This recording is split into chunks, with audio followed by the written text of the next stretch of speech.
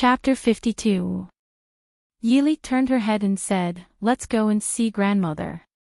Because there was no one in the Ding Palace who could be considered as Mo Xiuyao's elder, Mo Xiuyao specially invited two very famous elders from the capital to visit together. The one that Yili had met before was the Imperial College's principal Su Zhe and the Empress's father, old Duke Hua. These two could be considered as influential figures in the capital and also made Minister Yi feel proud.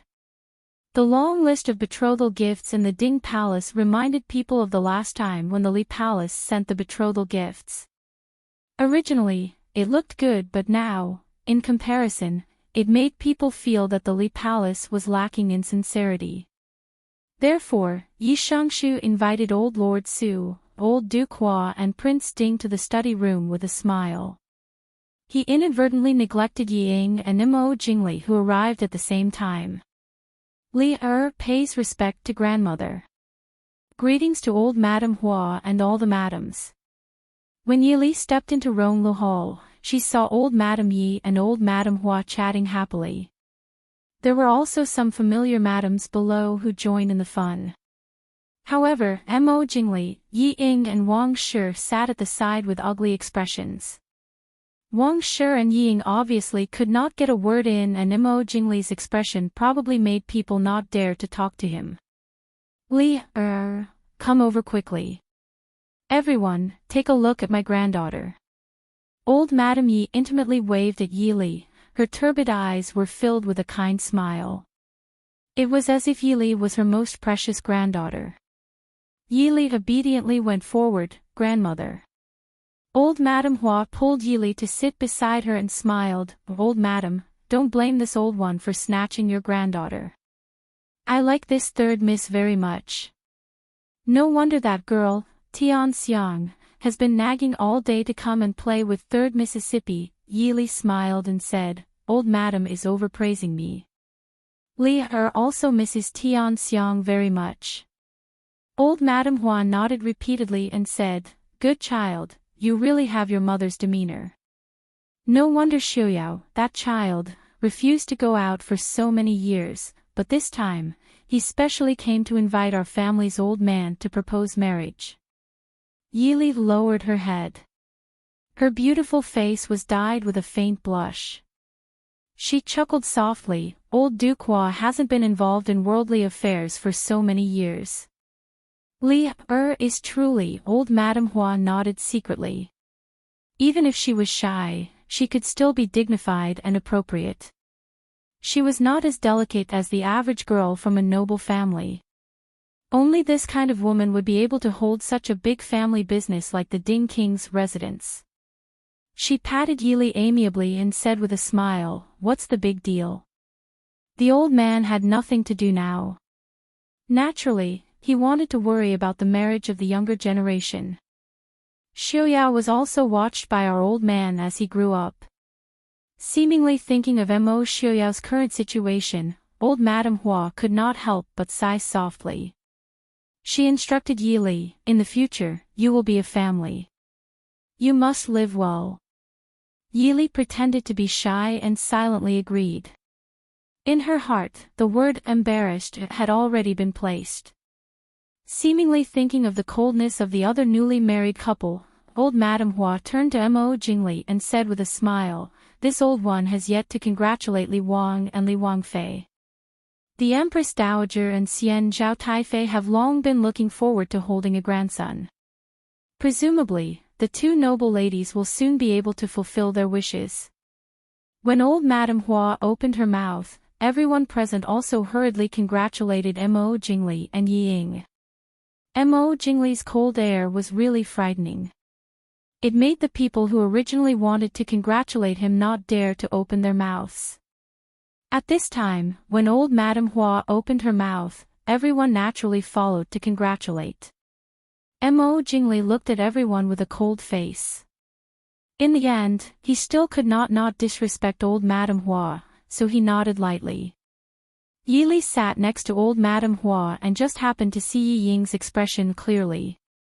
Yili also felt a little strange. Although there was a situation on the wedding day, it had nothing to do with Yi Ying. With Imo Jingli's love for Ying, it would only make him feel more guilty and treat her better.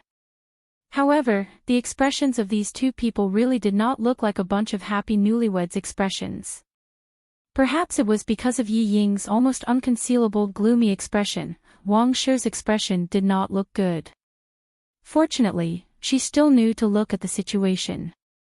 She just kept a calm face and did not flare up. Prince Ding is here. The voice of a servant's report came from outside the door. Minister Yi accompanied old Duke Hua, old Lord Su Jie, and Mo Xiuyao in. Before they came in, old Duke Hua's loud laughter came in. Ah, I've waited for so many years. Finally, I'm going to drink Prince Ding's wedding wine. What's the trouble? It's a good opportunity to see how the future Princess Ding is and how she can make my servant admit defeat. Li is still young. Old Duke, don't scare her. Mo Xiuyao's voice was faint with a gentle smile. Good boy, you know how to protect your wife before the wedding. The hall was quiet. Old Madame Hua pushed Yili with a smile and said, Our family's old master is a rough person. Li, don't be offended. Yili smiled and shook her head. She looked at the door and saw a man with white hair and a white beard. Although he was close to 70 years old, he still had a majestic gait. Yili was born in a military family. When she saw this old man, she knew that he must be a famous general who had spent half his life on the battlefield. She could not help but have a good impression of him.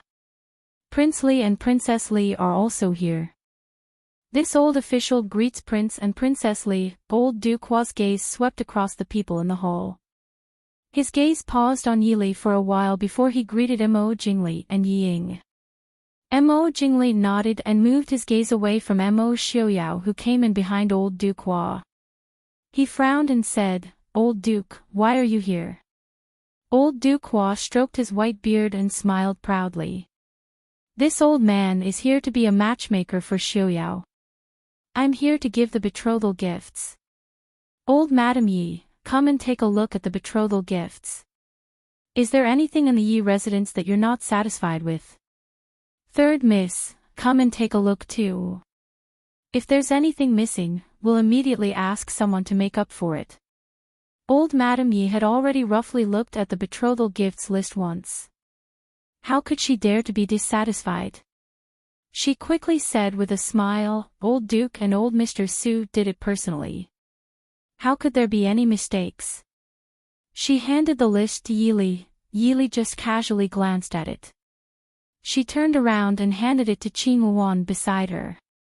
She smiled faintly and said, Thank you, Old Duke and old Mr. Su. Old Duke Hua looked at Yili and turned back to Mo Xiuyao. He nodded and smiled. The Yi family really knows how to teach girls. Xiuyao is so lucky. Mo Xiuyao glanced at Yili and smiled without saying anything.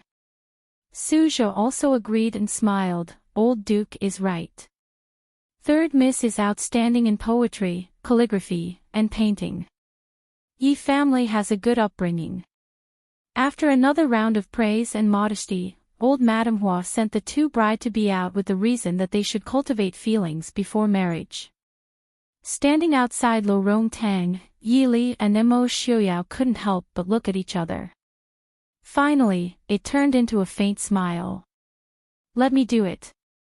Yili walked behind Mo Xiuyao and took over Jin's position.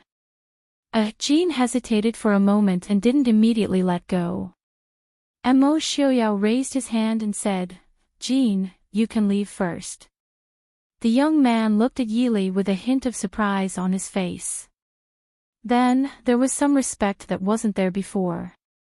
He respectfully handed the wheelchair to Yili, turned around and disappeared in front of the two people. Yili slowly pushed the wheelchair along the flat path to the garden. Mo Xiuyao slightly tilted his head and said softly, If you're tired, you can stop. Actually, I can do it myself. Chapter 53. I know, but you should also know that I'm not a weak lady from a respectable family. Yili smiled. The wheelchair was clearly made with care, and it didn't take much effort to push it. Yili also believed that even without anyone pushing the wheelchair, Mo Xiaoyao would still be able to move freely. Otherwise, he wouldn't have sent his trusted aide away. Hearing Yili's words, Mo Xiaoyao seemed to have thought of something. He coughed lightly and laughed softly. Be more careful these days.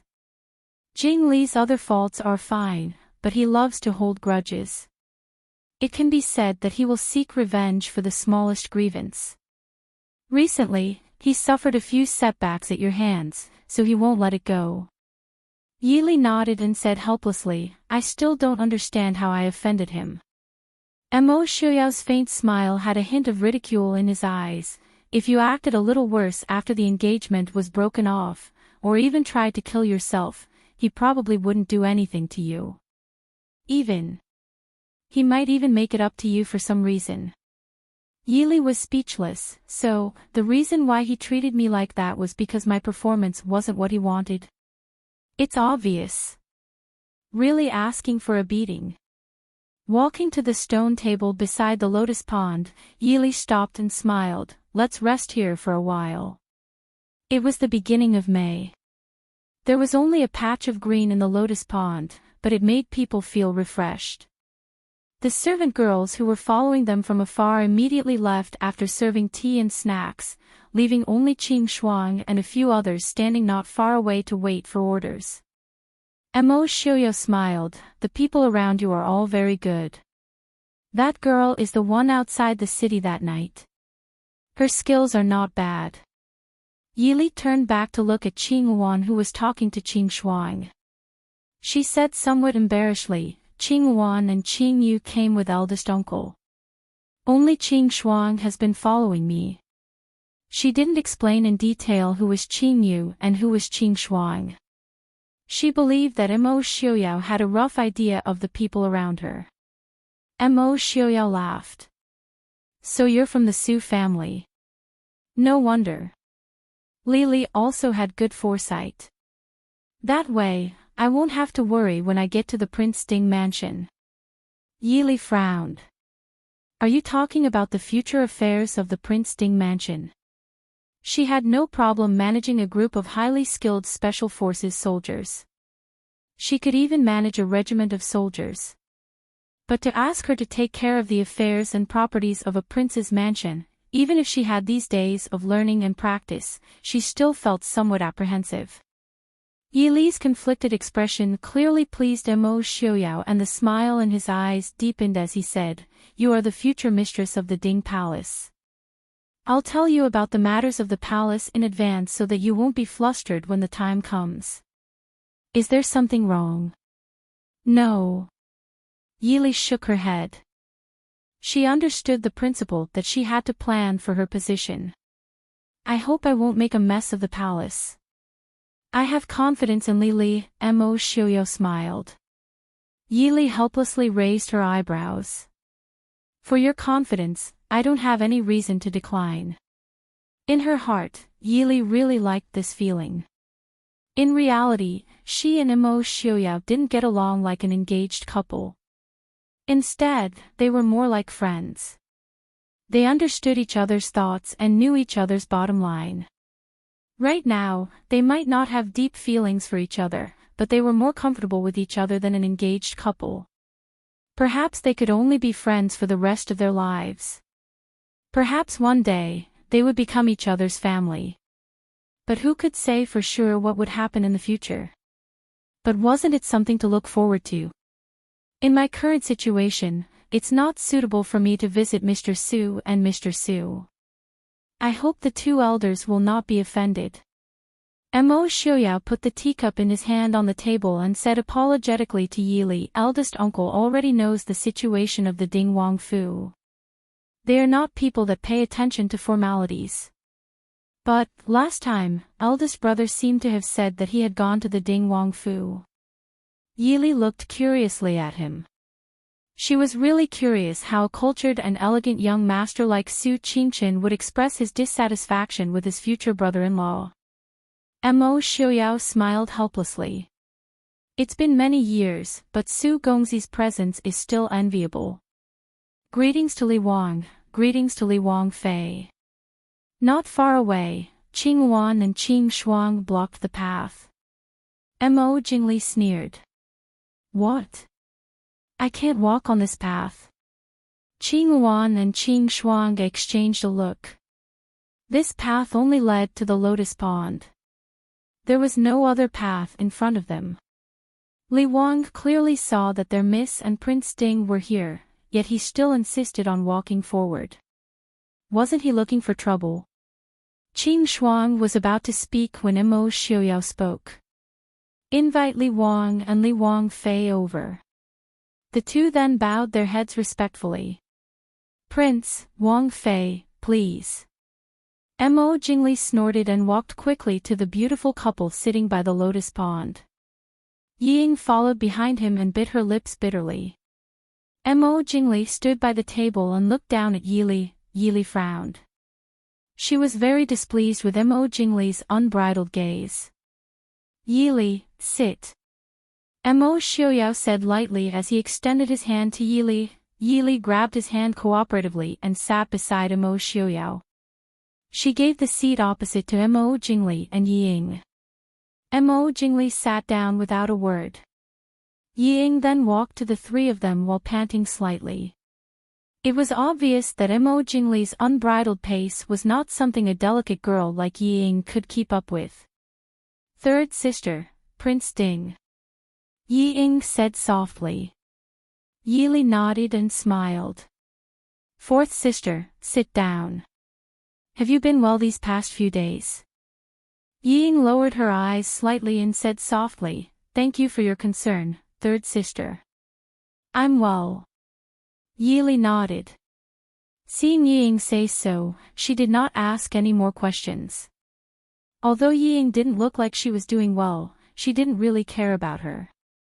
If Ying really complained to her, she would not know what to do. Mo Jingli snorted and said, is naturally well. I wonder how Li has been these past few days. Yili raised her eyebrows and looked sideways at Mo Xiuyao. She smiled and said, thank you, Prince, for your concern. Other than being a little busy these past few days, everything has been well. Mo Jingli's expression turned cold. He stared at Yili for a long time with a gloomy gaze.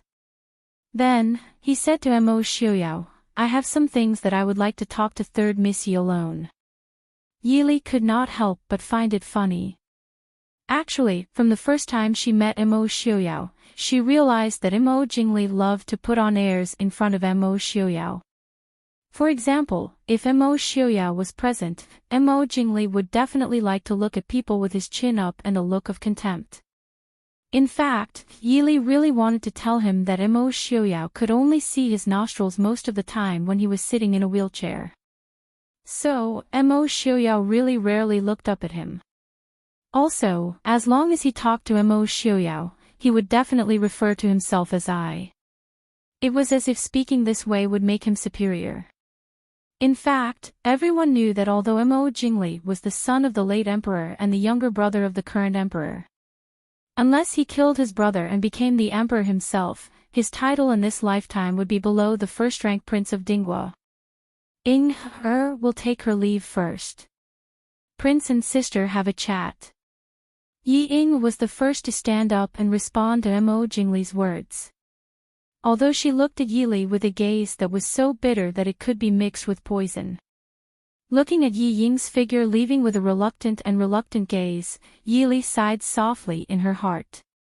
In just 2 or 3 days, Yi Ying had changed from a proud daughter of a boudoir to a resentful wife of a wealthy family. It seemed that Mo Jingli did not like Yi Ying as much as the rumors said. In that case, why did Mo Jingli go against the late emperor's will and marry Yi Ying? Was it really just a moment of impulse? Chapter 54. Mo Xiuyao. Seeing Mo Xiuyao and Yili remain unmoved by his words, Mo Jingli angrily roared. Jingli, you really should learn your manners. Mo Xiaoyao calmly stared at Mo Jingli's gloomy face. An invisible pressure made Mo Jingli freeze. Did the emperor allow you to speak to I like this? Compared to Mo Jingli's gloomy and cold face, Mo Xiaoyao's indifferent expression was many times friendlier even with the half-mask on. But even so, Mo Jingli was still shocked and angry to find that he felt a secret fear towards the man in front of him.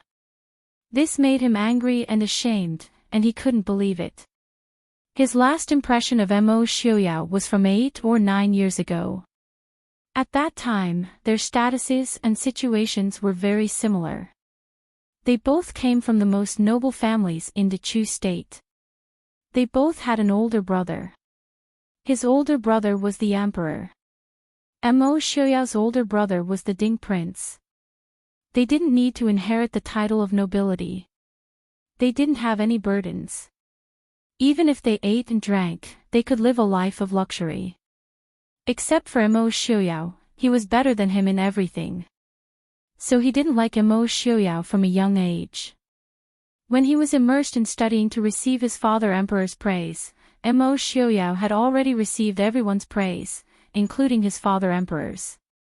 When he was secretly proud of his excellent martial arts, Mo Xiaoyao had already swept through the battlefield, adding even more glory to the Ding kingdom's invincible god of war. When he was young, he hated Mo Xiaoyao, but he wasn't afraid of him. If he didn't like him, then he would fight. Even if he lost, it didn't matter. There would be a day when he would win. But, he never would have thought that 8 years after he classified him as trash, he would actually be afraid of him. A great humiliation. Your Highness Princely Yili frowned as she looked at Mo Jingli's sinister expression. She didn't doubt that if they were in a different place or a different person, Mo Jingli would have already torn the person to shreds. Prince, if you have something to say, just say it. There is nothing between me and Xiao Yao that cannot be said clearly. Nothing that can't be said. Mo Jingli quickly calmed down and put on a mocking expression. Yili, are you sure? Yili looked at him in confusion, but Mo Jingli obviously thought that he had caught onto Yili's weakness. Then do you want to talk about what happened the night before Ai's wedding and what happened on the day of the wedding? Yili looked at him sympathetically. This guy definitely didn't know that Mo Xiaoyao had played a part in his embarrassing fainting on the day of his wedding. Wedding day. Prince, are you saying that you fainted on the spot and delayed the wedding ceremony? At this moment, Yili expresses her deep regret and sympathy. Yili. Mo Jingli gritted his teeth as he glared at the innocent and sympathetic woman in front of him.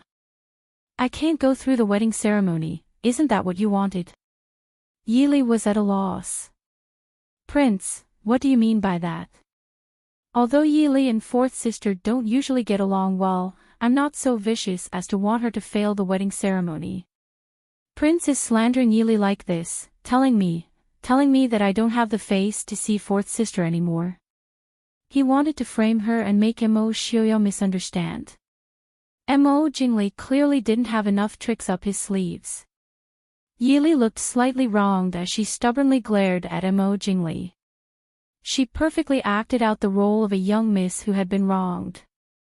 Mo Xiaoyao, who had originally wanted to speak up to help Yili out of her predicament, leisurely looked at the beautiful girl in front of him. Even he couldn't help but want to cheer for her wonderful performance. It seemed that Yili really didn't need him to give her any pointers. She could handle most things better than he expected. Just as Mo Jingli was about to fly into a rage again, Mo Xiaoyao spoke up. You don't have to be like this, Li. No matter what others say, I will always believe in Li. Yili lowered her eyes and softly said, it's great that Xiaoyao believes in me. Otherwise, I really don't know what to do. Yili, good job. Mo Jingli finally threw down these words and left like a gust of wind. Yili helplessly shrugged and lightly sighed. If you offended someone like Mo Jingli, he would hold a grudge until death. Unless you were willing to throw yourself into the mud to apologize to him and let him humiliate you. Just a normal retreat was definitely not enough. And this person had extremely powerful backers, the current emperor and the current empress dowager. I seem to have made an enemy for you. No, he and I have never been friends. Mo Xiaoyao indifferently said. Yili blinked. Can you tell me about it? When I was young, he hid my homework and caused me to be beaten by father. I gave him back the beating of the previous emperor. When I was young, he suspected that I was seducing his sweetheart, so he had someone drug my wine at a banquet. In the end, he drank the wine himself. Once, during a martial arts competition, I accidentally kicked him out of the ring. The next day, I was beaten by more than a dozen experts from the imperial palace. 10 days later, Feng Zhiyao and I hung him up on a big willow tree in the capital. It just happened that his sweetheart saw it. As expected, the hatred is as deep as the sea. Yili was speechless. Although she had heard people talk about how Mo Xiaoyao was in high spirits when he was young, but looking at the current gentle and quiet man, Yili still found it hard to imagine that Mo Xiaoyao was also at the age of being mischievous. Feng Zhiyao told me that on the day of the wedding, he found the unconscious His Highness Li Wang behind the fake mountain in the garden of the Li Wang Fu. Without a hindrance, Mo Xiaoyao smiled as he looked at Yili. Yili smiled innocently. It seems that Mo Jingli has offended many people. She could guarantee that no one had seen her move against Mo Jingli. Even Feng Zhiyao had only guessed it. Mo Xiaoyao's eyes flashed with a smile. He nodded and said, that is true. But, even though Jingli has always been brainless, the two in the palace and the virtuous Xiao Dowager are not brainless. So. Yili nodded seriously. I understand. The two in the palace and the virtuous Xiao Dowager could be said to have killed their way out of the previous emperor's dozens of concubines and dozens of sons.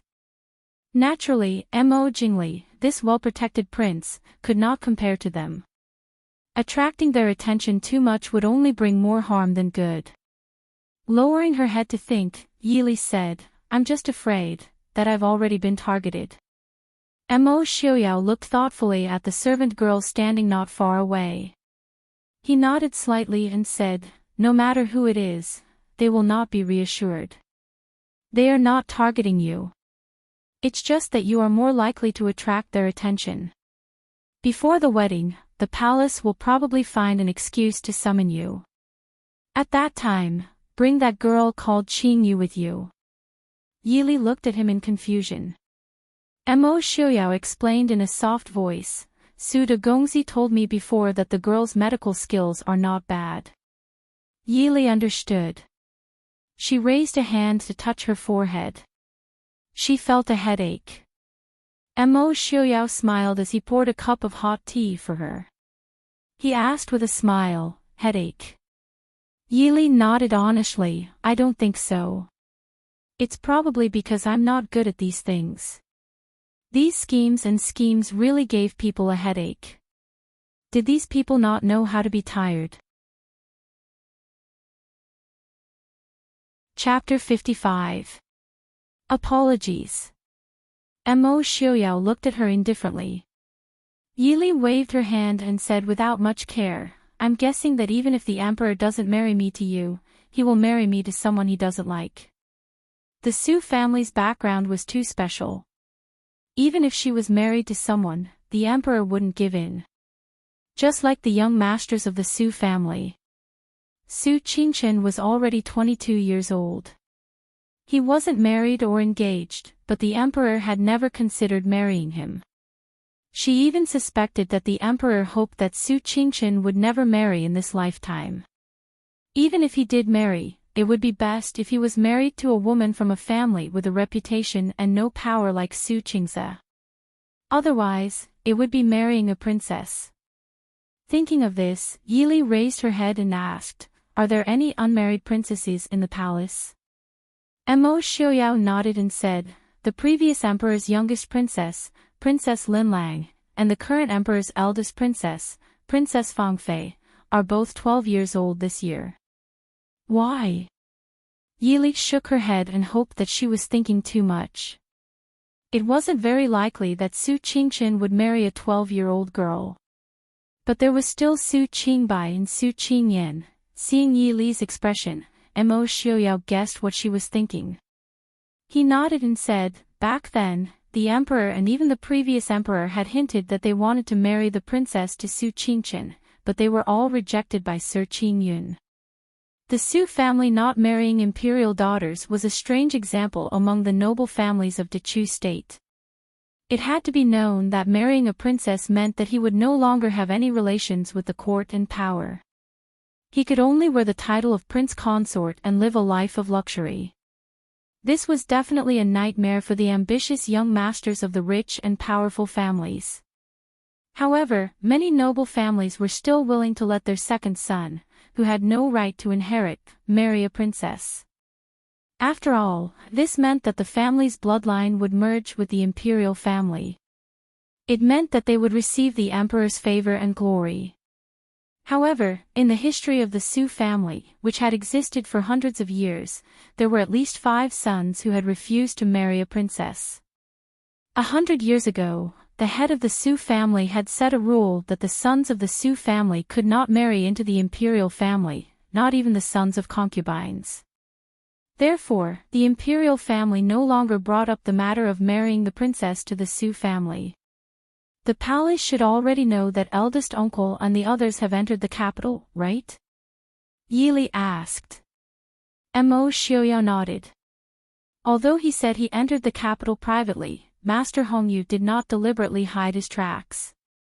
This kind of thing couldn't be hidden if it was really investigated.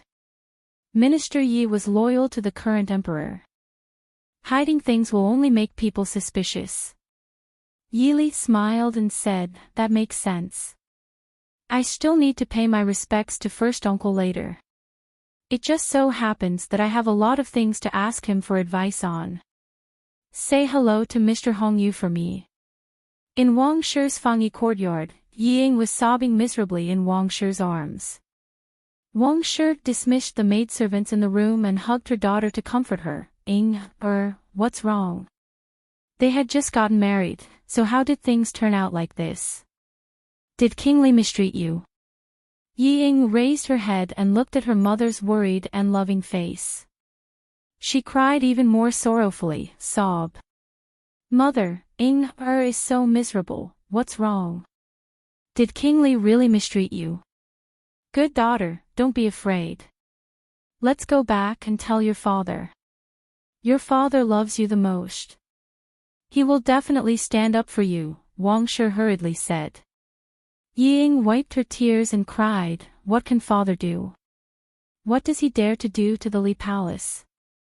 When the Li Palace casually sent the betrothal gifts, he didn't say anything. Father doesn't love me at all. Wang Shi was speechless.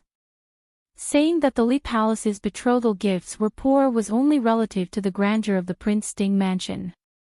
With the betrothal gifts personally handled by the virtuous consort, it was impossible for the Li Palace to lose face. Moreover, Yiying was very satisfied at that time. However, now that she saw the Prince Ding mansion solemnly invite Duke Hua and Old Master Su to send the betrothal gifts, Yiying felt that she could not compare to Yi Li and lost face. Although Wang Shi felt somewhat uncomfortable in her heart, she still knew the severity of the matter. She gently patted Yiying's back, who was choking with sobs, and said, silly child, how can you blame your father for this? There was nothing wrong with the Li Palace's betrothal gifts. You know it yourself, don't you? If there was something wrong, how could your father and grandmother let you get married like this? It's just that Yi Li's wedding date is set after yours. Even if the Prince Ding mansion wanted to maintain their face, they had to let her get a better betrothal gift than you. But think about it, other than the betrothal gifts, what else does she have? King Li is the emperor's younger brother. He is skilled in both civil and martial arts. His appearance is also one of the best in the capital. That Prince Ding is now just an idle prince with no power or influence. He is also in a wheelchair and has a disfigured face. No matter what, you are much better than her, aren't you? Ying bit her cherry lips in grievance and said softly, but Prince Ding Mansion still has a few concubines. Wang Shi was stunned and then laughed. She hugged Ying and said with a smile, silly daughter, which man doesn't have a few women in his room? You have to remember that you are King Li's wife. Don't you see that we also have a lot of women in our family? So what? Aren't they all obedient to me? Come, tell your mother how you've been these past few days. When it came to Yi Ying's newlywed life, it could not be described with the word miserable. On the day of the wedding, they missed the auspicious hour and the groom fainted. After Mo Jingli fainted, he was sent back to the bridal chamber. He asked the imperial physician to take medicine, but he did not wake up. As a newlywed wife, Yi Ying could only take off the red veil herself and then take care of her unconscious husband with an empty stomach. When Mo Jingli woke up, it was close to 5:00. Not to mention the bridal chamber, Yi Ying did not even have time to rest. She hurriedly dressed up and went to pay respects to Xian Zhao Dowager Consort. Xian Zhao Dowager Consort was not satisfied with this daughter-in-law. Looking at Yi Ying's ugly face that could not be hidden even with heavy makeup, she exploded on the spot. She criticized Yi Ying's clothes and behavior. The most unbearable thing for her was that the one being compared by Xian Zhao Dowager Consort was Yi Li, who Yi Ying hated the most. Yi Ying, who was originally confident in herself, heard Xian Zhao Dowager Consort talk about how Yi Li was elegant and dignified when she saw her yesterday, and how frivolous and rude Yi Ying was. How Yi Li spoke appropriately, and how Yi Ying did not know when to stop. Yi Ying finally could not help but explode and talk back. Xian Zhao Dowager Consort was furious and made Yi Ying kneel for a quarter of an hour when she served tea. In the end, Mo Jingli waited impatiently and let Yi Ying get up. If it was Yi Li, she would definitely tell Yi Ying, poor child, you have been fooled by Xian Zhao Dowager Consort. She deliberately tormented you. Xian Zhao Dowager Consort was like a fish in water in the palace for decades. How could she get angry so easily? It was obvious that she deliberately picked on Yi Ying's weakness and took the opportunity to attack Yi Ying. It could also be said that she wanted to give her a show of strength. If the unlucky thing stopped here, Yi Ying would not do anything.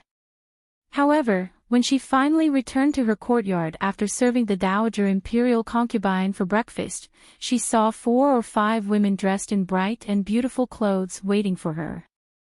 Each of them had their own merits. Yi Ying almost spat out a mouthful of blood. She never knew that Mo Jingli already had 5 concubines before the wedding. And she could not do anything to these concubines because they were either bestowed by Xian Zhao Dowager Consort or Empress Dowager. They were either the legitimate daughters of small officials or the daughters of concubines of high officials. Yi Ying kept recalling her grandmother's teachings. She used all her strength to suppress her anger and deal with those women. When she returned to her room, what waited for her was not the gentle new husband, but the chief steward and the steward of the manor holding the cold account books. Yi Ying was indeed a talented woman skilled in zither, chess, calligraphy, and painting. But she was not good at managing the household and accounting. She used to dislike these tacky things because they would tarnish her elegant temperament. But under the frown of Xian Zhao Dowager and the stewards, she felt for the first time that she was an idiot. 2 days later, before she could figure out the account books that seemed to never be finished, Xian Zhao Dowager Consort coldly told her that she did not need to manage these accounts anymore. Yi Ying breathed a sigh of relief but also understood that she had lost the right to manage Li Wangfu. Chapter 56. After listening to Yi Ying's words, Wang Shi's face turned ugly. If Yi Ying didn't have the right to manage the mansion, then her position as princess consortly was just a decoration. For the first time, Wang Shi regretted that she spoiled and indulged her daughter too much. If she had taught her more, she wouldn't have encountered such a problem. But Wang Shi didn't understand. Compared to virtuous consort Zhao, even if she went herself, it would be useless, let alone teaching more. From the beginning, Ying was destined not to get the rights that a mistress of the mansion should have. Then, what does princely mean? Wang Shi pulled Ying and asked. Ying said with tears, Prince said that consort Zhao took pity on me because I was young, so she helped me manage the mansion. It won't be too late to take over after 2 years when I have a child and have learned enough. Wang Shi had a flash of inspiration, right, child? Prince is right. You should give birth to the eldest son for Prince as soon as possible. You have to remember, it's the eldest son. You can't let those women give birth to Prince Li's child before you. Ying was shocked and looked at Wang Shi hesitantly. Wang Shi said softly, Good child, don't be afraid. I will tell you what to do. You are Prince Li's wife, so it's natural for you to give birth to a son for Prince Li. So, those women can't get pregnant before you. Do you understand? Looking at the cold light in Wang Shi's eyes, Ying nodded quickly. Wang Shi smiled with satisfaction and pulled Ying to sit down and talk in detail. The mother and daughter, one was teaching and the other was learning. Just when they were talking, the servant outside the door came to report that the master was here. Wang Shi was overjoyed and pulled Ying with a smile, Look, your father still cares about you. She quickly pulled Ying up to greet Minister Yi. When Minister Yi came in and saw Ying, he was startled at first and then said, why are you here? Ying lowered her head bitterly and said, is back, so I'm here to talk to mother. Where does father think I am? Minister Yi frowned slightly and couldn't help but look at Ying. He felt that his daughter seemed to be a little different after not seeing her for a few days. But soon he concluded that she was a married daughter who had grown up, so he didn't ask any more questions. After Minister Yi sat down and served tea, Wang asked, Master, why are you here at this time instead of accompanying Duke Hua and Old Master Su? Minister Yi said, Old Duke and Old Lord Su went back after the banquet. I came to discuss with you about Li's dowry. Wang Shi had a bad premonition in her heart, Li's dowry. Wasn't it already prepared? Is there any other problem, Master? Minister Yi nodded. He glanced at Ying who was sitting at the side and said, I've discussed with my mother. We'll add 2 more manors, 1 courtyard, 2 shops, and 8,000 taels of silver to Li's dowry. What? Wang Shi screamed and almost knocked over the teacup in front of her. Ying also looked at Minister Yi in disbelief. Minister Yi frowned with dissatisfaction and said, This is what the old lady wants. Wang tried her best not to scream. She looked at Minister Yi with red eyes and asked, Why? You and Ying were also Master's legitimate daughters and old Madam's biological granddaughters. The old Madam was being a little too biased. It's fine if you is in the palace, but how can Ying stand in the Li Palace in the future? Minister Yi said impatiently, What nonsense are you talking about? You know clearly what happened to Ying's dowry. How much did you put in? Do you think old Madam and I don't know? Wang Shi said softly with some unwillingness, Didn't Li put in anything else? When eldest young lady got married, her dowry was not even a fraction of hers. Minister Yi said coldly, Don't you know where the dowry that Li's mother left for Zhen went? Also, the extra part of Li's dowry was left by her mother. It's from the Su family. The extra part of Ying's dowry is from the Yi family. Master. Wang Shi looked at Minister Yi with a sorrowful face. Her body was also on the verge of collapsing, I knew it. Master, you have always looked down on me. Just because my family was born in a humble family and was not as noble as my sisters. Before she could finish, Wang Shi was already in tears. Sob, sob. If I had known earlier, I would have implicated my daughter and caused her to be despised by the old master. I would have been better off dead. What nonsense are you talking about? Looking at his wife's sorrowful appearance, Minister Ye's heart softened. Thinking that he had been neglecting her for Zhao's sake these days, he said helplessly. Wang Shi had tears in her eyes and looked at Minister Yi sadly. Did Master not look down on me? Minister Yi said, all right, don't think too much. When did I look down on you? Only then did Wang Shi stop crying and looked at Minister Yi emotionally. Knows that Master will always be good to Bai. Minister Yi looked at Yi Ying and made an uneasy sound of agreement. Yi Ying, who was sitting on the side, was also thoughtful. She was still very surprised by her mother's means of winning over her father. Although she felt that it was unbearable for her mother to act like a shy young girl, it was obvious that her father liked it. She also remembered the first madam. It could be said that Yi Ying had been working hard for a woman like the first madam since she was a child. So she actually didn't quite understand why her father would give up such a beautiful and elegant woman like the first madam and favor her mother more. For a time, she even doubted whether she was really working hard in the wrong direction. But after growing up, the praise of the noble ladies in the capital and the admiring eyes of men made her understand that she was not wrong. Master, then. Li Er's dowry, Minister Yi frowned and said, this is the old madam's decision. If you still have any opinions, you can talk to the old madam. Although Minister Yi was a little confused about his own private affairs, he was not too confused about business. He immediately pushed old Madam Yi out as a shield. Of course, Wang Shi didn't dare to ask old Madam Yi. If she dared to challenge old Madam Yi, she would have thought of a way to poison that old woman who always looked at her with her nostrils and liked to criticize her. Seeing that his wife and daughter were aggrieved and didn't dare to speak, Minister Yi sighed and said, you also know what the Prince Ding Mansion's dowry is like. Although there is the dowry left by Li Er's mother, outsiders can't see anything. But which noble family in the capital doesn't know the root of the matter? If there is any gossip, our Yi family can no longer live in the capital. If they were greedy for the rich dowry of the son-in-law's family but couldn't give the corresponding dowry, they would be poked at by others. Wang Shi thought of the long list of dowry from the Prince Ding Mansion and had to admit that even if the Ding Mansion had declined, it was still a big family with a rich family background.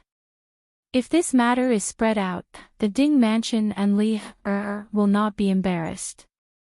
It's our Yi family and Zhao Nyang in the palace. Minister Yi continued. At the mention of Zhao in the palace, Wang Shi's expression wavered.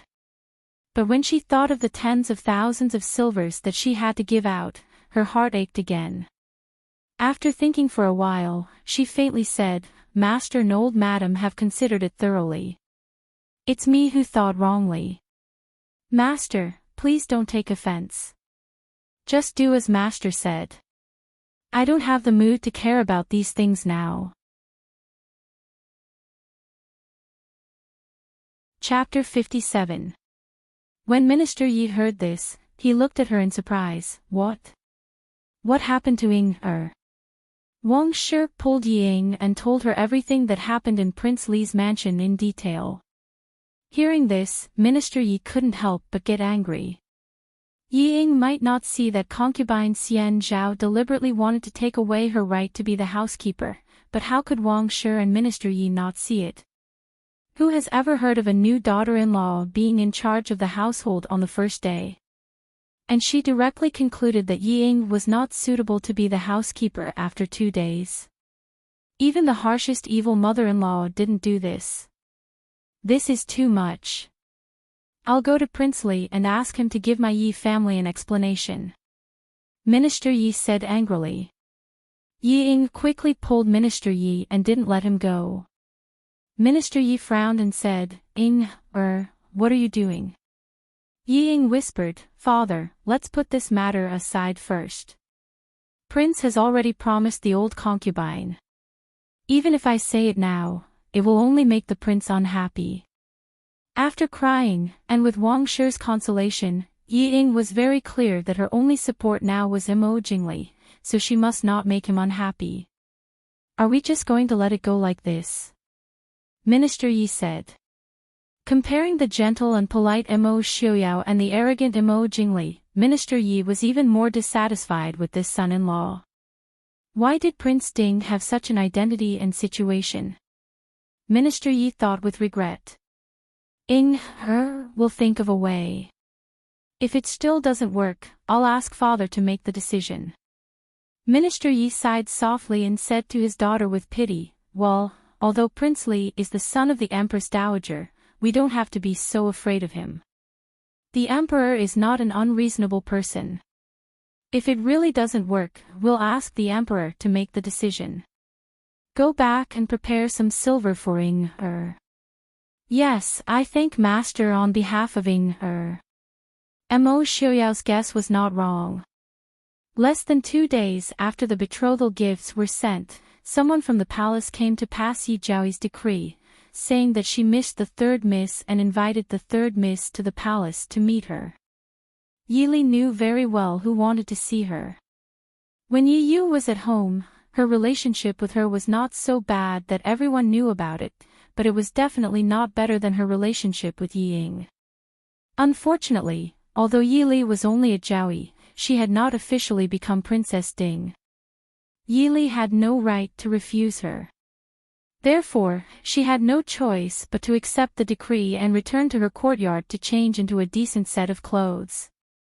Then, she brought Qing Wan and Qing Yu with her and followed the eunuch who came to deliver the message into the palace. The Chu capital was located in the north of the Chu state. Most of the palaces there were lofty and majestic. As soon as they got off the carriage, they were greeted by the majestic aura of the royal family. Unlike the elaborate decorations of ordinary nobles, the imperial city was more prominent in its grandeur and majesty. The 5-clawed golden dragon on the huge stone pillar seemed to be warning the world that imperial power was inviolable.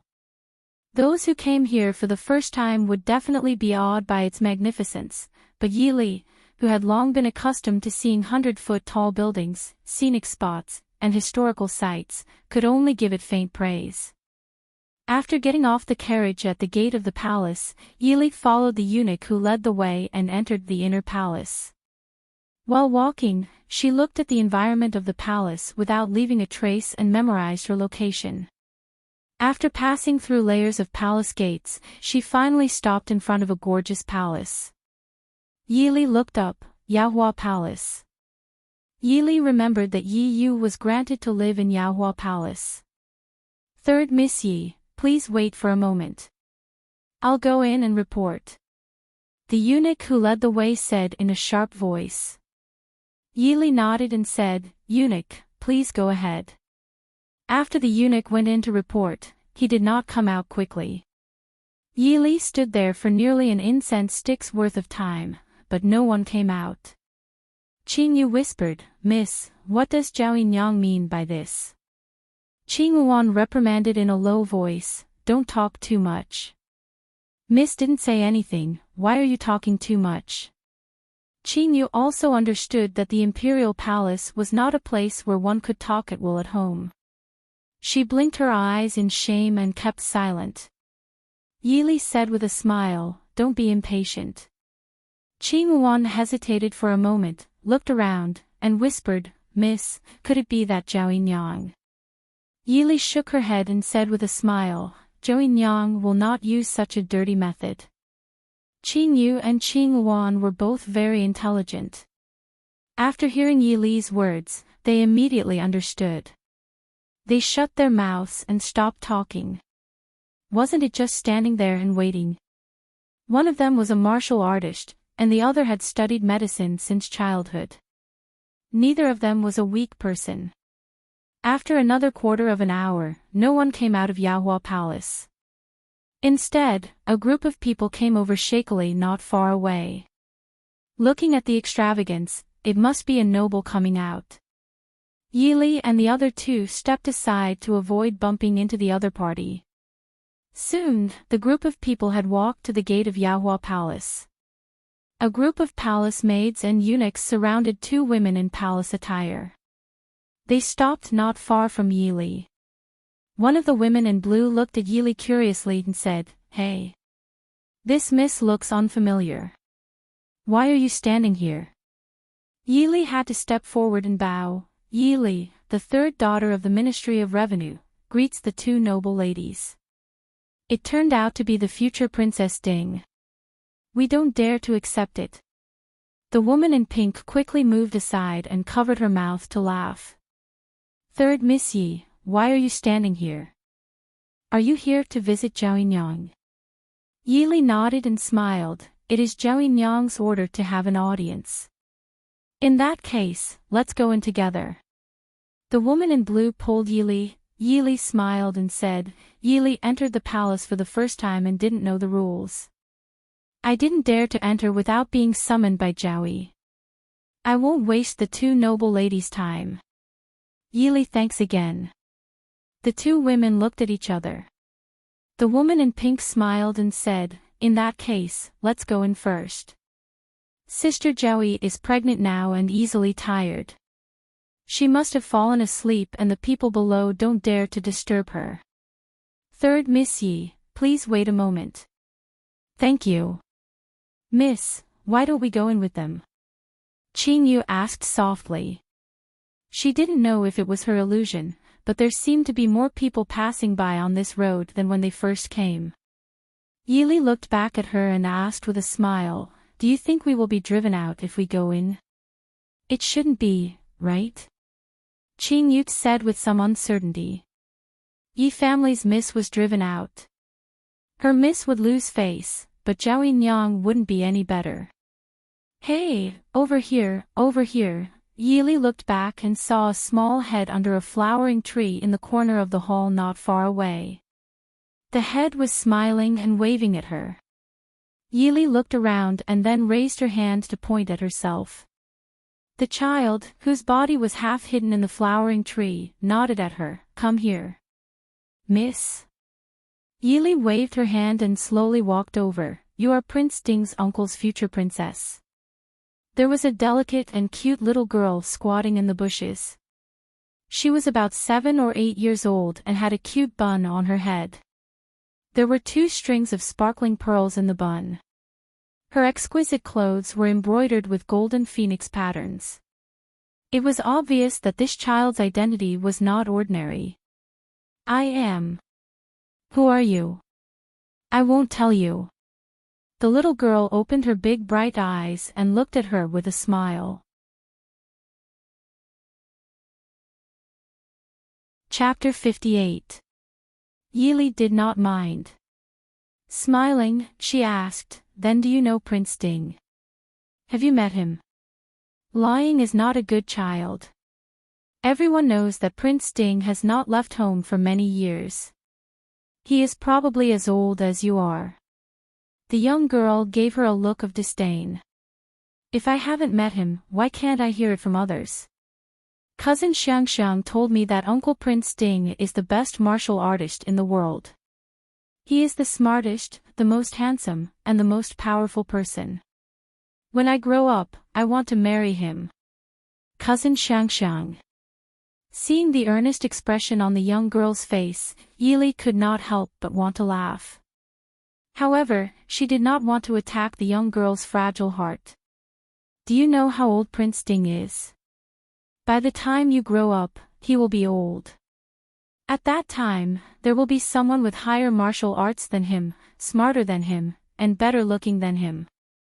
At that time, he will no longer be the most powerful person. What are you going to do? Oh. The young girl was at a loss. Then what should I do? No, you are lying to me. You are the one who wants to marry Uncle Prince Ding. That is why you are lying to me. I am not lying to you. You see, I am much older than you right now, right? You can only marry when you are as old as me. At that time, I will also be old. Prince Ding is older than both of us. When you see. The young girl sighed resentfully. When the time comes, Uncle Prince Ding will definitely be older than maternal grandfather. If I marry him, I will definitely be laughed at by eldest imperial sister. Fine, Uncle Prince Ding will be yours. Yili held back her laughter. Nodding her head, she sincerely replied, okay. Thank you, Your Imperial Highness. How do you know that I am a princess? Yili blinked her eyes. Not only do I know that you are a princess, I also know which princess you are. I don't believe you. You have never seen this princess. Yili smiled and said, I am guessing that you are the Empress daughter, Princess Changle, right? The young princess tilted her head and sized up Yili for a while before nodding her head. Fine, I agree with cousin Shangxiang's words. You are indeed very intelligent. This princess reluctantly accepts you as a friend. Looking at the little girl trying her best to act like an adult and a princess, Yili smiled and said, okay, thank you for your appreciation, Your Highness. Why is the princess here? Anne. He pointed at the flowering tree where the little princess was hiding. Princess Changle unconcernedly twisted her body, continuing to hide in the thicket. This princess has heard that the Yi family produces beauties. Yi Zhaoyi and Yi Ying, who was about to be blown away by the wind, were famous beauties. So this princess came to see if the Yi family is really full of beauties. Now this princess admits that you are more pleasing to the eye than Yi Zhaoyi and Yi Ying. She could barely be considered a beauty. I'm guessing you'll have to wait for a long time. How about it? Why don't you come and play with this princess? Yili was puzzled. How do you know that it'll take a long time? Princess Changle curled her small lips. My Empress mother said that the women in the palace are all idle and have nothing to do. As a result, they strive to find work for others. If someone is not pleasing to the eye, they will have her wait a bit longer when paying respects. Kneeling a bit longer is something that these women love to do the most. However, you can be at ease. My Empress mother will not do such a thing. Yili smiled but did not speak. Princess Changle glared at her in dissatisfaction. Are you going to go out and play with me or not? Yili helplessly shook her head. I still have to wait for Yi Zhaoyi to summon me. You know that if she can't find me when she wants to see me, it will be very troublesome. Also, someone's coming. Princess Changle glanced outside and immediately withdrew her small head. Noble consort Lu has arrived. Don't say that you've seen me. She hates you the most. Yili nodded her head, helping her restore the flowering tree to its original state. I understand. Quickly return. Don't make Her Imperial Majesty worry. After restoring the thicket, Yili stood up and walked back to where Qingwan and Qingyu were standing, waiting for the arrival of an even grander procession. From a distance, one could smell the faint fragrance of flowers. Escorted by groups of palace maids and eunuchs was a woman wearing a goose-yellow palace dress embroidered with hibiscus and phoenix. Her graceful figure was wrapped in the fitting palace dress, revealing her graceful curves. Her snow-white skin was picturesque, and her cherry lips were slightly curved. Her appearance was 70% charming and 30% cold. These days, Yili had seen many beautiful women. Qin Zheng was as elegant as an orchid, Hua Tianxiang was as graceful as a peony, Princess Xixia was as gorgeous as a peach blossom, and this noble consort Lu was as beautiful as a pear blossom, pure white and charming. Although she appeared delicate, she carried a trace of unattainable coldness. You are Yili. Noble consort Lu stopped in front of Yili and asked indifferently. This subject is indeed noble consort Lu. Greetings, noble consort Lu. Yili curtsied slightly. Noble consort Lu's delicate eyebrows slightly raised. You shouldn't have entered the palace before, right? How do you know who I am? Yili slightly smiled and said, a few years ago, the emperor worshipped the heavens. I was lucky enough to see your face, so I still remember. Noble consort Lu was slightly stunned and said with a sigh, that should be 5 or 6 years ago, right? It's amazing that you can remember at such a young age. Your Highness is so beautiful that it's unforgettable. Yili said with a smile. You are more likable than your second sister. Why are you standing here? Go in with Yi Zhouyi must have fallen asleep. She actually left the future Princess Ding at the gate of the palace. Noble consort Lu said indifferently, but her tone showed that she couldn't refuse. Yili paused for a moment and slightly curtsied. She said, then, please go in first. In Yaohua Palace, when Yi saw Yili coming in with noble consort Lu, she couldn't help but be stunned. Noble consort Lu looked at her indifferently. Sister saw third Miss Yi waiting outside the door, so I invited her in. Sister, you won't blame me for being nosy, right? Although she said so, noble consort Lu didn't look like she was afraid that she would be offended. Yi Yu pulled the corner of her mouth and said with a forced smile, Sister noble consort, you must be joking. It's all my fault that I'm always listless these days and always forget things. If sister didn't bring third sister in, third sister would have been wronged for a long time. It's all because of you servants. Why didn't you remind I? Her charming phoenix eyes glanced at the palace maids and eunuchs. Suddenly, the palace was full of begging. Noble consort Lu frowned impatiently and said, that's enough, sister. Forget it if you forgot. Why bother the servants? I don't think third Miss Yi will blame you. Isn't that right? Yili had to follow her words. She said, Noble consort Lu, you must be joking. I just waited for a while. There's nothing to be offended about. Yi Yu's face relaxed. She pulled Yili to sit in front of her and said with a smile, third sister doesn't like to go out. I haven't seen third sister since I came to the palace. Now I finally see you. I haven't seen third sister for 1 or 2 years. Third sister has become more and more outstanding. How is your family? Yili answered one by one. Yi Yu kept asking Yili about some trivial things, and Yili just answered respectfully. The strange thing was that noble consort Lu seemed to be completely unaware of the meeting between sisters and family members. She just sat there and listened. There was no place for her to interrupt, but she didn't care. She just sat there with a cold smile. Yi Yu seemed to be used to noble consort Lu's behavior.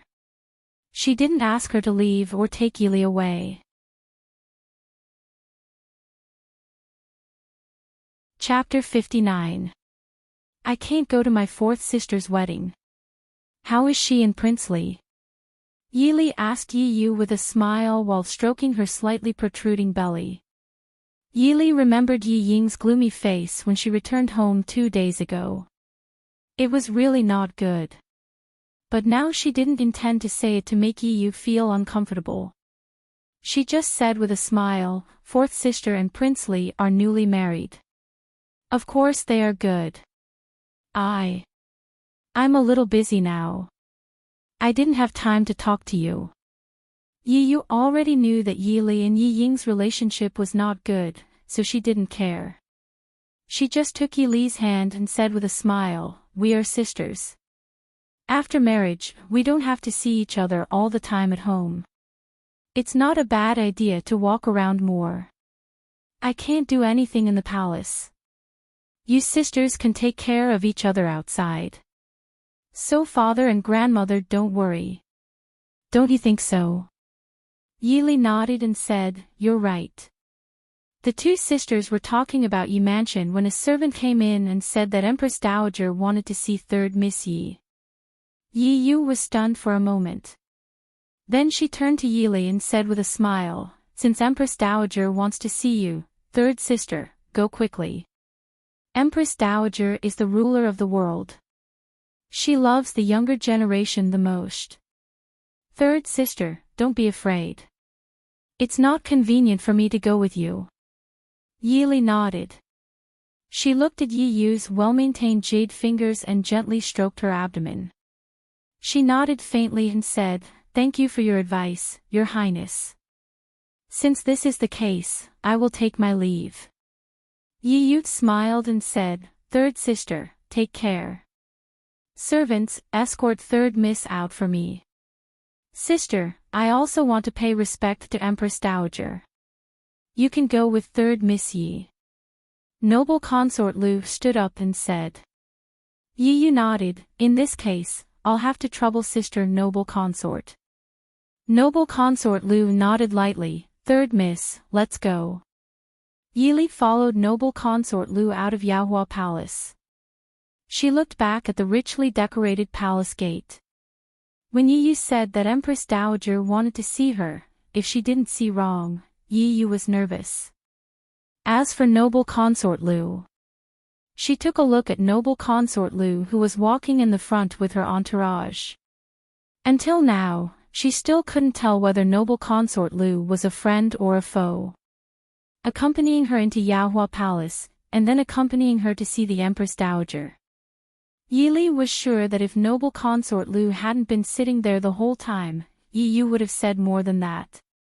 But Yili couldn't believe that Noble Consort Lu was good to her, not to mention that they had never met each other before.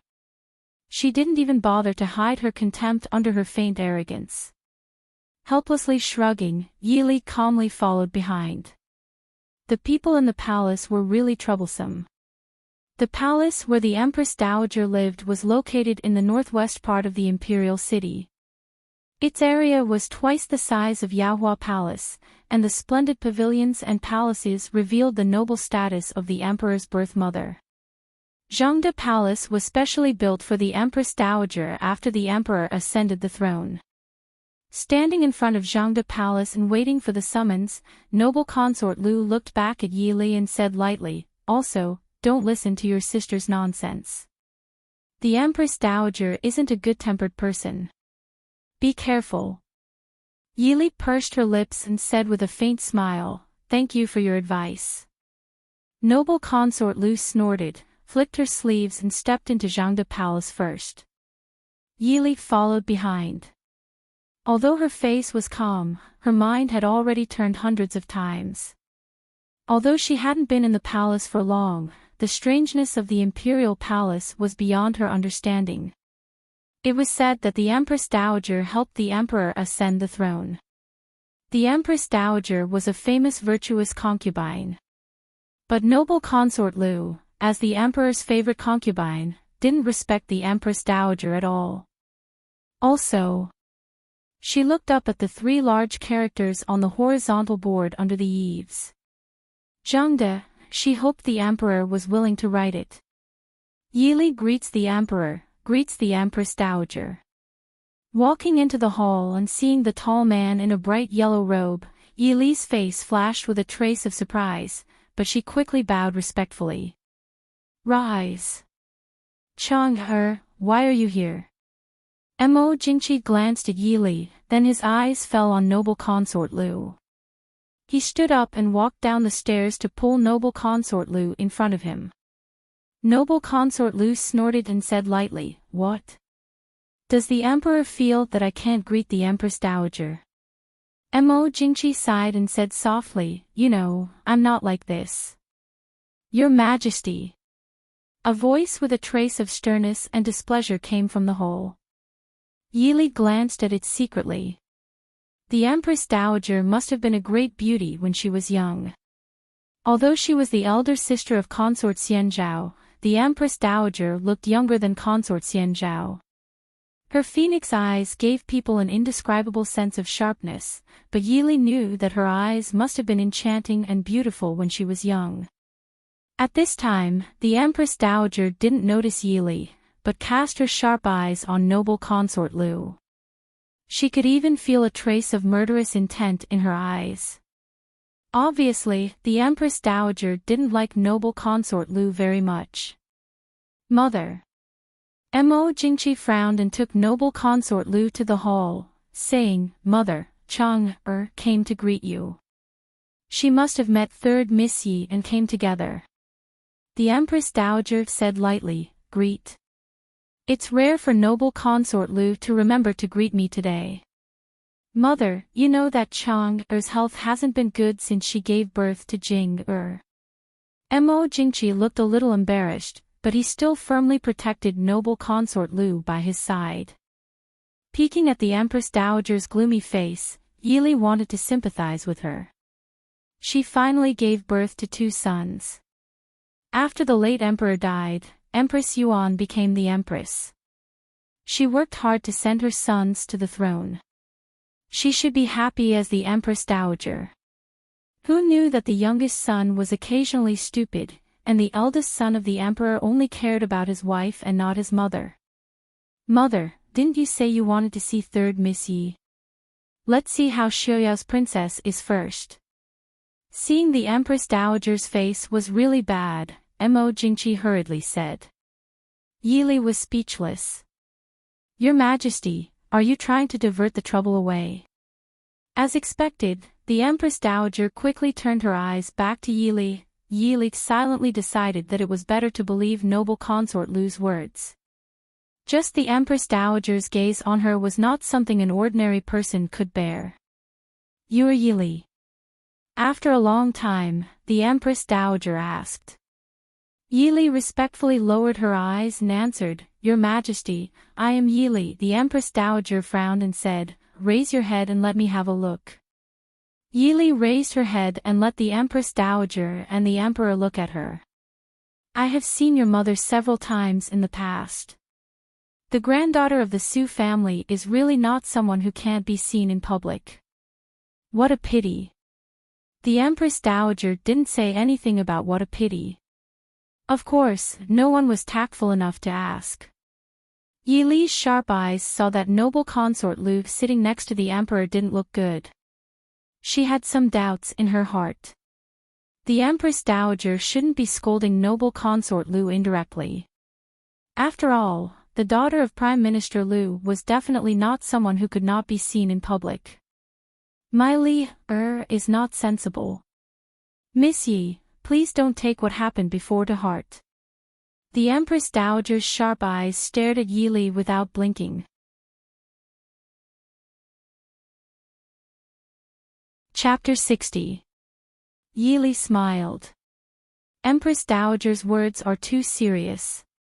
This subject's daughter and Prince Li are not fated. Compared to not being able to see each other after the wedding, Prince Li bringing it up before the wedding is a good thing for myself and Yili. This subject's daughter is very grateful. Oh. What does Miss Yi think about Li's wedding? This is Prince Li's private matter. This subject's daughter should not make wild guesses. What if Zhou wants to hear your opinion? The Empress Dowager asked. This subject's daughter thinks that Prince Li was too excited about the wedding and did not rest well the night before. Yili smiled innocently and looked at the Empress Dowager with a hint of fear. Prince Li and fourth sister are in love. Who in the capital doesn't know? Finally, he is going to embrace the beauty. It's natural for Prince to be a little excited. Miss Yi, I heard that a few days ago, you said that Prince Li did not pay and asked for a lot of money. Noble consort Lu, who was sitting at the side, suddenly spoke with a smile. The temperature in the hall suddenly dropped. Yili blinked blankly, her face full of shame. This subject's daughter is not sensible. Please forgive me, Empress Dowager and Emperor. This subject's daughter, ever since my late mother passed away, I rarely went out. The first time I took charge, I lost my sense of propriety. After that, grandmother also scolded this subject's daughter. This subject's daughter also had people return the money to the princely manor and apologize to Prince. But she was chased out along with the money. After that, Yili sent 200 taels to the housekeeper as compensation for the psychological damage. She peacefully kept the rest in her own purse. This was Imo Jingli's fault to begin with. Even the royal family would not have the cheek to blame him.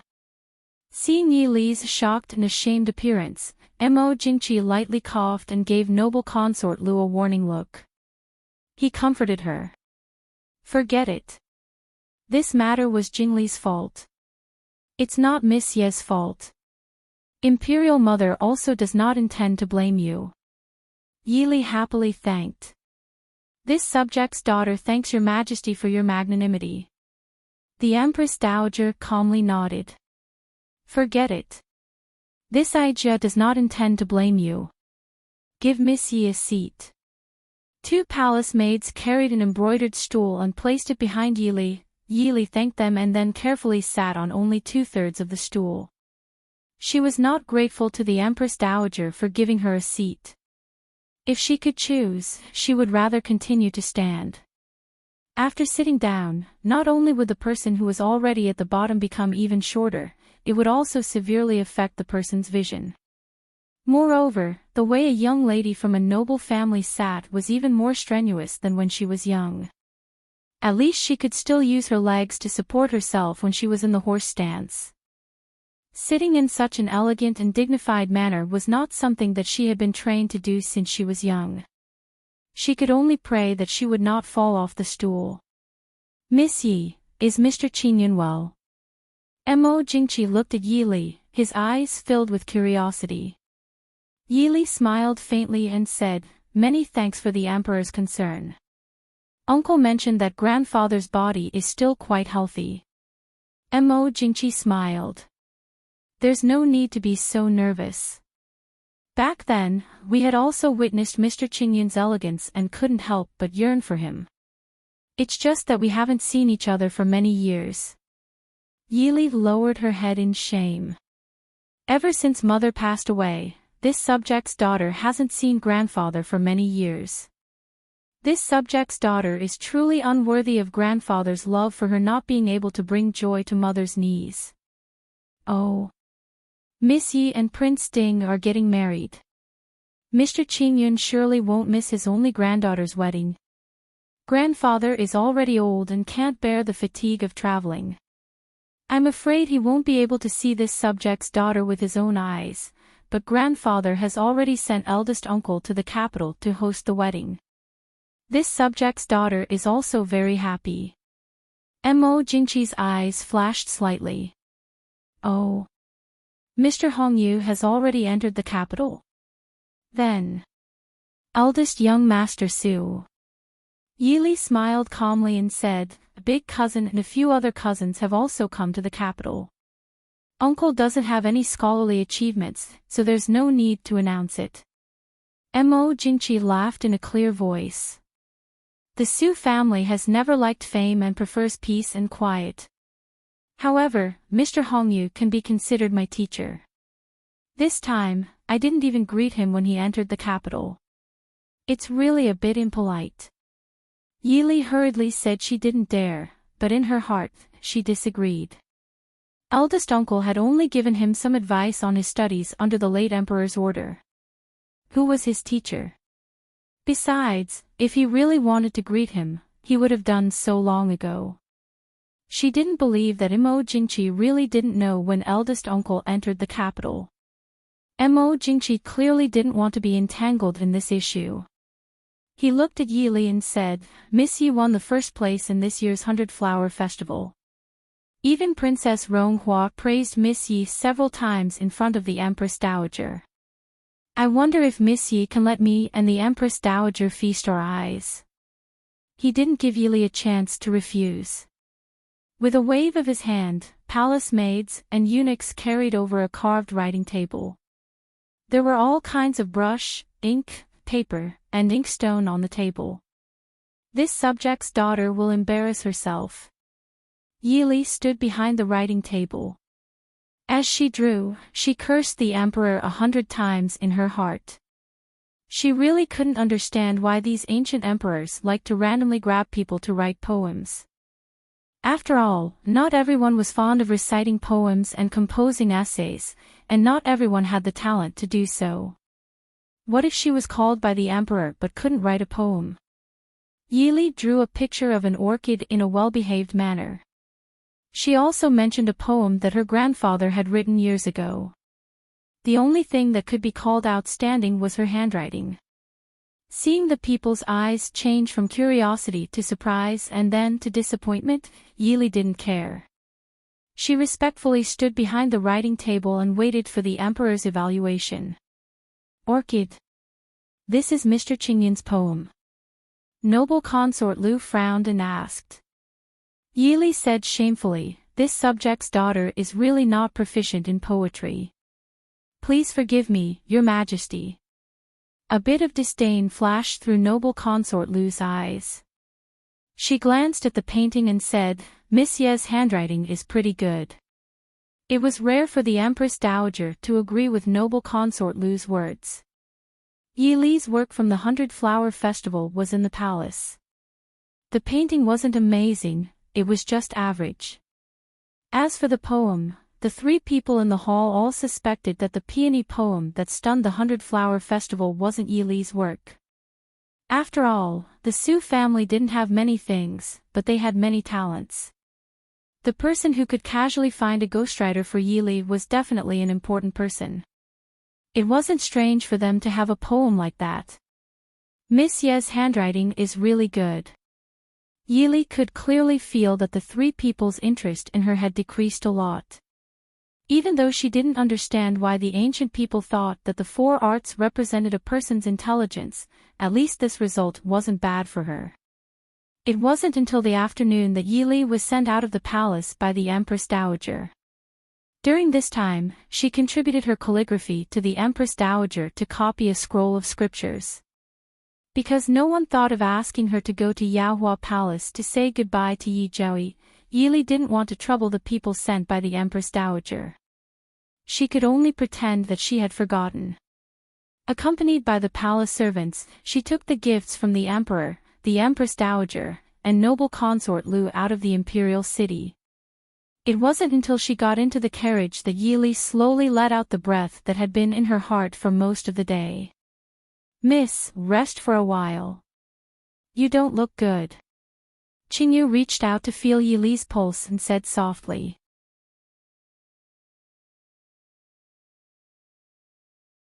Chapter 61. Qing Yuan said helplessly, Miss, it's your first time entering the palace. You're a little nervous. Unfortunately, we can't enter the Empress Dowager's palace, and we can't accompany you. Qingyu smiled and said, You can only scare yourself if you go in. Don't make trouble for Mississippi. Yi Li leaned against the carriage and closed her eyes to rest. At the same time, she went through what happened in the palace today in her mind. When she was in the palace, she could only be careful everywhere. She didn't have time to think about many things. The emperor, the Empress Dowager, noble consort Lu, everyone seemed to be normal, but they seemed to hide some unknown tangled relationship. And Yi Yu, no. Yi Li suddenly opened her eyes. Qing Yuan and Qing Yu were startled. Miss, what's wrong? The carriage is going the wrong way. Yi Li said. Before he could finish his words, a long arrow pierced through the carriage with a whoosh. In a remote alley somewhere in the capital, a carriage was parked quietly. The coachman who drove the carriage had already disappeared. Unknowingly, the carriage was surrounded by people. The man in the lead was wearing an inconspicuous gray dress. His long hair covered half of his face. The other half of his face looked stiff and ferocious. His only eye was emitting a bitter cold light. Even if the sun hadn't set yet, it still bloomed a touch of warmth. When it shone on the man, it gave people a kind of bone-chilling coldness. Come out.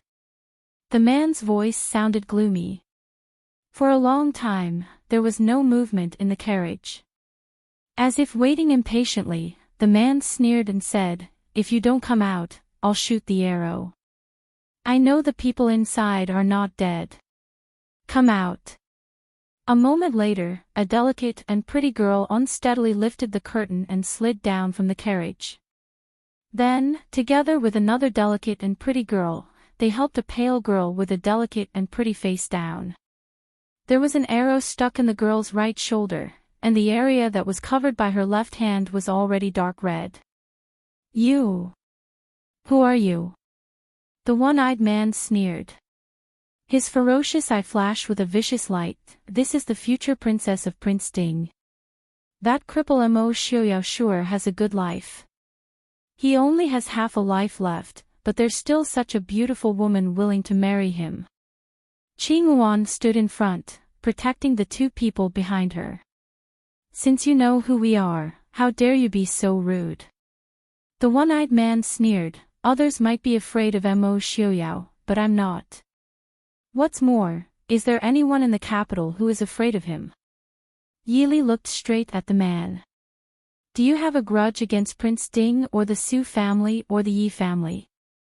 The one-eyed man stared blankly for a moment before laughing maniacally. "Mo Xiaoyao's woman. Interesting. I have no enmity with Mo Xiaoyao, the Su family, or the Yi family. What are you going to do about it?" Yili said, "So you've taken other people's benefits and now you're looking for trouble. How much did you get?" "I'll double it." "You?" The one-eyed man stared at Yili, as if he was evaluating the credibility of her words. "I took 20,000 taels of silver from other people to take your life. Can you afford it?" Yili nodded. "If you let us go, I'll give you 40,000 taels. Why should I believe you?" The man's single eye shrank as he fiercely stared at Yili. No matter who it was, 40,000 taels of silver was definitely a number that could move people's hearts. The surrounding people's eyes also began to waver, but the one-eyed man didn't say anything, so they didn't dare to act rashly. Yili lightly said, "If you don't believe me, you can let my maid go back and give you the money. One hand for the money, and the other hand for the people, so we don't owe each other anything. Moreover, I don't think you want to kill me. I only ask that you don't hurt us." The one-eyed man's eyes fiercely twitched as he stared at Yili. "You think that I don't dare to kill you? If you really want to kill me, just shoot us to death with arrows just now." "Good, Mo Xiaoyao's woman is really a bit different. You go back and get the money. If others know about it, or if you don't see the banknotes at the appointed place, then prepare to collect the corpse of your Mississippi." Qing Yu, who was pointed at, shook her head fiercely and said, "I don't want to go. Let Miss go back, we'll stay." The one-eyed man sneered, "Do you think that I will believe that the lives of two girls are valuable?" Qing Yu gritted her teeth and said, "My miss is injured. I know a little about medicine. Let Qing Yuan go back. The injury is not serious. If you come quickly, you won't have time to heal your Mississippi get lost. Qing Yu, you go first." Yili softly said. Qing Yu bit the corner of her lips and nodded heavily. "Qing Yuan, take good care of Mississippi." Qing Yuan nodded and turned around to help Qing Yu support Yili. Seeing Qing Yu stumbling out, the one-eyed man pointed at the two people beside him and said, "Follow that girl and get the banknotes back. As for you, do you want to go by yourself or do I ask someone to invite you to go?" "We'll go by ourselves. They were kidnapped." Yili looked at the situation in front of her helplessly. Of course, a group of bandits could kidnap a future princess from the capital. It had to be said that this was also a very magical thing. Moreover, the group of people moved out of the capital at a very fast speed and came to a steep mountain 100 miles away from the capital. Obviously, they were indeed kidnapped by bandits because this was a bandits' village. Perhaps because Yili was still worth 40,000 taels of silver, they were not thrown into the gloomy dungeon, but locked in a somewhat simple hut. When the door was closed, Qing Yuan hurriedly walked to the door and listened to the movement outside. Then, she walked to Yili and whispered, "Miss, we are so far away from the capital, can Qing Yu find us?" Yili put down the hand that had been pressing on her right shoulder and took the arrow off. The arrow entered from the right side of her chest and went in diagonally. It didn't hurt Yili at all. The red blood on her clothes was just the red rouge and a bottle of potion that Qing Yu carried with her.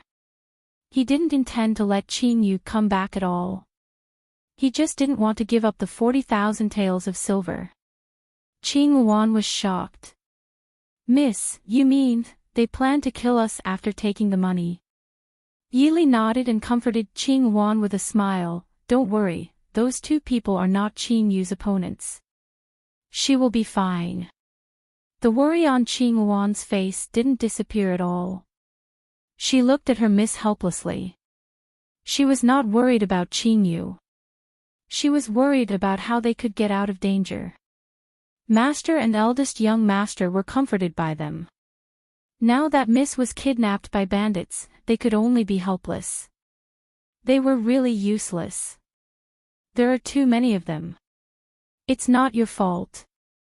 Yili smiled and said, "Help me bandage my wound." Qing Yuan nodded. She lowered her head and pulled a piece of cloth from the sleeve of the clean inner garment to bandage Yili's wound. She asked, "Miss, do you know who wants to harm us? Could it be Madam?" Yili shook her head and said, "She is short of money recently. It's unlikely that she would take out 20,000 taels of silver to kidnap me. And it's easy to find out." The most important thing was that the other party obviously didn't mean to kill her. Then either the other party was not afraid of her revenge, or the other party was someone she would never think of, so there was no way to take revenge. Therefore, it should not be Wang Shi.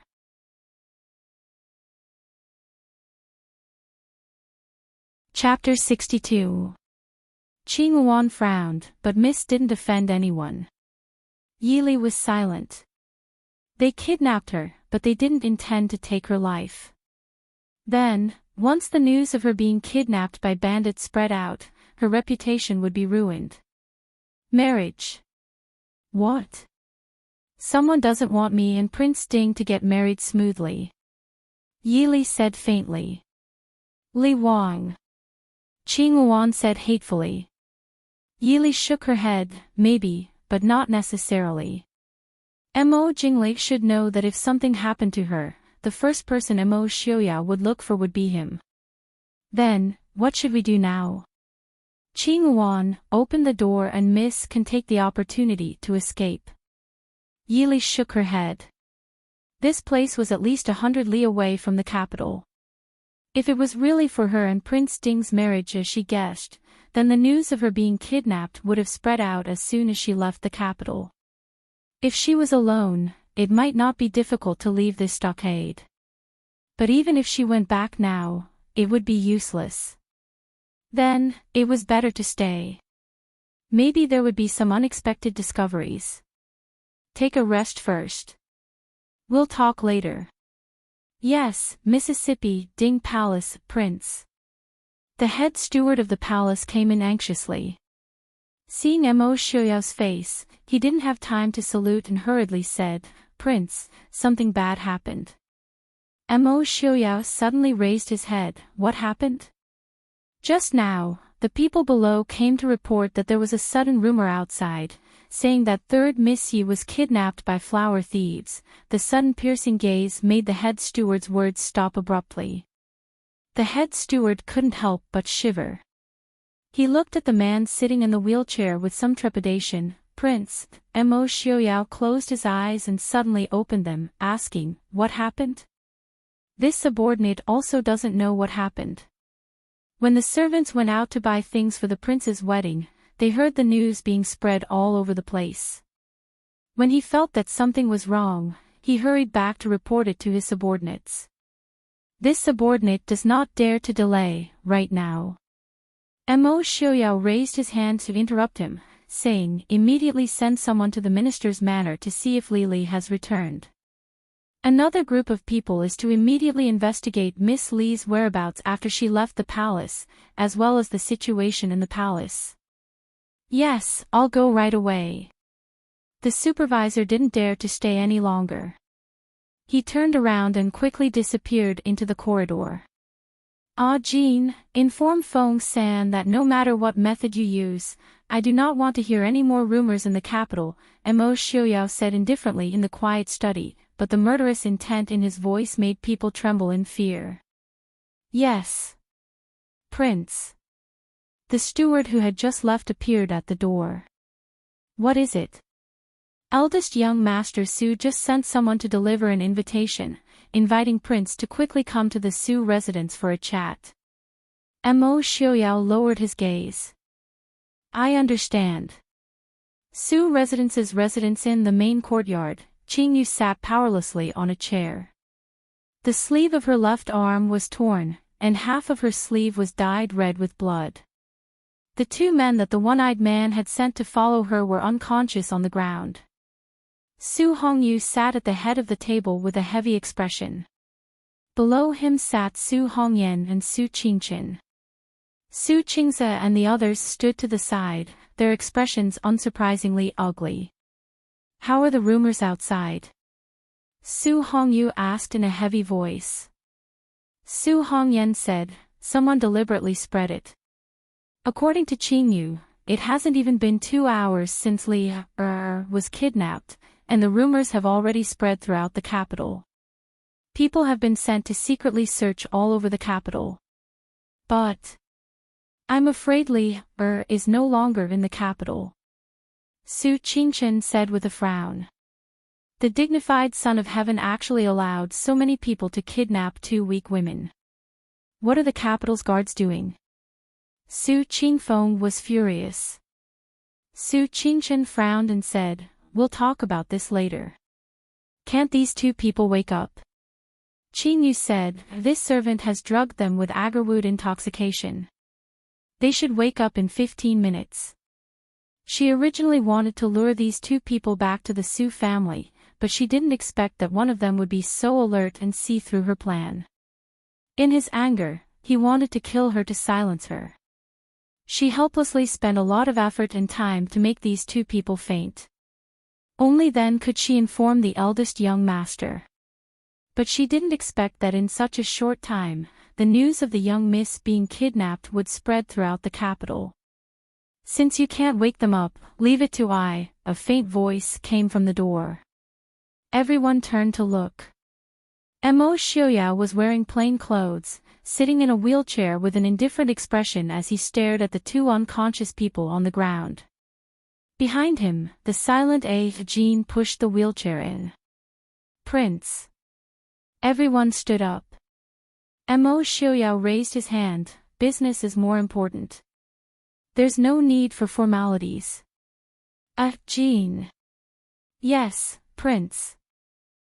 Jean walked forward. With a flick of her right wrist, a thin long whip appeared in her hand. There were small barbs on the tip of the whip, shining coldly under the candlelight. Pa! The long whip viciously lashed at the unconscious body on the ground. With a tearing sound, the barbs on the whip tore off a piece of skin and flesh. While everyone was stunned, Jean mercilessly lashed out with the whip again. Pa! Pa! After 5 lashes, a painful groan came from the ground. One of the people was the first to open his eyes. What greeted him was a long whip that was like a poisonous snake. Ah! Pa! Ah! Ah! Save me! Spare me! Spare me! Ah! Mo Xiaoyao leaned against the wheelchair with an indifferent expression. Where are the people you kidnapped? No. I don't know.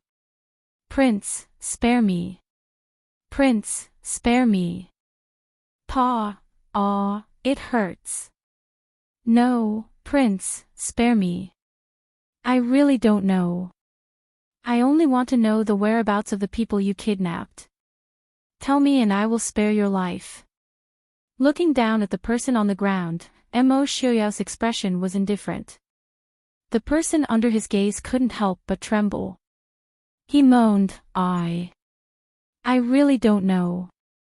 Mo Xiaoyao nodded, I admire your backbone. I hope your backbone will allow you to live. The wheelchair slowly moved to the side of the person on the ground. That person endured the tearing pain in his body and stared at the person getting closer and closer to him. His eyes flashed with ecstasy. The moment Mo Xiaoyao approached him, he suddenly jumped up and pounced at him. But the person in the wheelchair was clearly faster. The moment the person was about to touch him, he slumped to the ground. Then, Mo Xiaoyao used a strange technique to quickly point at various parts of the person's body. Then, there was a series of bone-chilling kacha-kacha sounds accompanied by an incomparably mournful scream. The person who originally pounced over like a fierce tiger fell beside the wheelchair like a ball of rags. Mo Xiaoyao took the handkerchief Jean handed him and slowly wiped the right hand that had poked the person's body. He looked sideways at the other person on the ground. Now, are you willing to tell I the answer?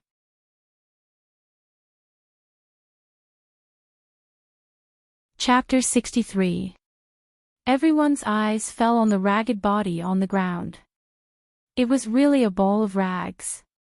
The originally tall and slender man curled up into a ball at an extremely strange angle. It was as if all the bones in his body had disappeared in an instant. He was limp and lifeless on the ground.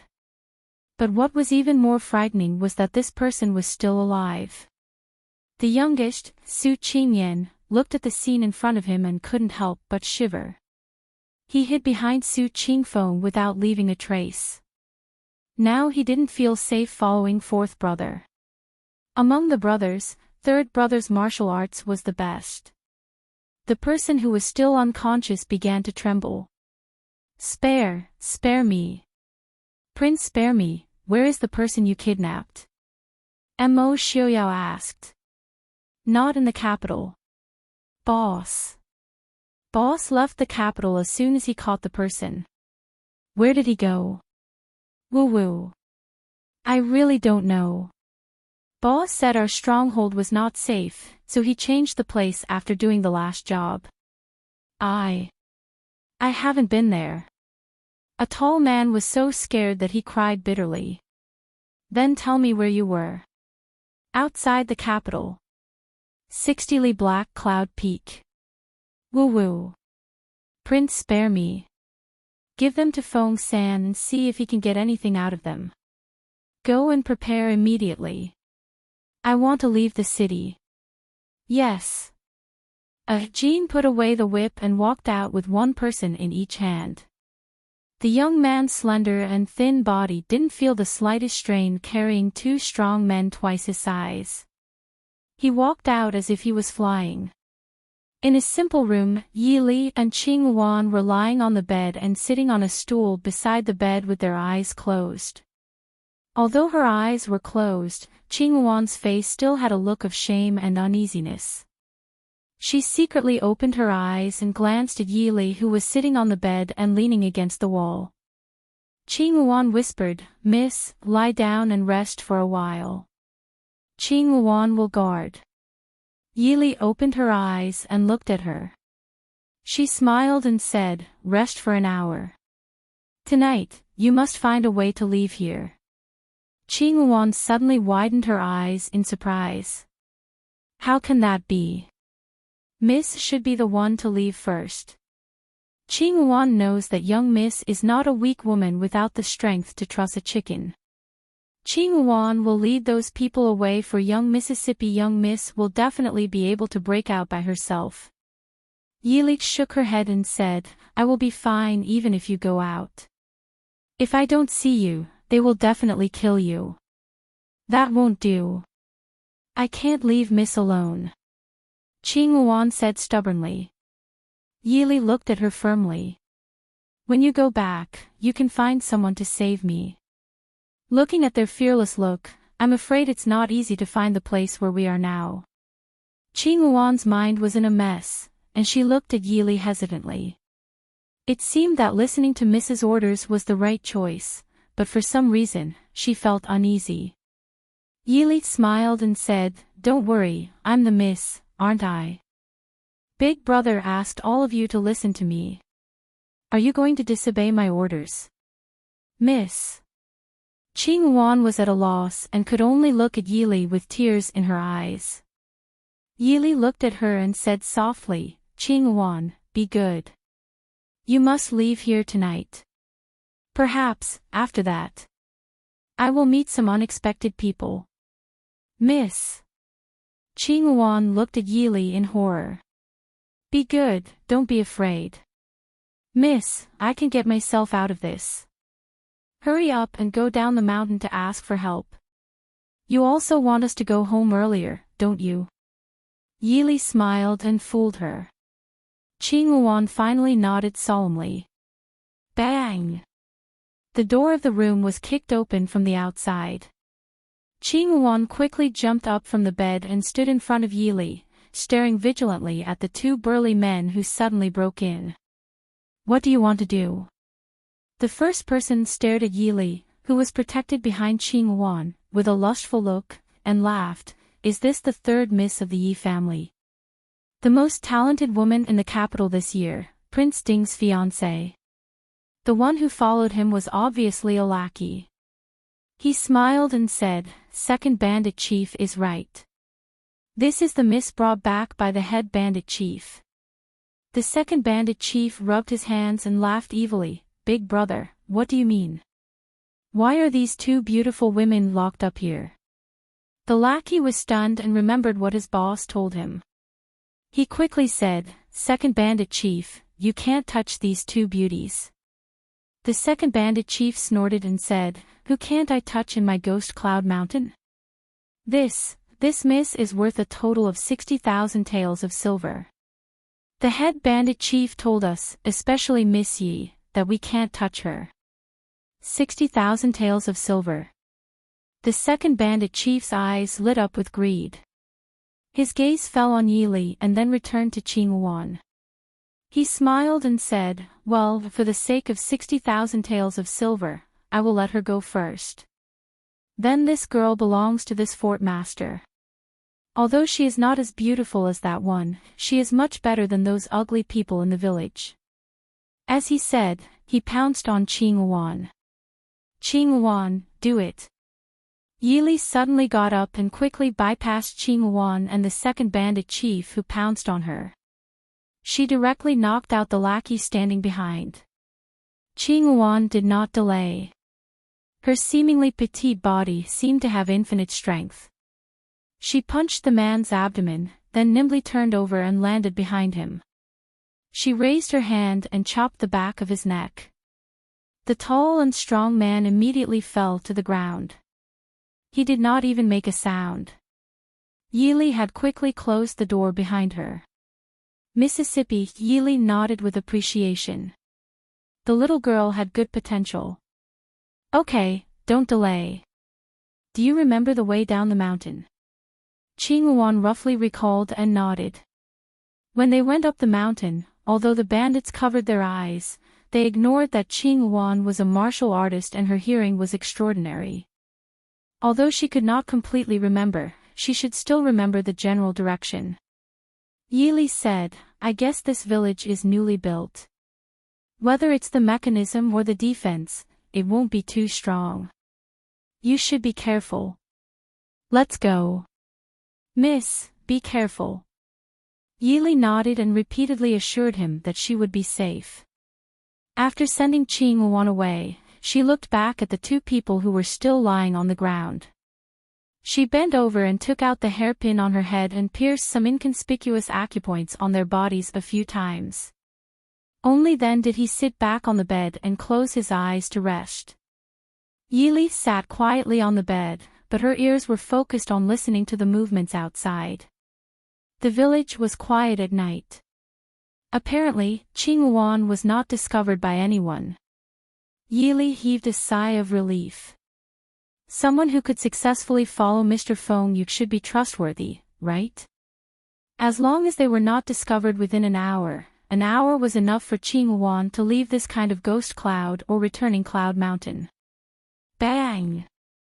The simple door was kicked open from the outside again, and the door began to sway with difficulty due to the unbearable weight. The one-eyed man rushed in first. When he saw the people on the ground and Yili sitting peacefully on the bed, he was stunned. Unexpectedly, he didn't get angry. Instead, he waved his hand and called for a few people to carry the people on the ground out.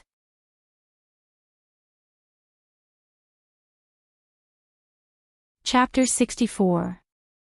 It seems that I still underestimated you. Where's that girl? The one-eyed man stared at Yili and asked. Yili sighed helplessly in her heart.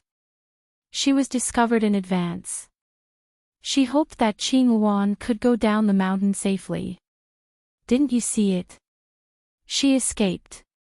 The ferocious one-eyed man squinted suspiciously and stared at her. Why didn't you go with her? Or did that girl betray her master and escape? It's amazing that a little girl could escape from the stockade without anyone noticing.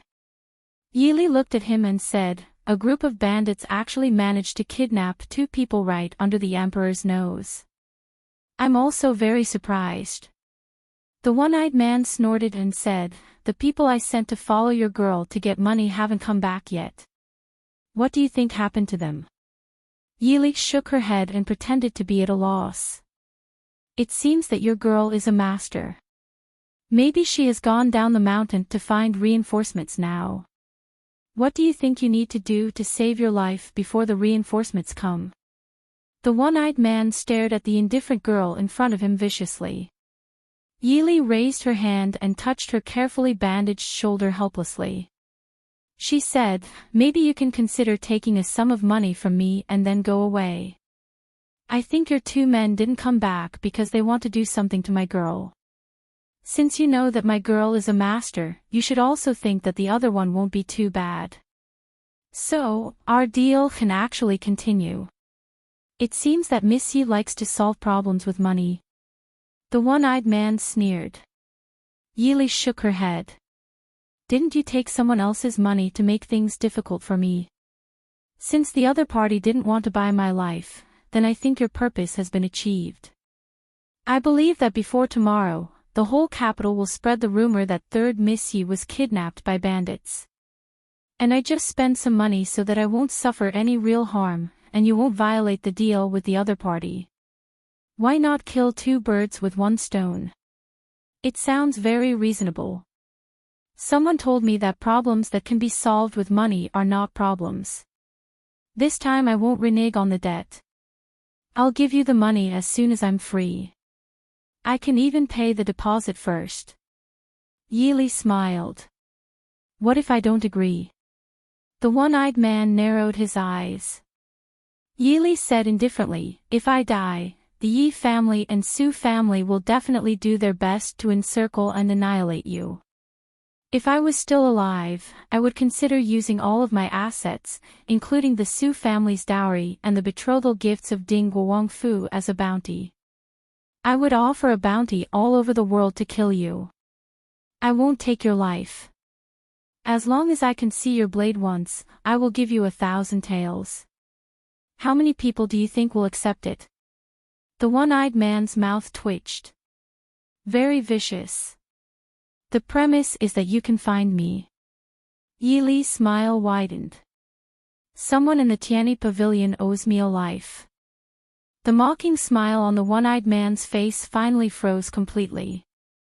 The viciousness in his single eye gradually dissipated and was replaced by a sharp edge. Although he still had that terrifying face, in an instant, he gave off the aura of a superior. You are indeed Mo Xiuyao's woman. You are indeed extraordinary. Yili smiled bitterly. It's just to save my life. Perhaps you are willing to show your true face. To be honest, I don't like to talk to people who wear masks. The one-eyed man stared at her in surprise. You can tell. I thought my disguise technique was good enough to pass off as the real thing. Yili said, I'm probably more sensitive to these things. I think there is still a difference between a human skin mask and a real face, isn't there? The one-eyed man rubbed his face in disgust. Time is too tight. It's a defective product that was made in a hurry. Since you know someone wants to ruin your reputation, do you know what the other party wants? Yili looked at him. I'd like to hear the details. The one-eyed man walked to the side and sat down. He stared at Yili with a teasing gaze. The other party wants to ruin your reputation. Pay attention, they really want to ruin you. Yili's eyes turned cold. It's a woman. The one-eyed man raised his eyebrows in surprise. Yili frowned. Only women like to use such a vicious method to deal with other women. The one-eyed man shrugged. I definitely won't tell you who the other party is. Aren't you afraid? Yili looked at him seriously. She thought for a bit and said, You don't plan on doing that, right? The man nodded and laughed. I have to admit, Mo Xiaoyao really does have a good eye. At least he's much better than that idiot Mo Jingli. I really don't plan on doing that.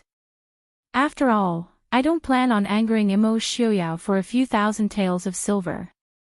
You know Mo Xiaoyao? Yili pointed out. The one-eyed man didn't deny it. He stood up and said, We can leave now. Third Miss Yi, let's go get the money I deserve and then send you home. What do you think? I estimate that in another 2 to 4 hours, Mo Xiaoyao should be here. It's not safe here. Yili indifferently followed him and stood up. She asked, What about the people in your stronghold? The one-eyed man turned around and gave her a twisted smile. You don't really think that I'm a bandit leader, do you? Don't worry, even though I'm not a bandit leader, but the people in this stronghold are all bandits who do all kinds of evil. They're just unlucky to be caught in Mo Xiaoyao's hands. The original one-eyed leader wasn't killed by you, right? Yili followed the man through the crude houses. Along the way, the bandits who passed by on patrol bowed to the one-eyed man. When they saw Yili following behind him, they all revealed a wretched smile. The guards here really aren't that good. No wonder Qing Wan didn't alert the people in the stronghold at all. You actually know about this? They really aren't that good. If it wasn't for my help, these idiots wouldn't have been able to leave the capital and would have been caught. The one-eyed man replied, That greedy guy is sleeping soundly in his room. He actually wants to monopolize all the bounty. I've always been the one to make money, leaving others with no money to earn. When Mo Xiaoyao comes, I'll use him as a scapegoat. What do you think of this idea? Yili nodded indifferently. She looked at the road in front of her that was getting more and more remote. We're leaving from here. The man nodded. Don't worry, as long as I get the money, I'll definitely send you back to the Yi family unscathed. Just as he was about to raise his hand to fiddle with the mechanism, a strange sound came from the foot of the mountain. Yili didn't make a sound, but the one-eyed man's expression immediately changed. He cursed in a low voice, Damn it! How could he come so fast? After saying this, he immediately gave up the original road and pulled Yili in another direction. We're not going to take the secret passage. The man said, It's not safe to take the secret passage, and it's too circuitous. Maybe we'll be caught in the middle. Listening to the sound that was gradually getting closer, there was still no movement in the stronghold. It was obvious that the people who came were all experts. The mob in the stronghold didn't even find a trace of them. The man pulled Yili towards the back of the mountain. There's another road in the back of the mountain. Although it's a bit dangerous, it leads directly to a valley. Mo Xiaoyao definitely won't be able to find it in a short time.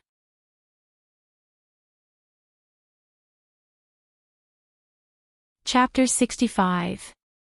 But Yili said. Relax, my qigong is not bad. I can still go down with you. But I want to renege on my debt. Yili said with a smile. A crescent moon hung in the sky, not too far away, not too close. A cool breeze blew from the top of the mountain.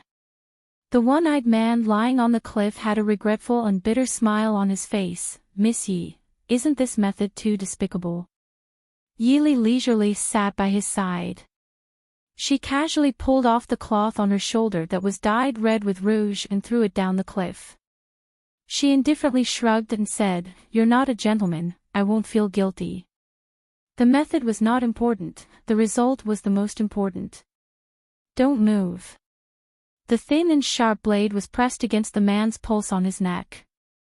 I don't recommend you to act rashly before you have absolute confidence in your ability to do so.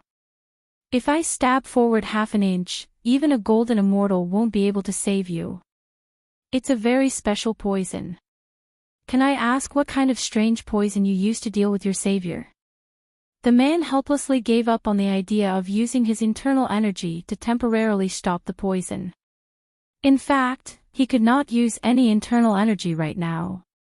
Yili shook her head, "It's a secret. But the title of savior is still up for debate.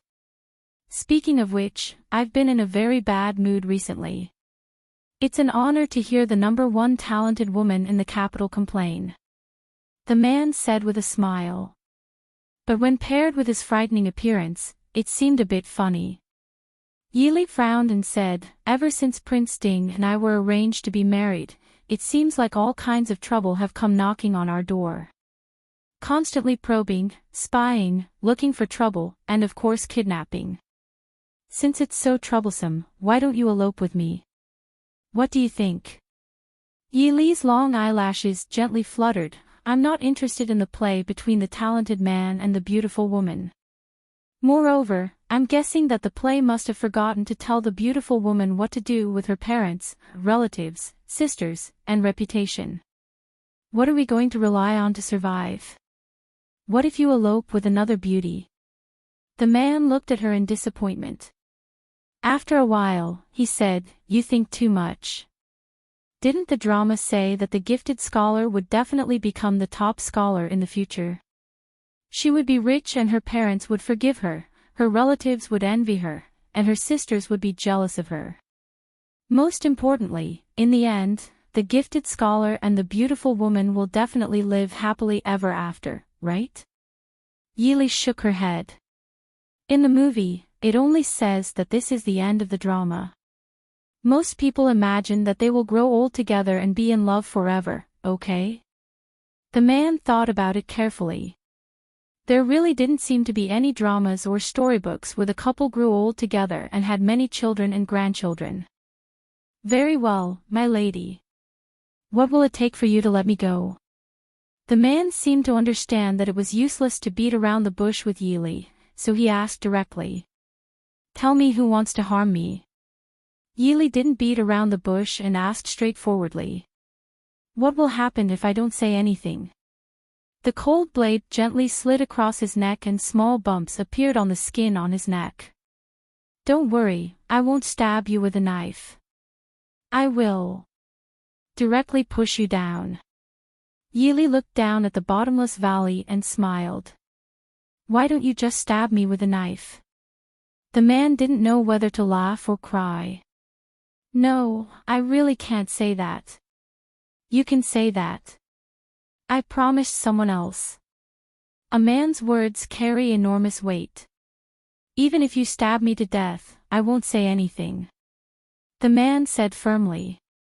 Yili looked at him for a while and raised her eyebrows. "All right.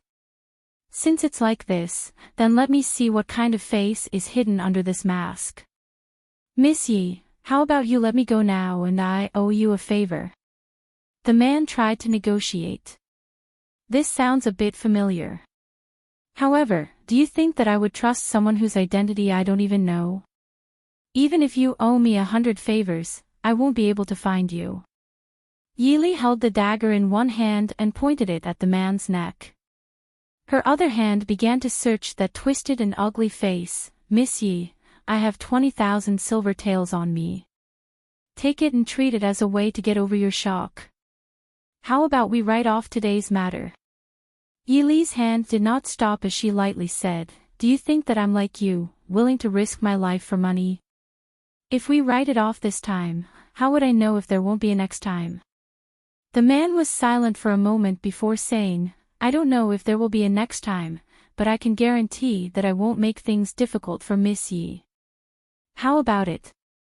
Feeling Yi Li's hand paused for a moment, the man quickly added, I promise that I will never make things difficult for Miss Yi again. You can tell this to Mo Xiuyao. He knows who I am and knows if my words can be trusted. The cold blade on his neck finally left a bit. Yi Li stood up, I'll trust you for now. The antidote. No, the antidote was given to me by Qing Yu. Although you can't use your internal strength, it shouldn't be a problem if you don't use your qigong. Yi Li said with a faint smile. The man clenched his teeth, but the sound of footsteps not far away made him unable to argue with Yi Li. He could only stand up and prepare to use a method he had never used before to climb down the valley. But unfortunately, he was a step too slow. A cold voice came from the other side of the path. Han Mingyue, a plainclothed man sitting in a wheelchair, slowly appeared at the end of the path. Behind him was the silent brown-clothed youth who was steadily pushing the wheelchair. Even on this uneven mountain peak, he didn't seem to be struggling at all. Sitting in the wheelchair, Mo Xiuyao's face was as calm as water. He stared at the one-eyed man with a cold and deep gaze. With just a glance, the one-eyed man felt his body stiffen as if he was frozen in ice. He could only bitterly smile as he looked at the cliff less than 2 steps away from him. Li, are you all right? Mo Xiuyao looked at Yi Li with a warm gaze. Yi Li calmly put away her dagger under his gaze. She walked in front of him and said with an apologetic smile, Sorry, I made you worry. Mo Xiuyao's eyes flashed and his brows furrowed. In the end, he sighed softly and said, You're tired. Let's talk when we get back. Yi Li also felt that the current environment wasn't suitable for talking.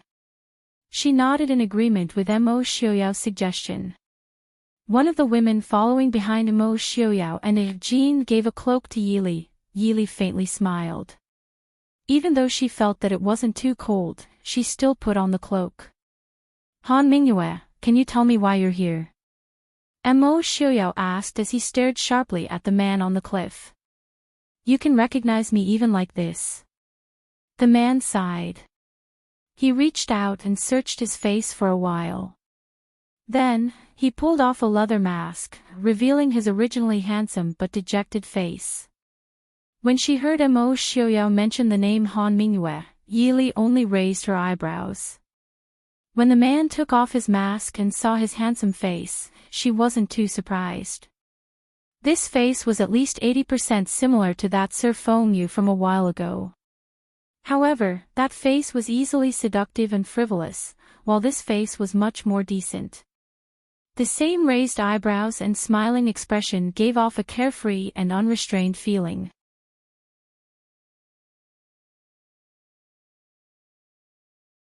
Chapter 66. Xiuyao, we haven't seen each other in so many years. I didn't expect to see you again under such circumstances. It's really a pity. Even though the handsome man was dressed in the rough clothes of a bandit, he still gave off the impression of a distinguished and elegant young master. However, the slightly fawning expression on his face made people feel slightly uncomfortable. You must have said that I would come all the way here to congratulate you on your wedding. It seems like you still don't welcome old friends. Your congratulations are to kidnap my fiancé. Mo Xiuyao's voice was deep and pleasant. Yi Li, who was standing behind him, unconsciously pulled her cloak closer. It's a misunderstanding. Han Mingyue said helplessly with a bitter expression, I didn't know that the person I was going to kidnap was your fiancé. However, I've already accepted the deal. If I can't complete it, how can I, Han Mingyue, keep my reputation and face? I've already tried my best to minimize the loss. Now, I've completed the deal and your fiancé is safe and sound. Moreover, I've been tricked by her. I'm the one who's losing out, okay? Who paid for it? Mo Xiaoyao stared at her and asked. I can't say. Han Mingyue smiled bitterly. Mo Xiaoyao sneered, Han Mingyue, as long as there's money, is there anything you don't dare to sell other than your brother? Han Mingyue sighed. The expression on her face became even more bitter. She looked at Mo Xiaoyao and said, there's always one or two things that I can't sell no matter what. Moreover, Mingxi was dealt with badly by you this time. Xiaoyao, for my sake, can you not pursue the matter this time? I promise there won't be a next time. Mo Xiaoyao's expression darkened. Han Mingyue stomped her feet and said, we'll send 10% of the Tianyi Pavilion's profits this year to my sister-in-law. Han Mingyue, you're too nervous. Mo Xiaoyao raised his hand and touched the mask on his face. Han Mingyue froze, and a trace of annoyance flashed across her face. How could he forget that Mo Xiaoyao knew him too well? If he didn't appear so nervous, it would be difficult for Mo Xiaoyao to determine his target. Xiaoyao, I'm begging you. After looking deeply at Han Mingyue's pleading face for a while, Mo Xiaoyao spat out these two words, scram. In the face of such rude treatment, Han Mingyue's face was filled with joy. I will definitely send an apology gift to sister-in-law's residence within 3 days. Mo Xiaoyao's reply was to raise his hand slightly, Black Cloud Cavalry, fire. The people who were originally standing around in a semicircle, wrapped in black clothes and wearing black headscarves, had unknowingly grabbed their bows and arrows. Draw the bow and release the arrow, Han Mingyue could only helplessly fall down the cliff. Mo Xiaoyao, you're ruthless. Han Mingyue's pitiful cries disappeared from the cliff. Yili blinked and lowered her head to look at Mo Xiaoyao. She wasn't sure if Han Mingyue was still hiding his strength. At the very least, even if she was in her best condition, there was no way she would be fine after falling down from here. As if he knew her doubts, Mo Xiaoyao explained, Han Mingyue likes to leave a backup plan behind. He definitely has some arrangements below. He won't die from the fall. Yili frowned. So her threat to throw him down was not a threat at all. As expected, it was easy to make mistakes if you didn't understand your enemy. Know yourself and know your enemy, and you won't be defeated in 100 battles. The war saint didn't lie to me. Let's go back. Mo Xiaoyao reached out his hand and said softly. Okay. In the other courtyard of the Su Fu, she finally managed to get rid of her 2 uncles and 5 cousins with great difficulty. On one hand, Yili felt that dealing with so many people at the same time was a bit of a headache. At the same time, she could feel the uncontrollable warmth and joy of being cared for by her family. Mo Xiaoyao sat to the side and silently looked at the young girl sitting across from him. He suddenly found that he didn't understand his fiancée at all. In reality, his fiancée wasn't even 16 yet, but she was unexpectedly strong, decisive and mature. What was he doing when he was 15 or 16? Mo Xiaoyao rarely thought about the past, but looking at the young girl's faint smile in front of him, he felt that it wasn't that painful to think about the past. When he was 15 or 16, he was in the prime of his youth. Riding a horse in the capital, he was frivolous and wanton. Who in the world didn't know that the young master of the Ding King's household was a young hero? Who in the world didn't know that the young general of the Ding King's household had swept through the southern border like a god at a young age? Even on the bloody battlefield, he was still in high spirits, his words and actions unrestrained. But when this young girl was 15 years old, she had already experienced things that most girls would never experience in their lifetime. Losing her mother at a young age, breaking off the engagement, being schemed against by her stepmother, a dismal reputation, a marriage that everyone was afraid of, being plotted against, being kidnapped.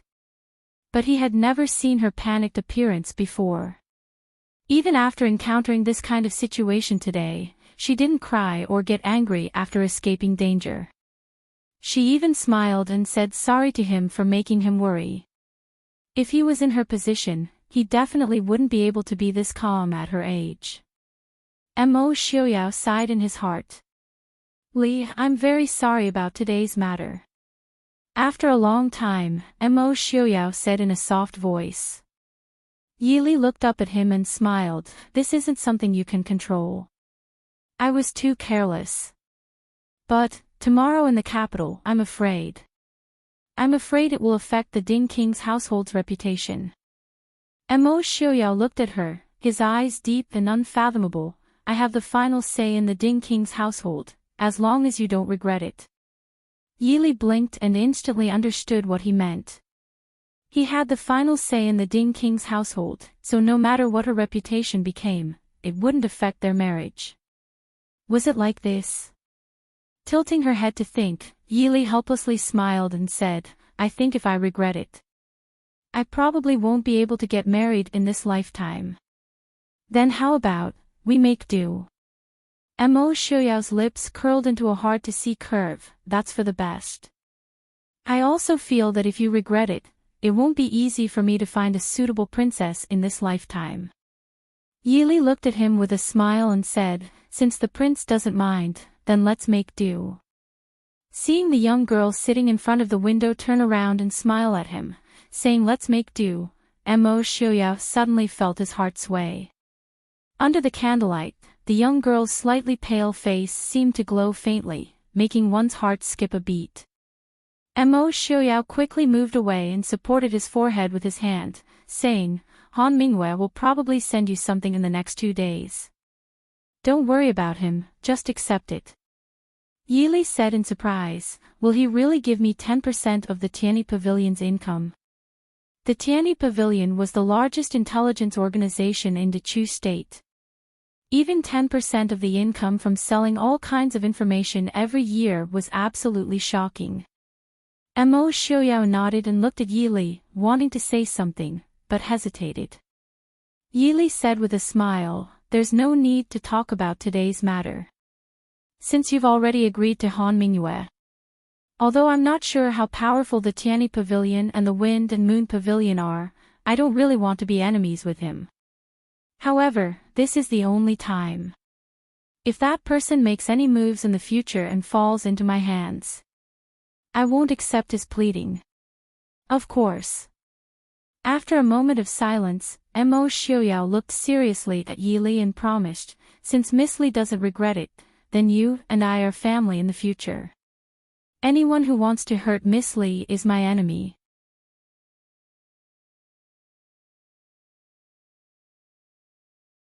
Chapter 67. Yili nodded with a smile and did not say anything. The crescent moon outside the window gradually set behind the roof. The young girl raised her head to look at the waning moon in the sky. Her beautiful face was bathed in a layer of quiet light by the moonlight. Behind her, the young man in the wheelchair focused on the young girl's slender figure. His gentle gaze was filled with an inexplicable light. In a secret base of the Tianyi Pavilion in the capital, Han Mingyue fell into the room in a sorry state, startling the people in the room. Brother, what happened to you? Young Master Feng Yu, who made countless parents want to skin him alive and countless young girls fall head over heels for him, was stunned for a moment. He hurriedly rushed over to catch his brother's tottering body.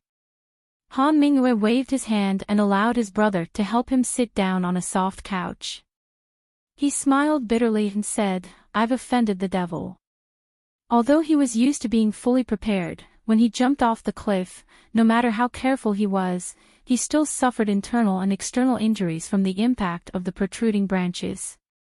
Regarding this, he didn't have any resentment in his heart. Everyone knew that Mo Xiaoyao had indeed shown mercy.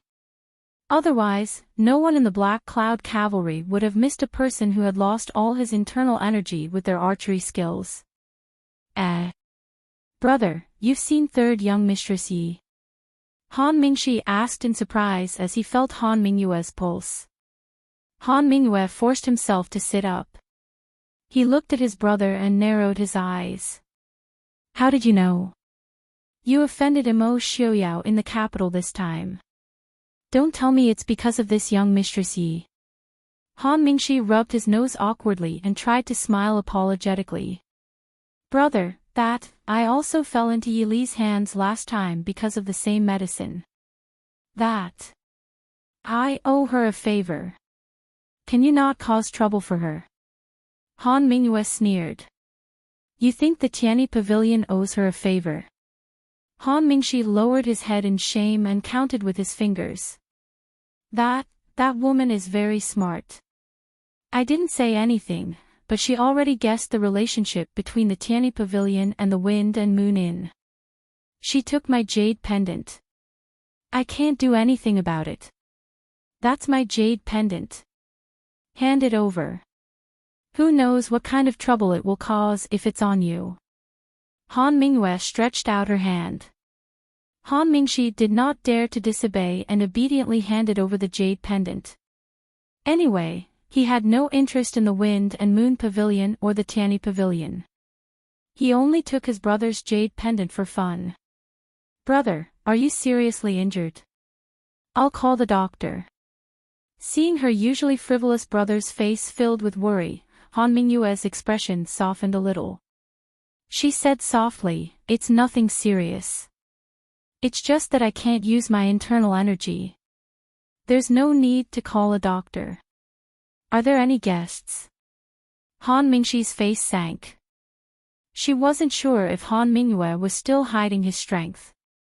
At the very least, even if she was in her best condition, there was no way she would be fine after falling down from here.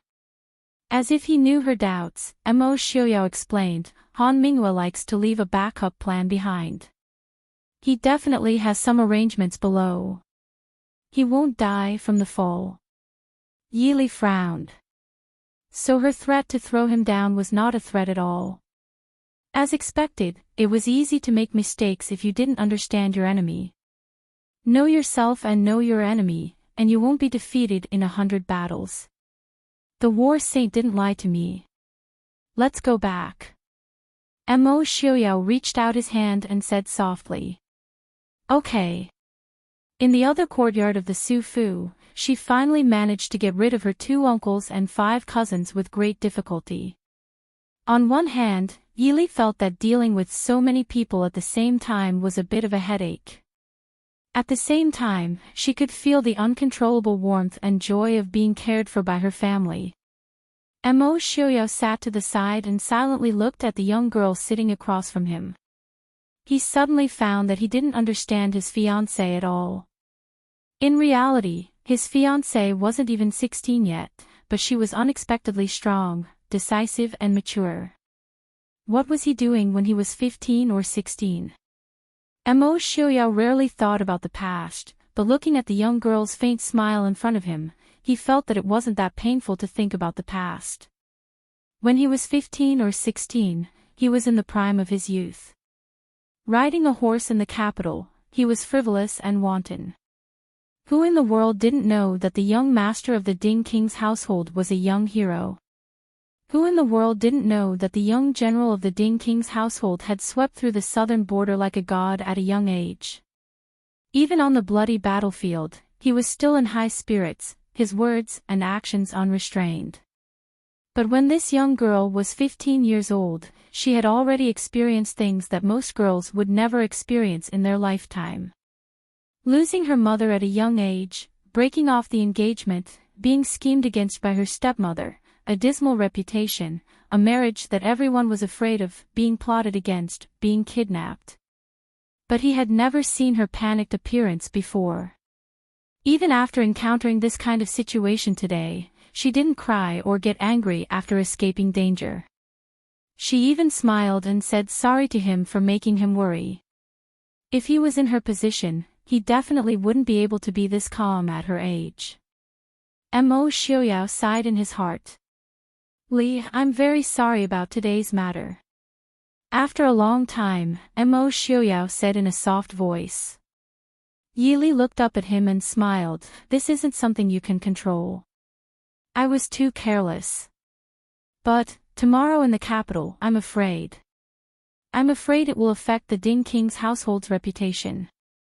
I let you, the head of the Tianyi Pavilion, the most handsome man in Jiangnan, do it personally. It's a gift to her. Why didn't you do it? The woman said unhappily. Enough. Han Mingyue said coldly, why didn't you ask me how I was injured and how I was injured? Do you think that if I really did something to Yili, I would be able to come back alive tonight? The woman's breath stopped. She seemed to have noticed her loss of composure. She looked at him apologetically and said softly, why did you go alone? If you brought more people, even if Mo Xiaoyao brought the Black Cloud Cavalry, they might not be able to hurt you. With the current situation, it's impossible for him to mobilize a large number of Black Cloud Cavalry. Han Mingyue's cold expression softened as the woman's soft voice softened. He said indifferently, because I can't drag the Tianyi Pavilion down with me. This is a private matter between you and me. Naturally, I'll deal with it myself. You should take care of yourself. In the future, don't come looking for me regarding Yili's matters. I won't help you anymore. Why? Because next time, Xiaoyao will definitely kill me. I'm a businesswoman. I've never wanted to challenge the Mo family's bottom line. You should go. Be careful. After speaking, Han Mingyue leaned against the soft couch and closed his eyes.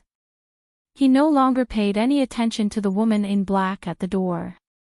The woman in black clearly still had something to say. However, when she saw the ashen-faced man lying on the soft couch with rejection written all over his body, she could only swallow the words she wanted to say. She snorted softly and said, then rest well. I'll go back first. She turned and walked out the door. Not far from the door, a man who resembled Han Mingyue stared at her with gloomy eyes. You don't have to come again. We're going back to Jiangnan soon. The woman in black turned to the side. Her charming eyes lifted slightly with a hint of disdain. If you have time, go pick a few more flowers. Don't meddle in other people's business. I don't want Mingyue to tell me that she's missing a younger brother. Han Mingxi's expression darkened. He sneered and said, just as well. I'll see what kind of person has captivated my brother. Not many people knew how good Sir Feng Yu's martial arts were. However, his qigong was definitely not something that could be bragged about. The man who was originally standing under the tree only lightly fluttered his sleeves. In an instant, he disappeared from under the tree. In the blink of an eye, he was already standing beside the woman in black. He reached out to pull the black veil on her face. Impudent.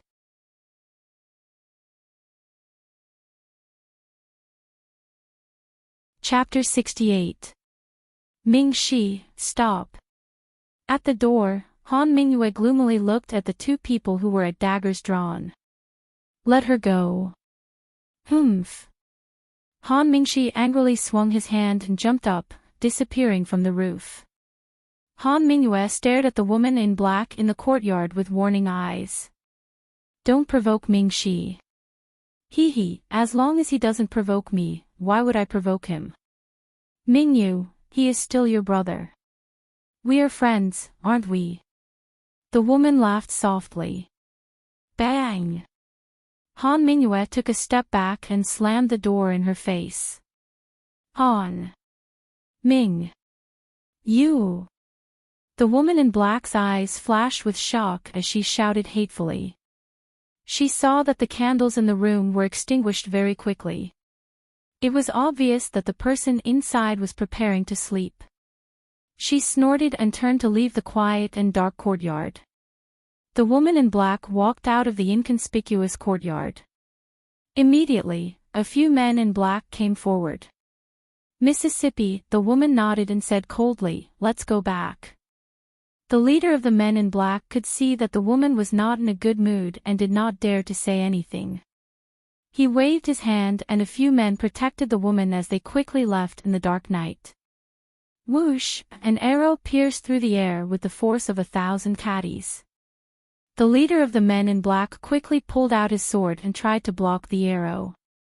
But that arrow was not so easy to block. He only felt the sword in his hand shake, and even the hand holding the sword suddenly became numb. The arrow brushed past the sword and shot towards the woman in black who was behind him. Ah! Miss! The arrow flew past the woman's face and was firmly fixed on the wall by the roadside not far away. The woman in black looked back at the arrow that was deeply embedded in the wall. Her body went soft and she almost fell. Just a little more and that arrow would have destroyed her face even if it did not pierce through her head. Mississippi, the people around her hurriedly went over to support her, but the woman waved her hand to shake them off. Then, she raised her hand and slapped the black-clothed man's face. Trash! The black-clothed man lowered his head sadly. Feng Xiao. A burst of clear laughter came from the roof not far away. The woman raised her head and saw Feng Xiao dressed in flamboyant red clothes. He was leisurely sitting on the roof and looking down at her sorry state. Feng Xiao raised his handsome eyebrows and gestured to her with a bow in his left hand. Feng Xiao, how dare you? The woman gritted her teeth. I'm so scared.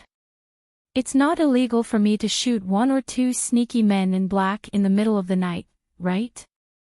Perhaps Lord Qin would even be grateful to me for contributing to the security of the capital. Don't kill him for me. The woman pointed at the roof with her slender finger, her voice filled with killing intent. As soon as she thought of that arrow, she couldn't help but want to tear the arrogant man in front of her into pieces. You want to compete with me in terms of numbers? Do you think I'm afraid of you? Feng Xiao lazily raised his hand and waved behind him. A similar group of black-clothed people silently appeared on the roof, but each of them held a bow and arrow in their hands.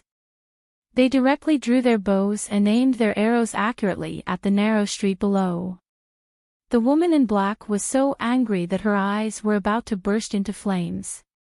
She gritted her teeth and arrogantly said, Feng Xiao, do you dare to kill me?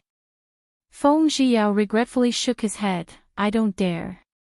Hearing his answer, the woman's confidence increased. She slightly raised her chin and said, since you don't dare, then scram far away. Fuck. This young master hates arrogant women the most. Feng Xiao's evil phoenix eyes flashed with a cold light. He quickly raised his hand and shot an arrow. Another arrow flew past the woman's clothes and landed at her feet. Feng Xiao. Feng Xiao lazily looked at her. His gaze was even more disdainful than the woman's. Don't call me that. This young master won't fall in love with you. Someone told me to warn you to stop messing around. Otherwise, tonight's arrow will not hit the wall. Even if you don't believe in this young master's archery, you shouldn't doubt them. He raised his hand and pointed at the black-clothed man Feng Xiao. No.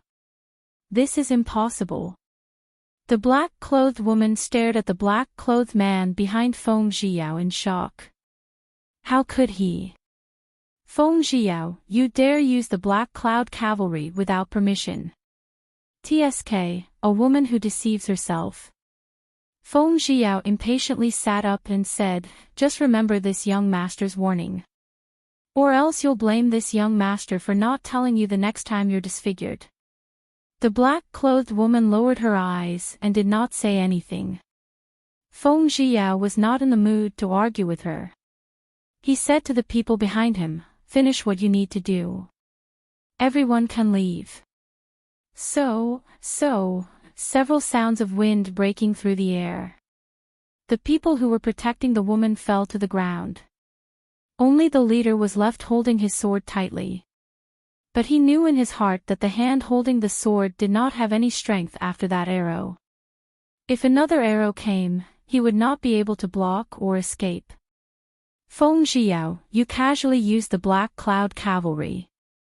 Aren't you afraid that the people in the palace will find out? The black-clothed woman finally opened her mouth. Feng Zhiyao waved his hand and said with a smile, you should first think about how to explain the sudden disappearance of so many people by your side. In the end, the woman did not say anything else. She brought the last remaining guard and left this deserted street with hatred. When she left, the black-clothed man on the roof also quickly disappeared into the night. Feng Zhiyao turned around and flipped over the roof. He entered the room through the half-open window. He looked at the man sitting inside and said with a helpless smile, how is it? Is eldest young Master Su satisfied? Su Qingchen sat peacefully by the window. In front of him was a jug of wine and 2 wine cups. He raised his hand and poured the 2 cups of wine. Putting down the jug, he raised his head and smiled at Feng Zhiyao, thank the prince for me. The news that the third young miss, the future Princess Ding, had been kidnapped by bandits was shocking in the capital. Not long after Yili had been kidnapped, the news had already begun to circulate in the capital. If one tried to forcefully suppress the rumors, it would only make it more conspicuous and become more and more intense.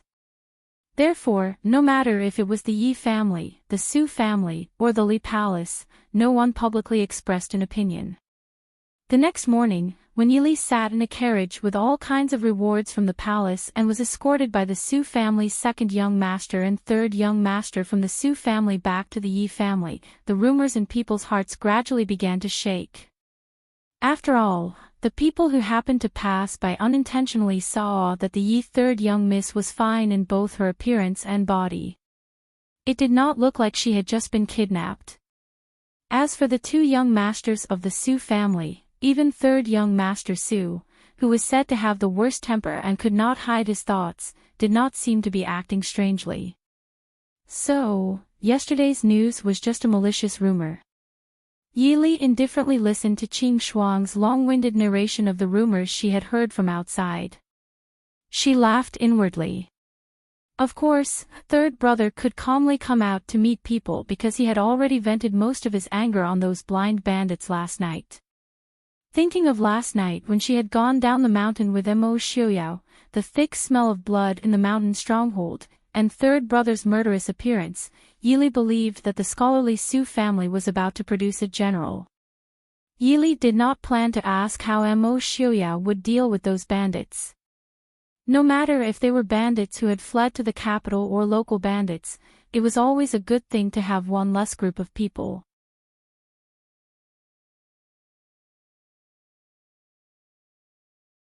Chapter 69. Third Miss Yi. A clear male voice came from outside the window. Qing Yuan immediately pulled out her sword and pointed at the young man who suddenly appeared outside the window. Yili smiled and pressed down Qing Yuan's arm. She turned around and said with a smile, "Young Master Han, how have you been?" Outside the window was the kidnapper Han Mingyue who had just left last night. Han Mingyue smiled bitterly and helplessly. "Third miss, do I look good to you?" As soon as he entered the courtyard, he could feel the covetous eyes in the dark. He had no doubt that if he acted rashly now, the master of the Tianyi Pavilion would definitely disappear silently from the world. Taking out a wooden carving box from her sleeve and putting it on the windowsill, Han Mingyue said, "This is for third miss to get over the shock. It's also a wedding gift to congratulate third miss and Xiuyao. I don't know if I can make it in time to drink a cup of wedding wine." Yili nodded. Without looking at the box, she asked, "Is young Master Han ready to leave the capital?" Han Mingyue smiled and said, "I've been frightened a lot recently. Staying in Jiangnan makes me feel more at ease. I welcome Miss Yi and Xiuyao to come to Jiangnan together when you have time. At that time, I will definitely do my best as a host." Yili smiled and said, "Young Master Han's words make us a little ashamed." Han Mingyue raised her eyebrows and said, "Then, the previous misunderstanding is written off." Yili's eyes turned slightly and said with a smile, "The misunderstanding between you and me is written off. As for the misunderstanding between you and Mo Xiuyao, it's your own business." Han Mingyue was a little disappointed, but she also knew that she was forcing Yi Li. She also appreciated that Yi Li knew how to behave appropriately. She no longer delayed and said, "Now, I'll take my leave. Take care. I won't see you off." After Han Mingyue left, Qing Wan stepped forward to take the box on the windowsill and said discontentedly, "Miss, why are you so polite to that kind of person?" Yi Li turned and sat down. She smiled and said, "He was also very polite to us yesterday." Yi Li knew that if Han Mingyue hadn't been wary of Mo Xiuyao from the start, they wouldn't have had the chance to escape unscathed. She believed that Han Mingyue was afraid of Mo Xiuyao, but she didn't believe that Han Mingyue was afraid of Mo Xiuyao. If it wasn't because of him, how could Miss? The people outside are still talking about Miss being kidnapped. It's so unpleasant. Qing Wan didn't think that Han Mingyue was polite to them. If it wasn't because of him, how could Miss be ridiculed by others? Yi Li said faintly, "If it wasn't him, it could be someone else. Not everyone happens to know Prince." After taking the box from Qing Wan and opening it, Yi Li was also a little surprised. There was a thick stack of banknotes neatly placed in the box. 2 banknotes worth 10,000 taels and a dozen banknotes worth 1,000 taels. Qing Wan took a look and couldn't help but exclaim, "Miss, this." Yi Li raised her eyebrows. She looked a little embarrassed. 20,000 taels of banknotes was equivalent to more than 200,000 taels of silver. Even Yi Li was embarrassed to accept such a large sum of money. Beside the banknotes was a pair of top-grade white jade dragon and phoenix pendants. Just by looking at the quality of the jade, she knew that it must be extraordinary. After thinking about it, Yi Li closed the box again and passed it to Qing Shuang. "Get ready, I'm going to the Prince Ding mansion." Qing Shuang held the box carefully. She also saw it just now. She had never seen so much money since she was young. "Boo-hoo, I'm so scared." "Yes, Mississippi, Li." "Li." Murong Ting's voice came from outside before she entered the door. Yi Li smiled and got up to welcome her. Qin Zheng, Hua Tianxiang and Qin Yuling, the sister of the capital city magistrate Qin Mu whom she had only met twice, came to visit Yi Li together. Murong Ting entered the room first and grabbed Yi Li, asking repeatedly, "Miss Li, are you okay?" Yi Li smiled and said, "If I'm not okay, why would I be standing here? Why are you guys here?" Qin Zheng covered her lips and smiled faintly. "Ting He ran over early in the morning to drag me and Tian Xiang over to look for you. I told her that you were completely fine, but she insisted that she was worried and had to come over to take a look. We met Miss Yuling on the way and came together." Mu Rongting hugged Yi Li and waved her fists. "If I find out which bastard is the one who spread the rumors, I'll slap his face so hard that even his parents won't be able to recognize him. This is simply too much, 10,000 times more than that bastard Leng Haoyu." Everyone couldn't help but laugh. Yi Li smiled at Qin Yuling. "Miss Qin, thank you for coming to see me." Qin Yuling smiled shyly. "Actually, I'm here to apologize to Miss Ye on behalf of my brother. He just took charge of the capital city magistrate and something like this happened, implicating Miss Ye's reputation." Yi Li shook her head. Looking at Qin Yuling's expression, she knew that she must have come behind Qin Mu's back. Actually, there was no reason for this kind of thing to be blamed on Qin Mu, the capital city magistrate. Even in her previous life, no matter how advanced the technology was, there was never a lack of crime. Furthermore, at this time, people's energy was limited, so how could they manage everything? Lord Qin is the parent magistrate of the capital city's people. He wholeheartedly serves the people and is known as the Iron Face Magistrate. It's just some rumors, Miss Qin doesn't have to care about it. Rumors stop with the wise. If you ignore them, those people will find it boring and naturally won't spread it again. Hearing Yi Li's words, Qin Yuling also let out a sigh of relief. She and her brother relied on each other for survival since young. Although her brother didn't say it, she knew that this matter involved Ding King's manor, Minister's manor, and Su family. Her brother was only a third-ranking magistrate and Qin family didn't have any backing. If she wasn't careful, she could be used as a scapegoat. Thank you, Miss Yi. Hua Tianxiang smiled. Miss Qin, you don't have to thank her. Those vile people are jealous of Miss Li and want to ruin her reputation. Lord Qin can't control everyone's mouths, right? Miss Li, looking at your dressing, are you preparing to go out? Hua Tianxiang noticed Yi Li's clothes and asked, could it be that we came at a bad time? I just planned to make a trip to Ding King's manor. It's not anything important, it won't be too late to go later. Yi Li said.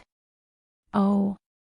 Murong-Ting rolled her eyes and smiled maliciously, so our Miss Li is already so familiar with Prince Ding. Yi Li rolled her eyes in annoyance. Murong-Ting didn't care at all and said cheerfully, why do we have to personally go to Ding King's manor? Wouldn't it be enough to send an invitation to Prince Ding to come out? At the same time, we can also let those talkative vile people know that no matter how hard they try, they won't be able to separate Miss Li and Prince Ding. Qin Yuling looked at Murong-Ting with some doubt. Does Miss Murong know who did it? Just call me Murong. Murong-Ting said confidently, who else could it be? It must be that Prince Li who can't bear to see Miss Li live well. I've never seen a man more petty than him in my life. He's a perfect match for Yi Ying. Yi Li was speechless. Mo Jingli was really wrong this time. However, it should be because his character was too bad that he was so easily suspected, right? The other three people looked at each other. However, after seeing Murong-Ting's confident expression and thinking about the grudges between Mo Jingli and Yi Li, they all agreed with Murong-Ting's guess. Even Qin Yuling had an expression of not expecting Prince Li to be such a person.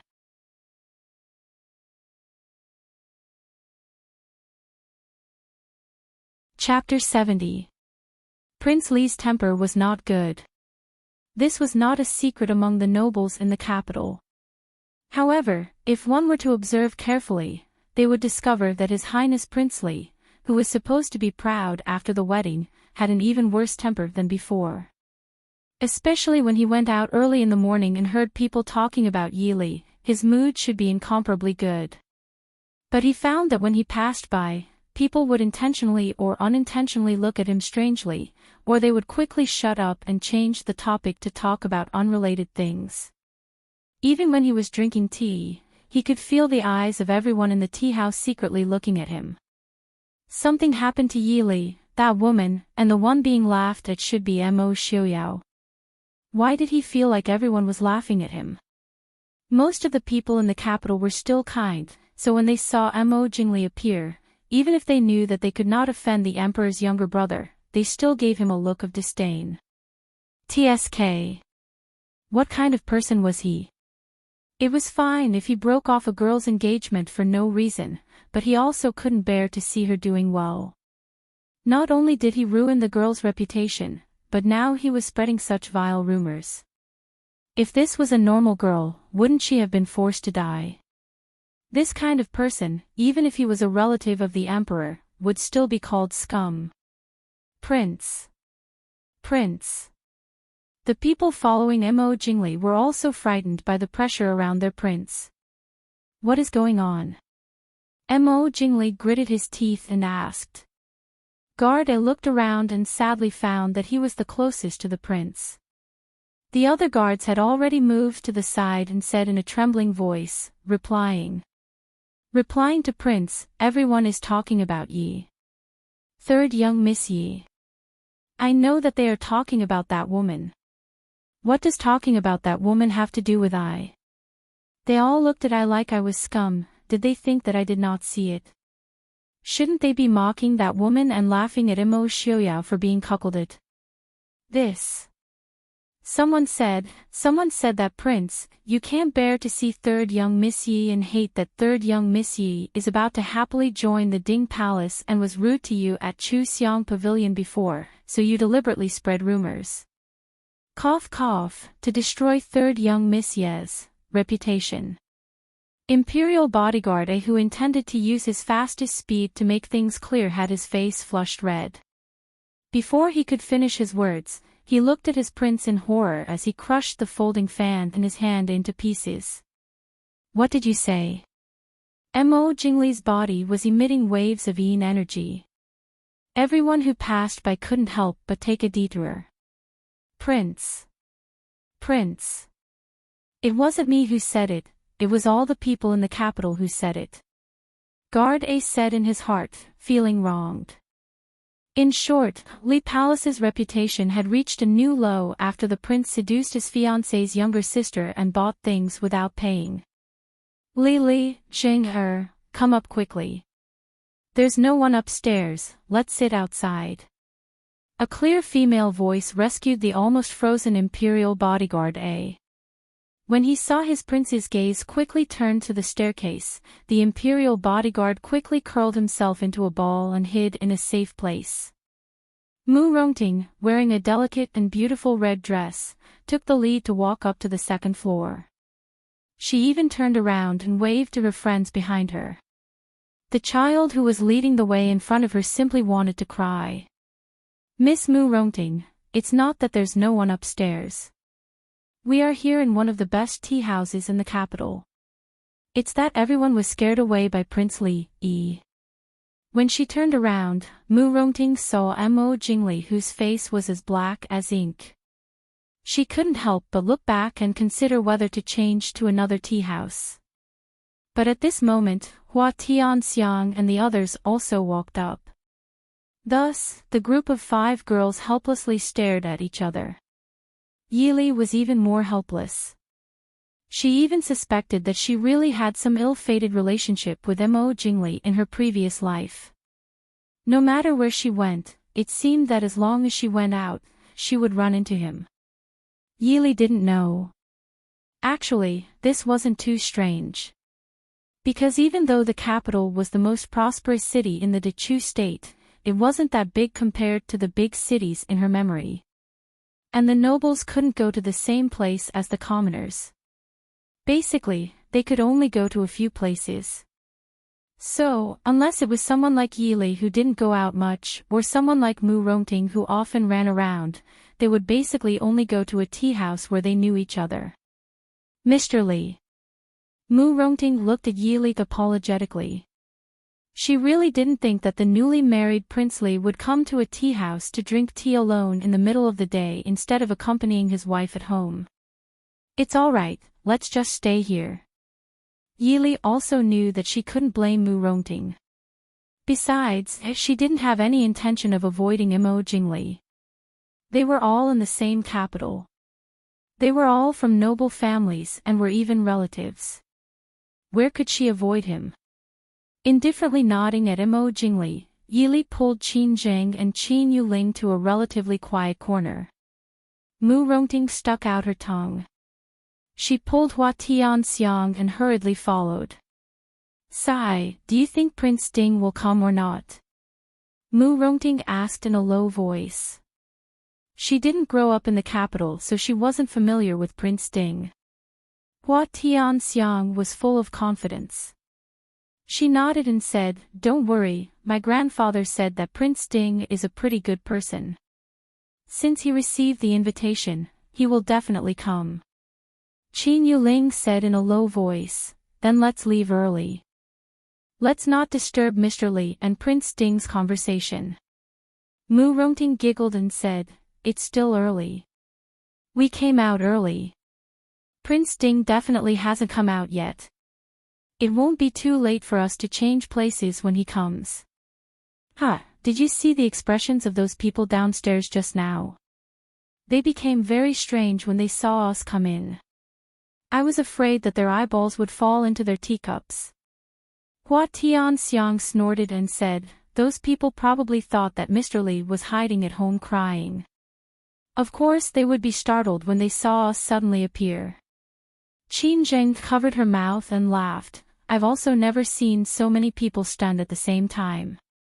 This is the first time in my life that I've been the center of attention. Yili looked at her friends chattering about how they felt when they went out today. She could only shake her head in amusement. In fact, the rumors didn't seem to be as fierce as she had expected. Mo Xiaoyao and her uncle must have done something in secret.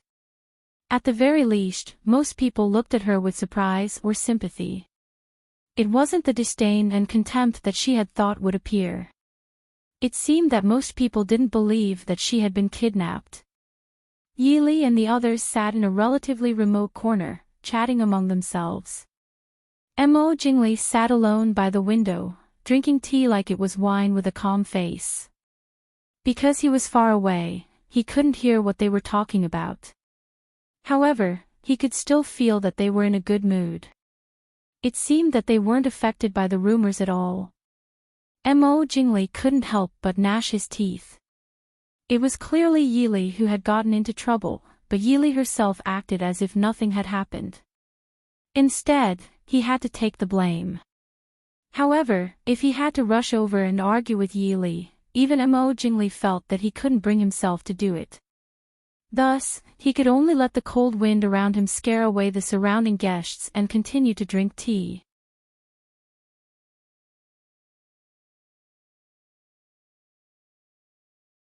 Chapter 71. Aya, Li. Prince Ding is here. Just as they were feeling depressed, they heard Murong Ting's loud voice not far behind them. Everyone on the second floor could hear it. Everyone looked up and saw Murong Ting excitedly lying on the windowsill and looking down. Qin Zheng helplessly pulled her down and turned to Yili with a smile. Li, go down and pick up Prince. Hua Tianxiang covered her mouth and snickered. She waved her hand and teased, it doesn't matter if he doesn't come back. We will go shopping after eating the snacks. Anyway, there is no extra seat for Prince Ding. Hearing this, the few remaining guests on the second floor began to regret choosing to sit closer to the inside because they were afraid of Prince Li's cold air. Now, they could only perk up their ears and try their best to listen to the girls at the table in the corner. Yili saw this and couldn't help but laugh. Gossiping was indeed an indispensable nature for people of the same era. Under the direct and obscure gazes of the crowd, Yili got up and walked downstairs. When she passed by Mo Jingli's table, she could clearly feel Mo Jingli's fierce glare. Yili was helpless. Some people were born to be at odds with each other and couldn't be forced. Seeing third Miss Yi calmly go downstairs, the diners upstairs looked at Mo Jingli with more complicated eyes and expressions. Seeing third Miss Yi so calmly appear in public and calmly go to Prince Ding's appointment, it really didn't seem like something had happened. On the other hand, Prince Li's face was gloomy and ferocious. It was clearly like he was angry that his conspiracy didn't succeed. People secretly exchanged glances and made silent discussions. Mo Jingli finally seemed to be unable to bear this strange atmosphere. He put the teacup back on the table heavily, stood up, and looked through the half-open window at the street downstairs. He turned around and went downstairs with a sullen face. The moment Yili came down from upstairs, the entire lobby instantly quieted down. When Yili walked out with a gentle smile on her face, everyone was about to open their mouths to discuss when they saw Mo Jingli's gloomy face. Then, there was another period of silence. But after seeing how the two of them acted, at least the people present were more inclined to sympathize with Yili. When Yili walked out of the tea house, the Prince Ding mansion's carriage had just stopped. Jean was about to lift the curtain to invite Mo Xiaoyao down. Xiaoyao. Yili softly called out. When Jean saw Yili, he respectfully stood to the side. Yili nimbly stepped onto the low stool and got into the carriage. Mo Xiaoyao looked at her and raised his eyebrows. Why did you get down? Yili sat down across from him and said with a smile, Tian Xiang and the others said that there was no place to sit because there were too many people, so they chased me out. It's all their fault. I originally wanted to go to the Prince Ding mansion again tomorrow. Mo Xiuyao smiled. Their fault is very timely. What do you mean? Yili asked in confusion. Outside, Jean had already started driving the carriage forward again. Yili thought for a moment, then poked her head out to give a name. She just happened to see Mo Jingli standing at the entrance of the tea house, his eyes gloomy as he looked at their carriage. Mo Xiuyao said, this morning, the entire capital was spreading the rumors that Jingli deliberately spread yesterday to embarrass you. Yili was stunned. She kind of understood why Mo Jingli's expression was so ugly. With Mo Jingli's personality, it would be strange if he felt comfortable being wronged. Thinking of Mu Rongting's confident guess, it wasn't just her imagination. Is there something that Li wants to talk to me about? Mo Xiuyao looked at Yili's dazed face and asked. Yili came back to her senses and nodded her head. This morning, Han Mingyue sent over 20,000 taels in gold notes, 10,000 taels in silver notes and a pair of jade pendants. I originally wanted to bring it with me when I go to the Prince Ding mansion tomorrow, but it's not good to bring it with me when I go out with Tian Xiang and the others. Mo Xiuyao didn't care as he shook his head and said, that's a gift from him. Just keep it. Yili was speechless. A few 100,000 taels in one go. Han Mingyue dared to give it to her, but she was too embarrassed to accept it. I'll have someone send it to the Prince Ding mansion tomorrow. You can do as you see fit. I have enough money to spend. Mo Xiuyao sighed helplessly. Li.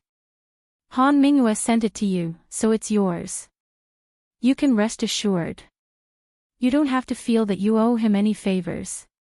Han Mingyue, that kind of person, would feel heartache if he spent an extra tael of silver. He was willing to send it over to you as an apology gift because he felt that it was worth it. You don't have to promise him anything. Yili smiled and said, I really don't have any plans to promise him anything. Yili secretly guessed that Han Mingyue must have done something to let Mo Xiuyao down. This time, he was involved in this kind of matter again. She didn't expect that Mo Xiuyao would let him off so easily. Han Mingyue probably felt guilty, but he couldn't find a way to make up for it. That's why he didn't care about the cost and tried to curry favor with her. It was a pity that Yili didn't plan on doing anything that would trigger the flower of friendship between former good friends. So Han Mingyue's money was probably wasted. So you asked me out today for this matter? Mo Xiuyao asked. Hearing Mo Xiuyao's low and pleasant voice, Yili, who was thinking about something, felt her heart jump. She said embarrassedly, it's really nothing big. Sorry to disturb you. Seeing that Mo Xiuyao didn't seem to be interested in the things that Han Mingyue sent over, Yili couldn't help but be curious about how wealthy the Ding Palace was. I'm usually very idle. Mo Xiuyao shook his head. Since we're already out, can you accompany me to a place? Yili nodded. I'm not very familiar with the capital. You can make the decision. After getting Yili's permission, Mo Xiuyao instructed a Jean, who was driving the carriage. A Jean immediately turned the carriage in another direction. In the carriage, Yili asked curiously, Fenghua Building. You're not planning on giving me any jewelry, right? I have a jewelry store that specializes in jewelry. Mo Xiuyao smiled at her. Isn't it normal to give your fiancé jewelry? Can't it be? Yili kept her mouth shut. Could she say that he didn't care about visiting her treasure pavilion? Fertile water doesn't flow into 10,000 fields. Even if she hadn't been in a relationship before, she knew that these words would spoil the mood. But, was Mo Xiuyao trying to curry favor with her? Yili felt a strange irritation in her heart. But looking at Imo Shioyao's gentle and calm expression, she couldn't tell what he was thinking. Yili could only helplessly give up. Wasn't it a happy thing to have a man who wasn't hateful and was her future husband giving her jewelry to curry favor with her? Fenghua Building was a very famous jewelry store in the capital. Most of the jewelry they sold was jade. The reason why it was loved by the noble ladies of the capital wasn't just because of its high price and exquisite products. More importantly, the jewelry sold here was never the same. Every style was unique.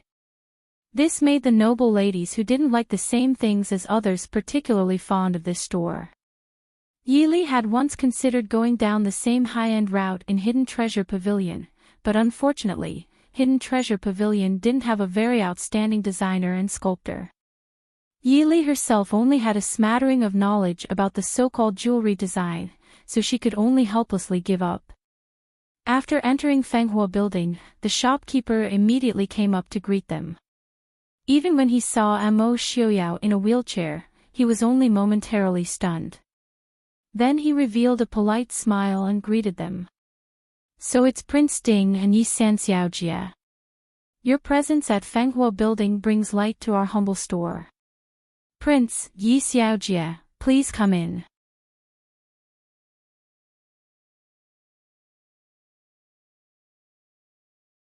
Chapter 72. Ushering the two in, there was immediately a young girl with delicate features who served fragrant tea for the spring. Yili smiled slightly as she drank the tea. She examined the elegant and comfortable decorations in the room and couldn't help but sigh. This was truly the luxury of a distinguished guest. No wonder Fenghua Tower was the favorite place for the nobles in Jing to visit. Just because of this attentive service, they were afraid they wouldn't be able to earn the customers' money. Perhaps because of Imo Shioyao's status, the shopkeeper personally stood in front of them to serve them. Does Prince want to choose accessories for Yi Sanxiaojie? This seems to be Yi Sanxiaojie's first time visiting this little shop. What kind of accessories do you like? Yili looked at Imo Shioyao. Imo Shioyao drank the tea and said in a light voice, "First pick a few good ones and bring them over for me to see." The shopkeeper made a sound of acknowledgement and turned to personally pick up the items. Yili asked in confusion, "We're really here to buy accessories?" Imo Shioyao smiled and said, "Li, you're thinking too much. Since we're out here, what's wrong with buying a few pieces that you like?" Yili asked suspiciously, "Is my usual appearance embarrassing you?" Thinking about it, it wasn't impossible. Yili's jewelry wasn't little. It had all been left behind by Su Shi when she was alive. However, Yili didn't like being burdened, so her appearance, especially her hair accessories, was maintained at a level that wouldn't be disrespectful. She couldn't accept being dressed extravagantly. With the status of the Ding Wang Fu, if the future Wang Fei dressed too plainly, it was possible that she would feel embarrassed. Imo Shioyao helplessly shook his head. He looked seriously at Yili and said, "If you really have a head full of pearls, then I won't be able to stand it. In reality, I didn't know where to go, so I brought you here to see." Feng Zhiyao said that the jewelry here isn't bad. Yili looked suspiciously at him, trying to find a trace of discomfort on his face. However, a certain person was too calm. Even if he said such innocent words, he was still elegantly and calmly reading an ancient book in the study. Yili could only tell herself that she was overthinking things. Thinking about it, although a certain someone now looked like a gentle and refined gentleman, it was said that in the past, there were times when he was young and frivolous, when he rode a horse on a slanted bridge, and when he was full of women. Soon, the shopkeeper returned with 2 boxes. Placing it on the table, he carefully opened it and said, "It's rare for Prince and third young Mistress Yi to visit this small shop. This set of jewelry is our boss's latest design and personally made. And I'm afraid this is the only one this year. What do you think, Miss Yi?" Hearing the shopkeeper speak so seriously, Yili also became a little curious. This was a set of top-grade sapphire jewelry. Sapphire wasn't the most valuable jade artifact, but the quality of this set of jewelry was something that Shen Deshuan and Yi Li had never seen in the pavilion of treasures that were better than this. More importantly, the simple yet elegant design was like an elegant magnolia flower quietly blooming in the moonlit night, making people feel a sense of tranquility and gentleness from the bottom of their hearts. There was no woman in this world that could escape the temptation of exquisite jewelry. Yi Li sighed in her heart. This set of jewelry consists of 2 magnolia hairpins, a bracelet, and this headpiece. The shopkeeper saw Yi Li's admiring gaze and immediately opened the other box to show the headpiece inside. The light green jade did not have any complicated patterns or gemstones inlaid. It was just an ornament made of beautiful orchids quietly lying in the silk brocade box, releasing a faint brilliance. "Do you like it?" Mo Xiuyao looked at Yi Li and said with a smile, "It suits Miss Li very well." "It really is very beautiful." Yi Li nodded. "Just this one. Come back to my residence to get the banknotes." Seeing that the two were very satisfied, the shopkeeper who had made a big deal was also very happy. "Yes, Miss Yi, do you want to take it away or do we have to send it over?" Mo Xiuyao lightly said, "Just send it directly to the Yi residence." Greetings to the 2 princesses. Yi Li and Mo Xiuyao were accompanied by the shopkeeper as they walked out of the inner room. They heard the waiter at the door respectfully greet them. The shopkeeper was stunned and quickly apologized to the 2 of them, then went forward to greet them. The person who had just come in also saw the 2 of them. The Zhaoyang eldest princess was stunned and involuntarily said, "Xiuyao." She quickly walked over and stopped a few steps away from Mo Xiuyao. She softly said, "Xiuyao, are you accompanying Miss Yi to buy things?" Mo Xiuyao's eyes slightly moved. He nodded and said, "Yes, eldest princess, we haven't seen each other in many years." Zhaoyang princess' face had a trace of sadness as she nodded and said, "We really haven't seen each other in many years. You're now. Well. When you get married, if Miss Yi has nothing to do, why don't you come to the princess residence and accompany this old woman?" Yi Li gently nodded and said with a faint smile, "Thanks to the eldest princess love, I'll definitely come and disturb you when the time comes." Zhaoyang princess lightly sighed.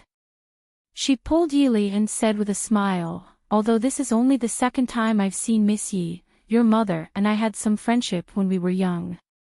Miss Yi, see if there's anything else you like. Consider it a meeting gift from your elder." Yi Li was somewhat helpless. Just as she was about to refuse, Mo Xiuyao spoke first, "Zhaoyang aunt. Don't scare Yi Li. We still have some matters to attend to, so we'll leave first. Aren't you with Zhaoran princess? Don't spoil the princess mood." The beautiful woman who had been ignored to the side was the Zhaoran princess that she had seen at Mo Jingli's wedding banquet a few days ago. Hearing Mo Xiuyao's words, she only gave a faint snort. Zhaoyang princess wrinkled her brows and could only sigh, "It's fine. If Miss Yi has any matters in the future, just send someone to my residence to tell me." Yi Li softly thanked her and accompanied Mo Xiuyao out of Fanghua building. Getting on the carriage, Yi Li could clearly feel that Mo Xiuyao's mood wasn't very calm.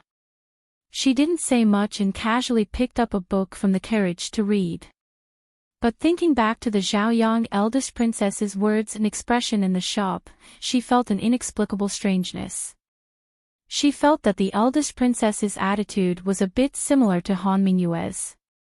It seemed like she wanted to get close to Mo Xiuyao, but for some unknown reason, she could only maintain a certain distance. There was a faint sense of guilt and a desire to make it up to him. And this kind of compensation was clearly not something that Mo Xiuyao was willing to accept, so they put it on her. For example, Han Mingyue's attitude towards the banknotes and the Zhaoyang princess's attitude.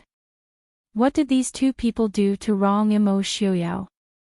"Sorry, Li." In the carriage, Mo Xiuyao softly said with a faint trace of guilt in his eyes. Yi Li raised her brows in confusion.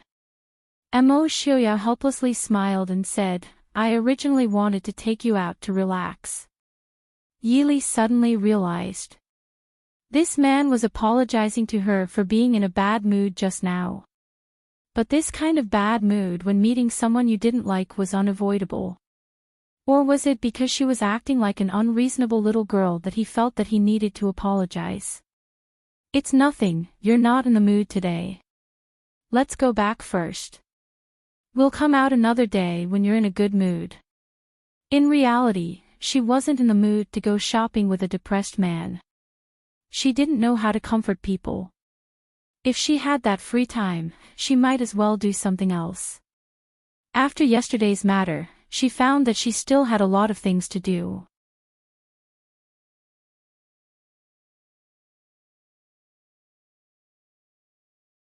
Chapter 73. Mo Xiaoyao was silent for a moment and then nodded, I'll send you back. Yi Li nodded and gave an order to a Jean who was driving the carriage outside. The carriage headed towards the minister's manor. Mo Xiaoyao looked at Yi Li's calm and relaxed expression and his expression softened a lot. He couldn't help but smile, Li doesn't seem to be worried at all. Yi Li shrugged and said, there was nothing to worry about in the first place. But I'm guessing that the matriarch at home is very worried. If the Ding King's manor broke off the engagement, the matriarch would probably want to send her to a nunnery to cultivate.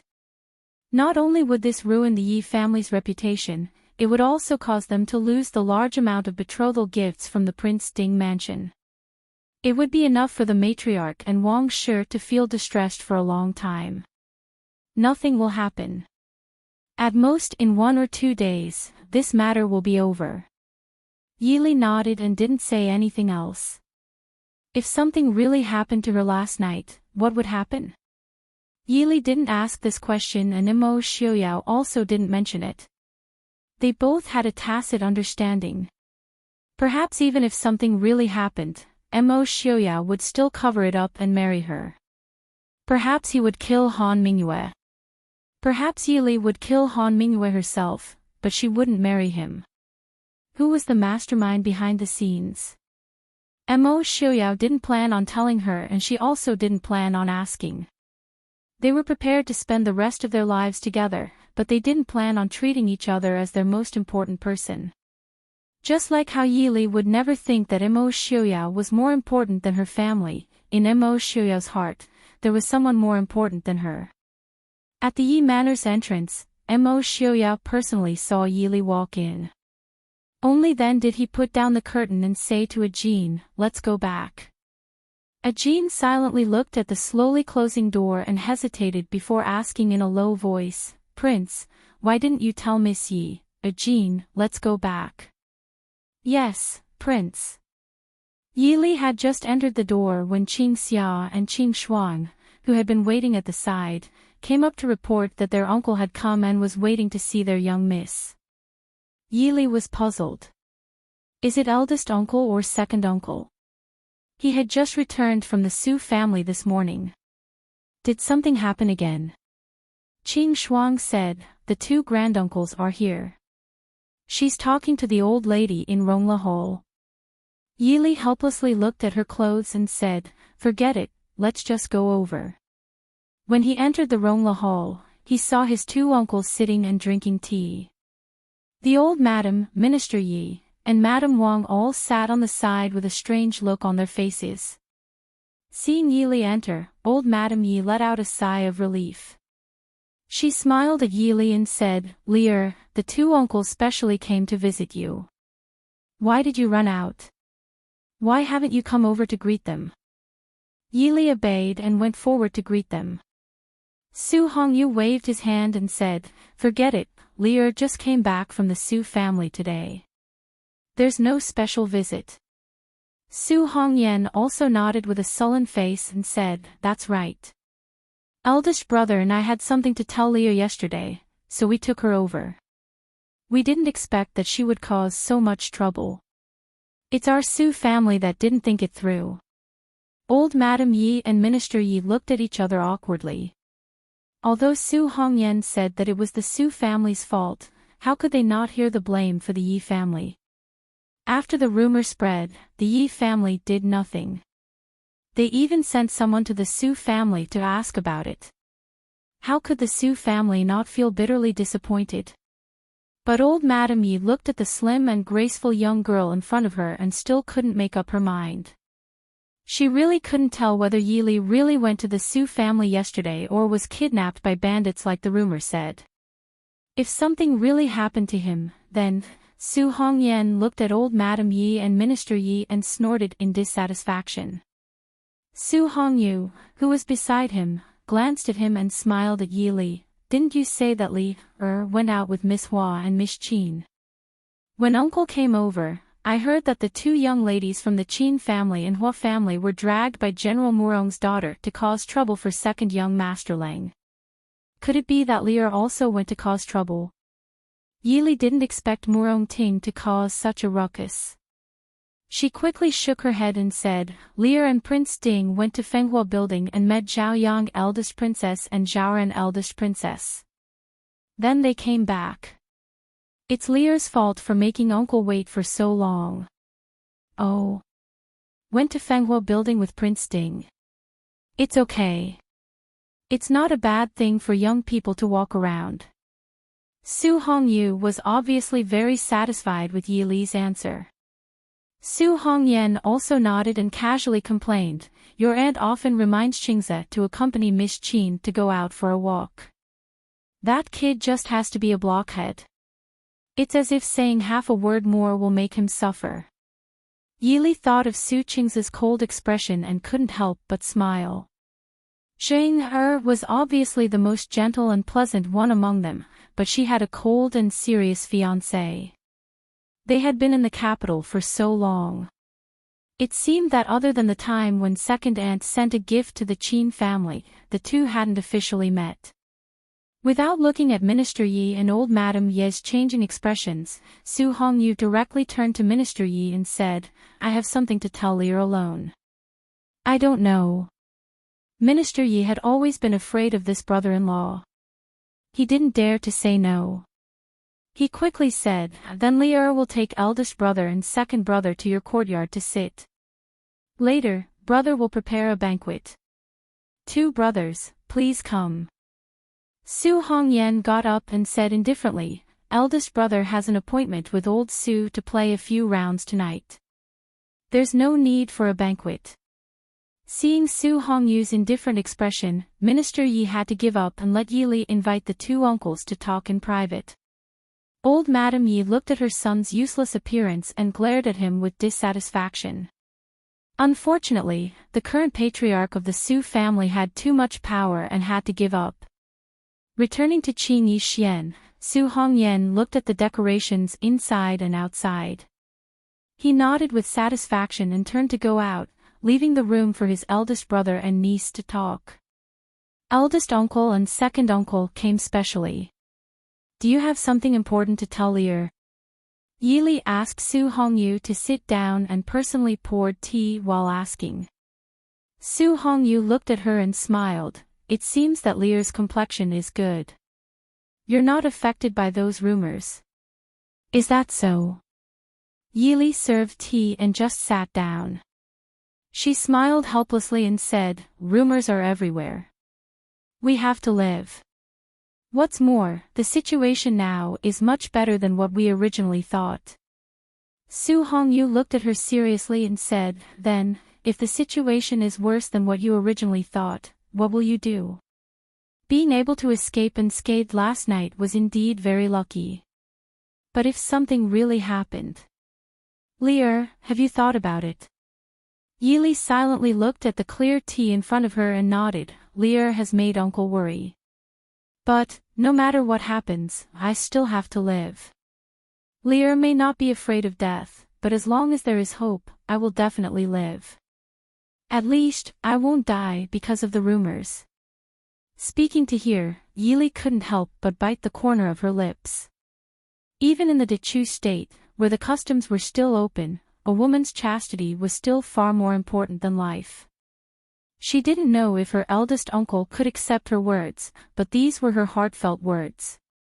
Yili definitely wouldn't give up her life for a mistake that didn't belong to her.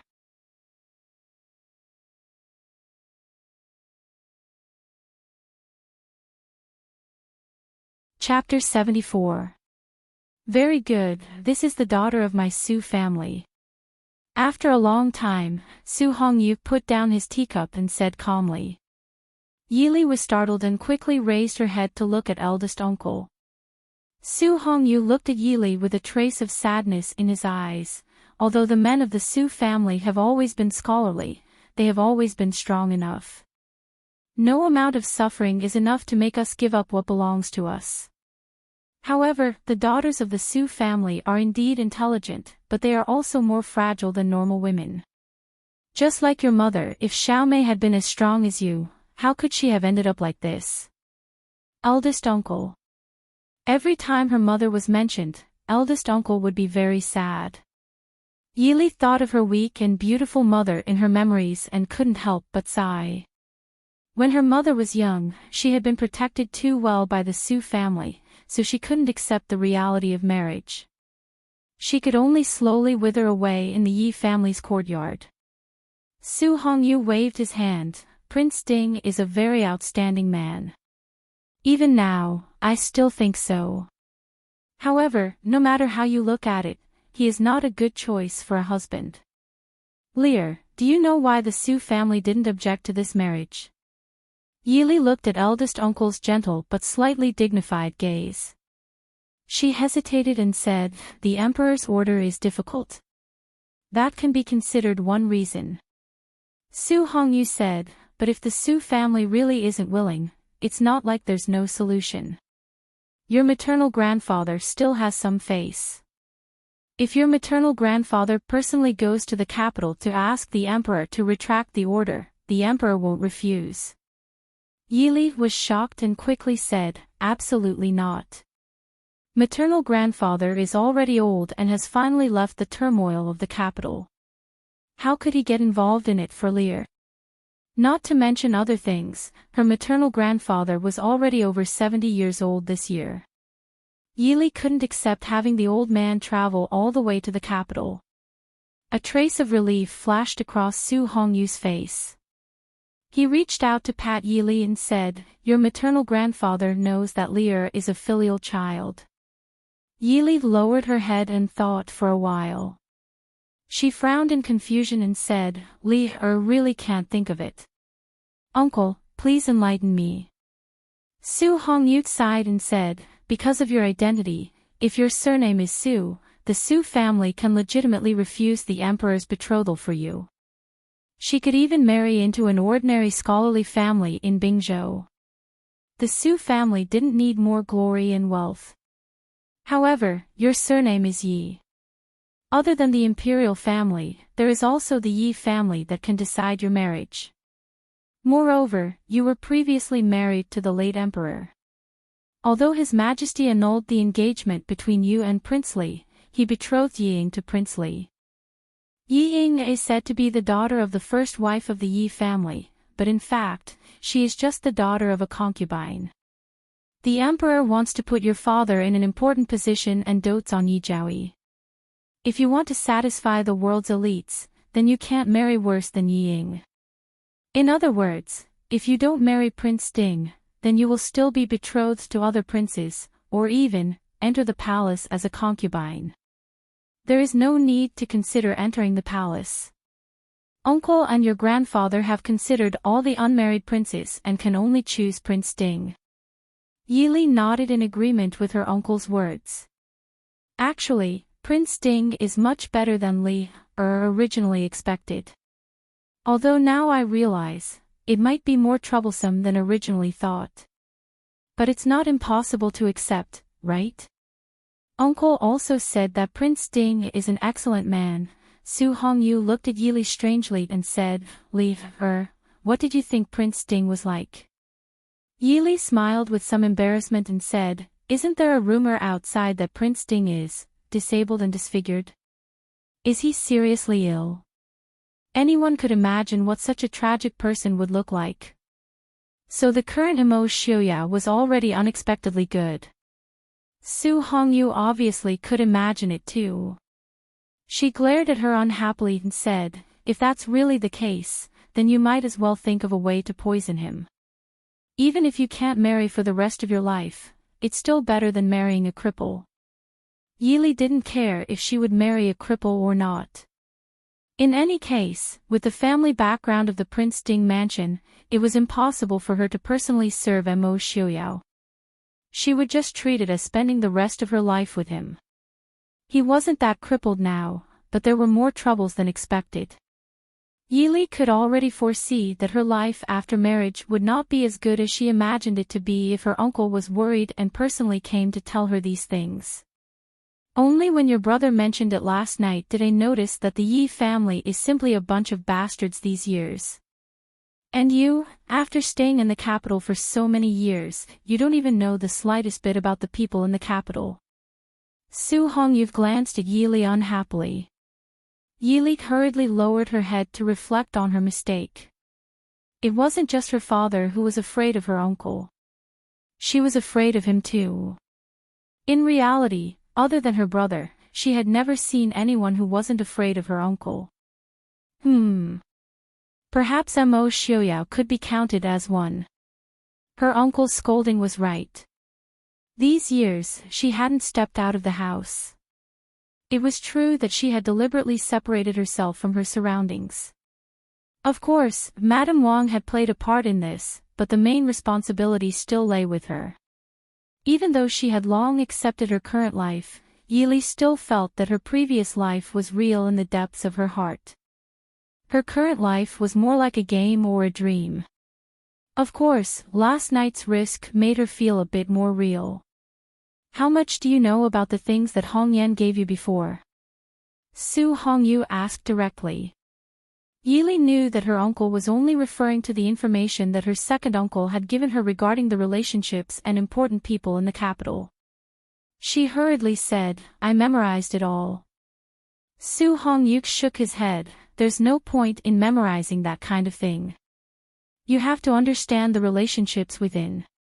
You know everyone in the Duqua household. You've also met noble consort Lu in the palace. Can you tell me what you think of the relationship between the current empress and noble consort Lu, the Duqua household, and the Lu household? Yili was astonished. Wasn't this going too far? However, she still seriously considered Su Hongyu's words. After a long time, she said, Li has never met the empress. However, I am quite familiar with the people in the Hua household. I have also met Princess Changle once.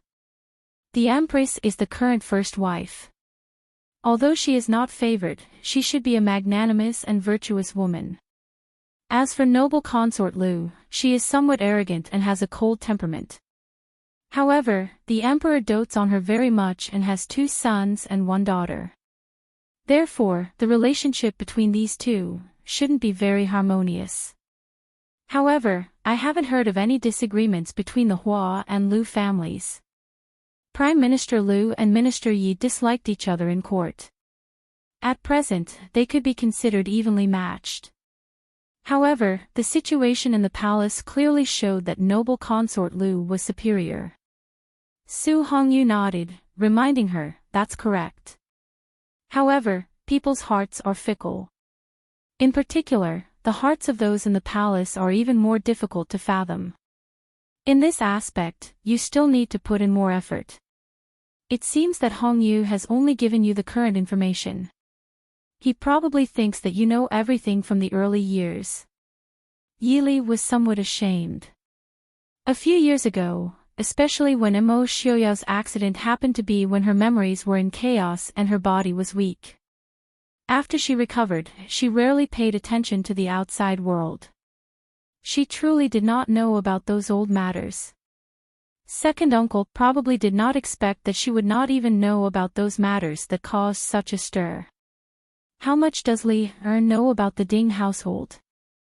Yili understood that her eldest uncle had specially come over to teach her the basics. The first master of the Ding household was Mo Lanyun, the younger brother of the founding emperor of the Dechu state, Mo Qingtian. At the founding of the state, the founding emperor conferred upon him the title of Prince Ding, a hereditary prince.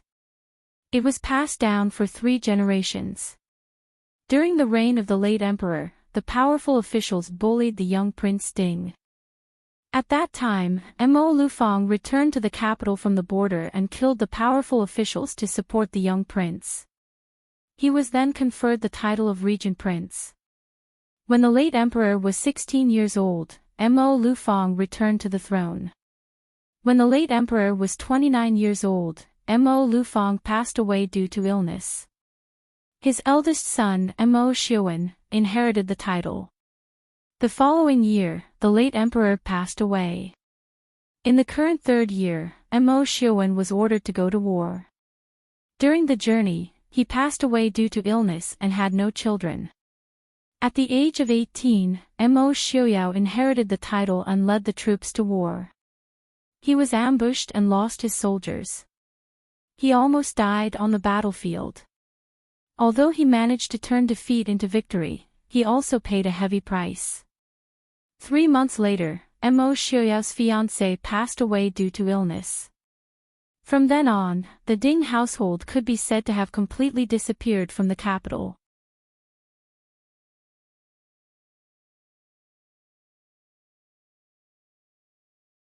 Chapter 75. Is there anything else? Yili frowned and continued, every generation of the Ding king's residents produced talented people and they were well versed in both political and military affairs. Instead, the imperial family who came from the same bloodline paled in comparison. The most outstanding one was the first Prince Ding, Mo Lan Yun. It was said that if he didn't marry a princess from the previous dynasty as his wife, he might have a higher chance of ascending the throne than the great ancestor. Then there was Mo Lufang, who was able to rule the country through martial arts. As for Mo Xiuyao, he was once hailed as a genius who wasn't inferior to his ancestor. If it wasn't for the fact that he was only 13 years old when Mo Lufang passed away, the throne might have been inherited by him from the start. The room was silent. Yili silently picked up the teapot and poured some tea for Su Hongyu. Only then did she hear Su Hongyu ask, "That's right." In a short 5 to 6 years, the Ding king's residence was ruined. What was supposed to be a peerless general fell to the mortal world. The legend of the Ding king's residence being invincible was also shattered. Do you know that at that time, the judgment that Mo Xiuyao was a genius who wasn't inferior to his ancestor was made by your maternal grandfather. Because of this, your maternal grandfather had regretted it for more than 10 years.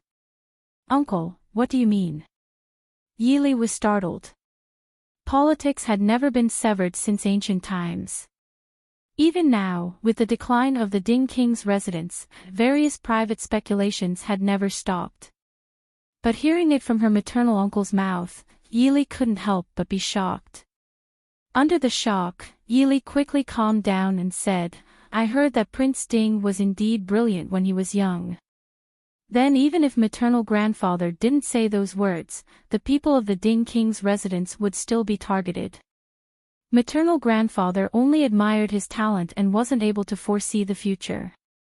This matter, maternal grandfather doesn't need to blame himself. Su Hongyu nodded and praised, is already very knowledgeable at such a young age. Uncle is telling you this in hopes that you will understand the situation of the Ding king's residence.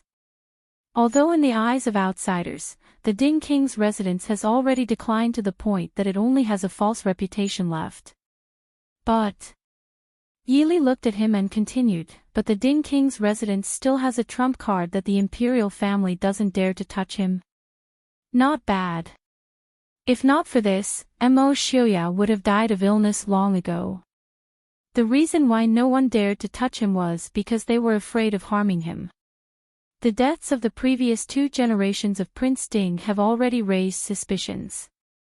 If something were to happen to Mo Xiuyao, I'm afraid it would shake the foundation of the country. Yili sighed softly. She felt so cold that she gripped the teacup to absorb the warmth. Did His Majesty choose Lear because he was also afraid of the Su family?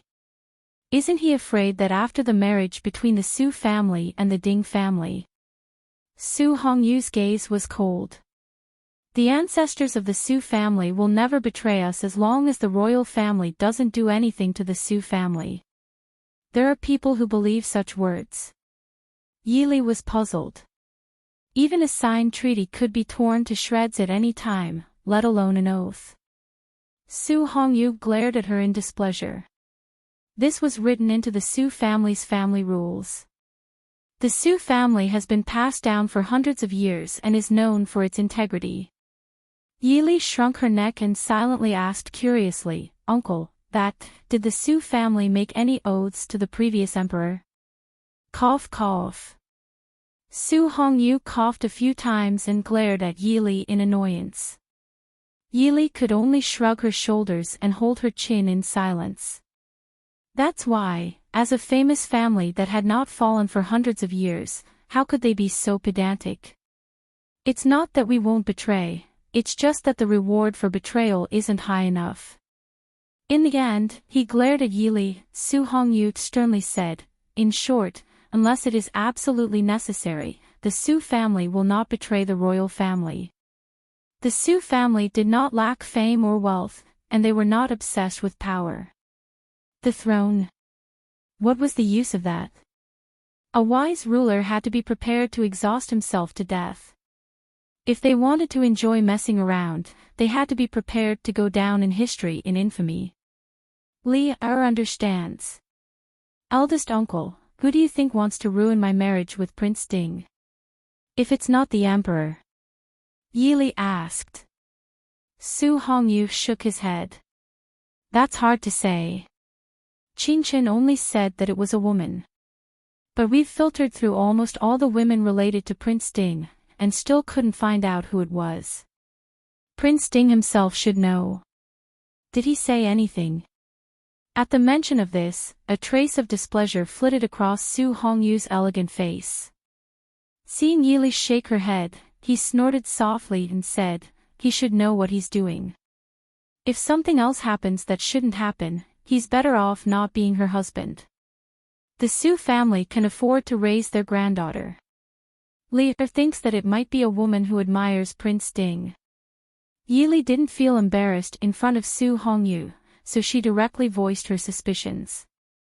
Su Hongyu looked at her with a smile and said, "A woman who admires Prince Ding. If you're talking about Prince Ding when he was young. At that time, at least half of the noble ladies in the capital adored him. But there wasn't a single one who had the ability to bribe the heavenly pavilion. Although Han Mingyue loves money as much as his life, he was also Prince Ding's best friend when he was young. He wouldn't provoke Prince Ding's fiancée for money. Then, what about the woman who admires Mo Xiaoyao and has a good relationship with Han Mingyue?" Su Hongyu raised his eyebrows. "There's one, but it can't be her." Yili blinked. Su Hongyu calmly put down his teacup and said, "Noble consort Lu." This time, it was Yili's turn to cough. "Lu. Noble consort Lu. What's so strange about that?" Noble consort Lu was known as the most talented woman in the capital. Even your eldest brother had never looked him in the eye. Instead, he spoke gently to Prince Ding at that time. Unfortunately, Prince Ding already had someone else at that time. Otherwise, they would have been a rare couple. Also, noble consort Lu was good at painting. Han Mingyue's painting skills were also known in the capital when he was young. The second volume of his painting of the Chu capital was of noble consort Lu. It's still priceless even now. However, after noble consort Lu entered the palace, this painting was bought at a high price. For some reason, Su Hongyu gave up on these heavy topics and began to gossip with Yili. Yili thought of the woman with cold eyes like pear blossoms in the palace. She was indeed worthy of being called a national beauty. "Uncle, why did you say it wasn't her? Your eldest brother knew noble consort Lu." Although he didn't see her face and it's been so many years, your eldest brother is sure it wasn't noble consort Lu. Also, what kind of place do you think the palace is? A noble consort can casually walk around outside the palace with a group of people in the middle of the night. Yili nodded. She didn't really think it was noble consort Lu. Although she noticed that noble consort Lu despised her in the palace, she still deliberately picked on her. However, that woman's eyes didn't have any strong hostility or killing intent. Who was Mo Xiaoyao's original fiancé? Yili asked. She was really curious. What kind of woman could defeat noble consort Lu and win Mo Xiaoyao's heart? Also, it was reasonable to say that someone who could become Mo Xiaoyao's fiancé must be from a famous family. However, Yili searched her memory for a long time and couldn't find any famous noble family that had a beautiful daughter who died an unfortunate death 7 years ago. Su Hongyu glanced at her in disappointment and said, "Su Xiadi." Yili nodded. Sounds like a very beautiful woman. Su Hongyu looked at his niece expressionlessly. Once again, he regretted that he didn't insist on bringing Li Er back to the Su family to be educated. Look at how she was raised by the Yi family now. He was talking about her future husband's ex-fiancé. Even if she was dead, she should at least show some interest, right? Only then did the world-renowned Sir Su realize that when his niece mentioned Prince Ding or Prince Li, she had never shown the slightest bit of shyness that a girl should have. She had never even blushed.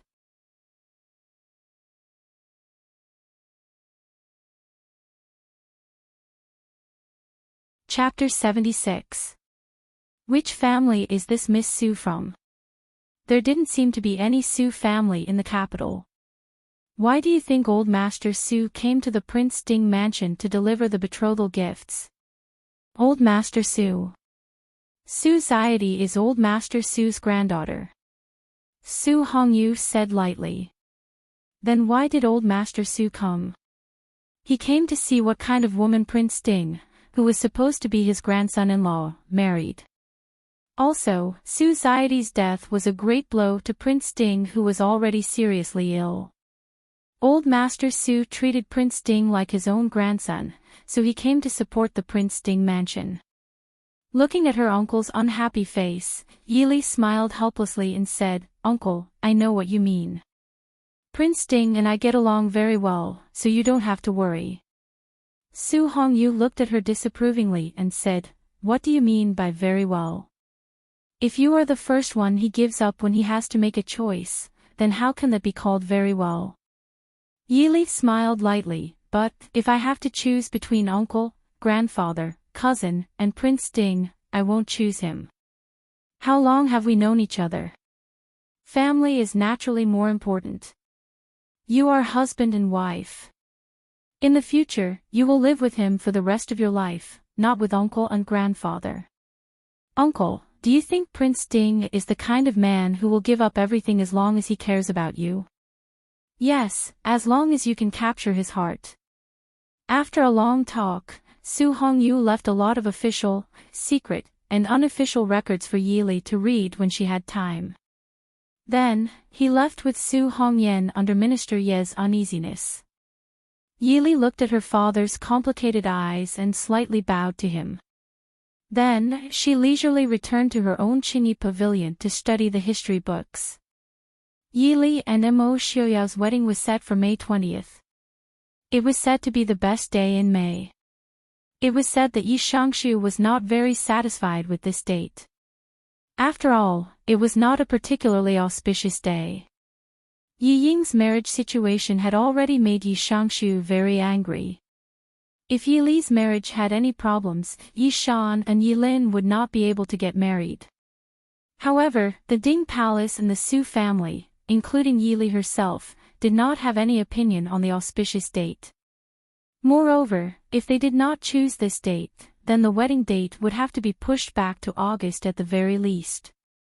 June and July were even less suitable for weddings.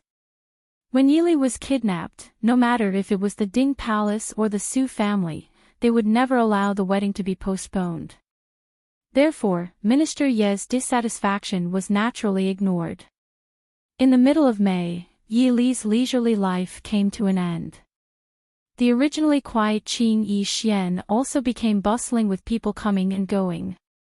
Every day, there were countless things that had to be sent to Qing Yi Xian. There were countless account books and lists that had to be personally reviewed by Yi Li.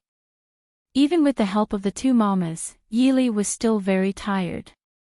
When the people in the capital saw that the Yi family, Su family, and the Ding Palace were not affected by the rumors and were preparing for the wedding, the half-believing rumors gradually subsided. I'm so envious of Li. The Ding Palace's wedding will definitely be the grandest wedding in the past 10 years. In Qing Yi Xian, Mu Rongting laid on the soft couch without any care for her image as she hugged the first-grade expensive silk that had just been sent over. Yi Li, Qin Zheng and Hua Tianxiang were sorting out the account books. Not far away, Yi Shan and Yi Lin were also quietly doing needlework. Outside the door, there was still the noise of people coming and going. Hua Tianxiang raised her head to look at her in the gap between looking at the account books and said, Li didn't invite you to be envious and jealous. If you have the time to talk nonsense, why don't you come over and see if there's anything you can help with? But, you're right. Qin Zheng was writing and drawing on the account books as she asked, does Wang Furen really not intend to help you with the wedding at all? If this spreads out, it won't be good for her reputation. Yi Li smiled faintly. Old Madam also added a lot of dowry. She's not feeling well these 2 days. She said that fourth sister is sick in the Li Palace and has to go over to take care of her. She left early in the morning. Mu Rongting snorted at this. Who has heard of a mother running over to take care of her daughter who has just been married for less than a month? But, could Ying really be sick? I actually didn't see her coming back to show off these days. Hua Tianxiang raised her eyebrows and smiled, then she has to have the ability to show off. If Li Wang treats her well, maybe she can come back to show off her newlywed bliss or something. But now I heard that Princess Xixia is still pestering Li Wang every day.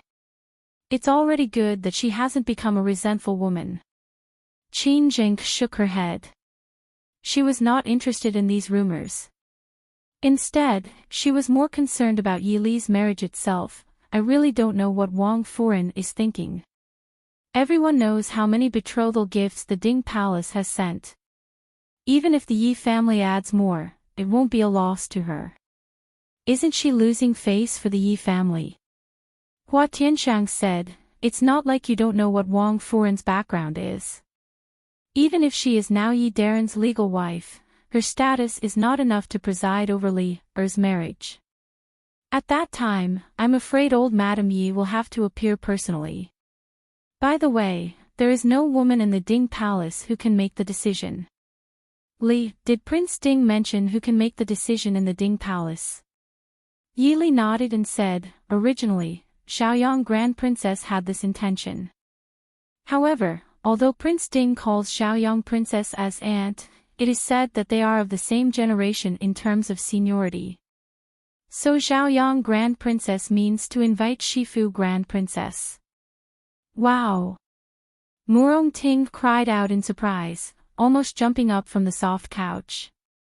Seeing that everyone is looking at her, Mu Rongting chuckles and says, Great Elder Princess Shifu. She's the late Emperor's aunt. Even Prince Ding of the previous generation has to respectfully call her imperial sister. I heard that Shifu Grand Princess is 75 years old this year. Qin Zheng nodded and said, in fact, if it weren't for Li Er's marriage this time, I would have forgotten that this princess is still alive. I heard that this princess has stopped caring about the affairs of the world more than 20 years ago. I didn't expect that she could come out to support Prince Ding's wedding this time. Hua Tianxiang waved her hand and said with a smile, it's nothing strange. My grandfather said that Great Elder Princess used to like Prince Ding the most. When Prince Ding was born, Great Elder Princess even held him. It was said that when Prince Ding had an accident and almost died, it was Great Elder Princess who took care of him day and night. In short, Prince Ding will invite Great Elder Princess to preside over the wedding, which shows his sincerity to Li Li, Murong-ting said with a smile, so I said that Li Er's wedding is probably the grandest wedding in the last 10 years. I heard that the dignitaries of other countries will also come to the wedding. Yi Li frowned and said, what does the wedding of Prince Ding Mansion have to do with the dignitaries of other countries? Li Li, don't underestimate the prestige of King Ding Mansion. King Ding Mansion has been established for 100 years, and it is not an exaggeration to say that it is powerful. Basically, all the countries close to Dechu State have dealt with King Ding Mansion. Yi Li nodded and said, I understand. They are here to see a joke. The only descendant of the prestigious King Ding Mansion, the current Prince Ding, was a disfigured disabled person in a wheelchair. What else could make the dignitaries of various countries happier than this? Perhaps the royal families of various countries were more interested in this wedding than the change of the Emperor of Dechu State. Everyone was silent for a moment and couldn't help but sigh. Yes, those envoys of various countries definitely didn't come to congratulate Prince Ding on his wedding, but to see how the only descendant of King Ding Mansion, who had been silent for 7 years, looked like and whether he could still pose a threat to them.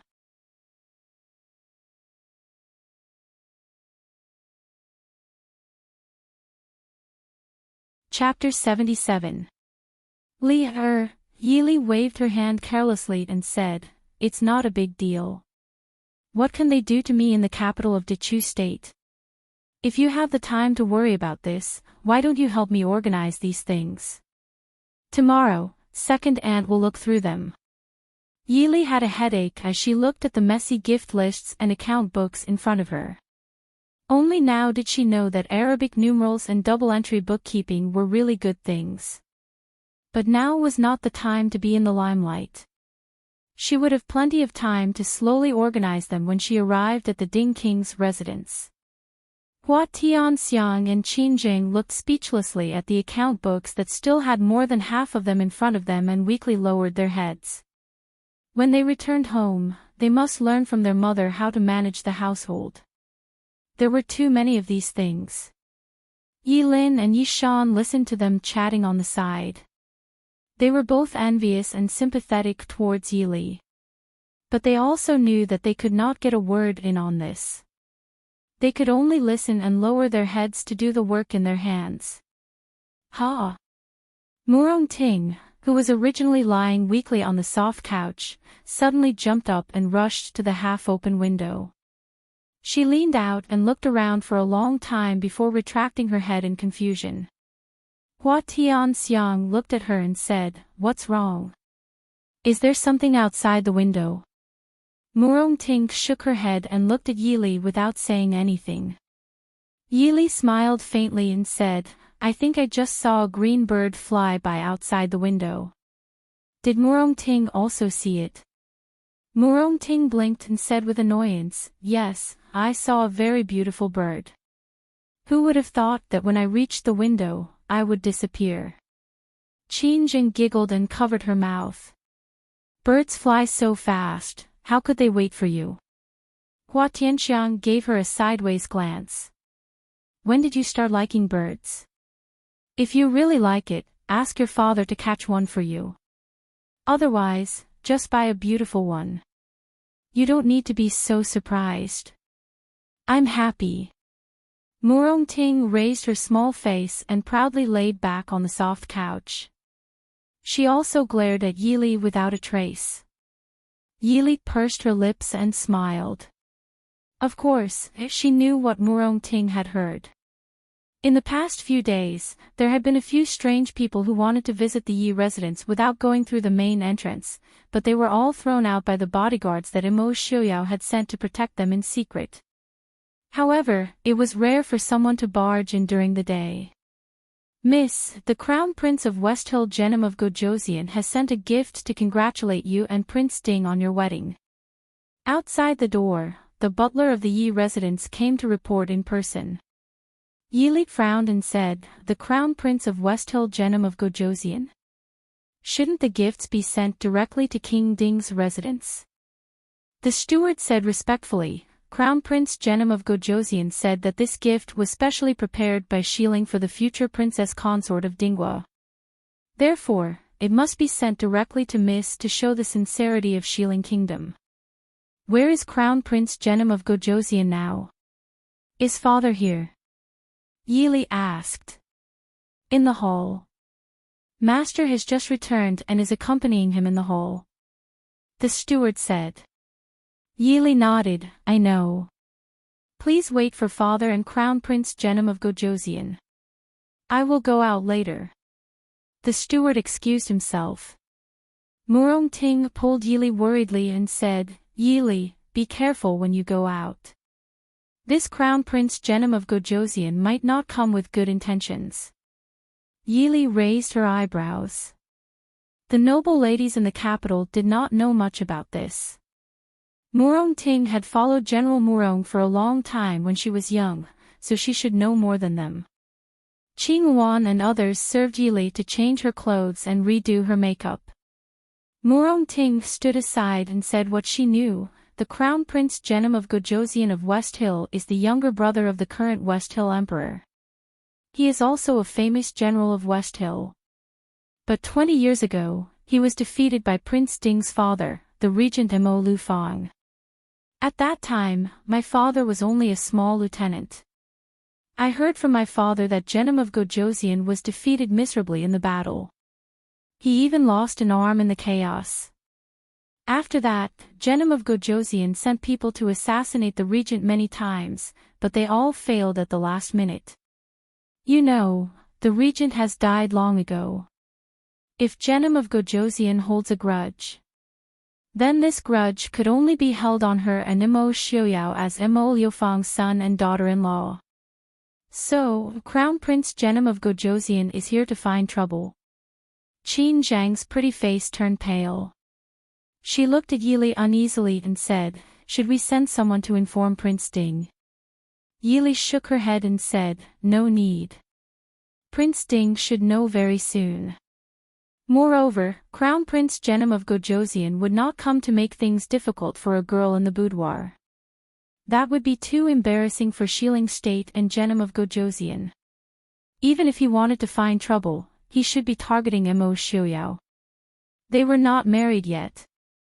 Looking in the mirror, Yili saw that she had tidied up properly. She stood up and said, "I'll go take a look first. You guys wait for me here." Murong Ting rushed to stand beside Yili and said firmly, "I'll go with you. Tian Xiang and Zhang Er stay." Yili did not know whether to laugh or cry. "Murong, I'm not going to war." Murong Ting insisted, "I don't care. Even if I secretly follow you, it's fine. If that Crown Prince Shinan has any ulterior motives, I can save you. Plotting against the future Princess Ding in public in the Chu State. Only Murong Ting could think of such a thing." Hua Tian Xiang waved her hand and said, "Forget it.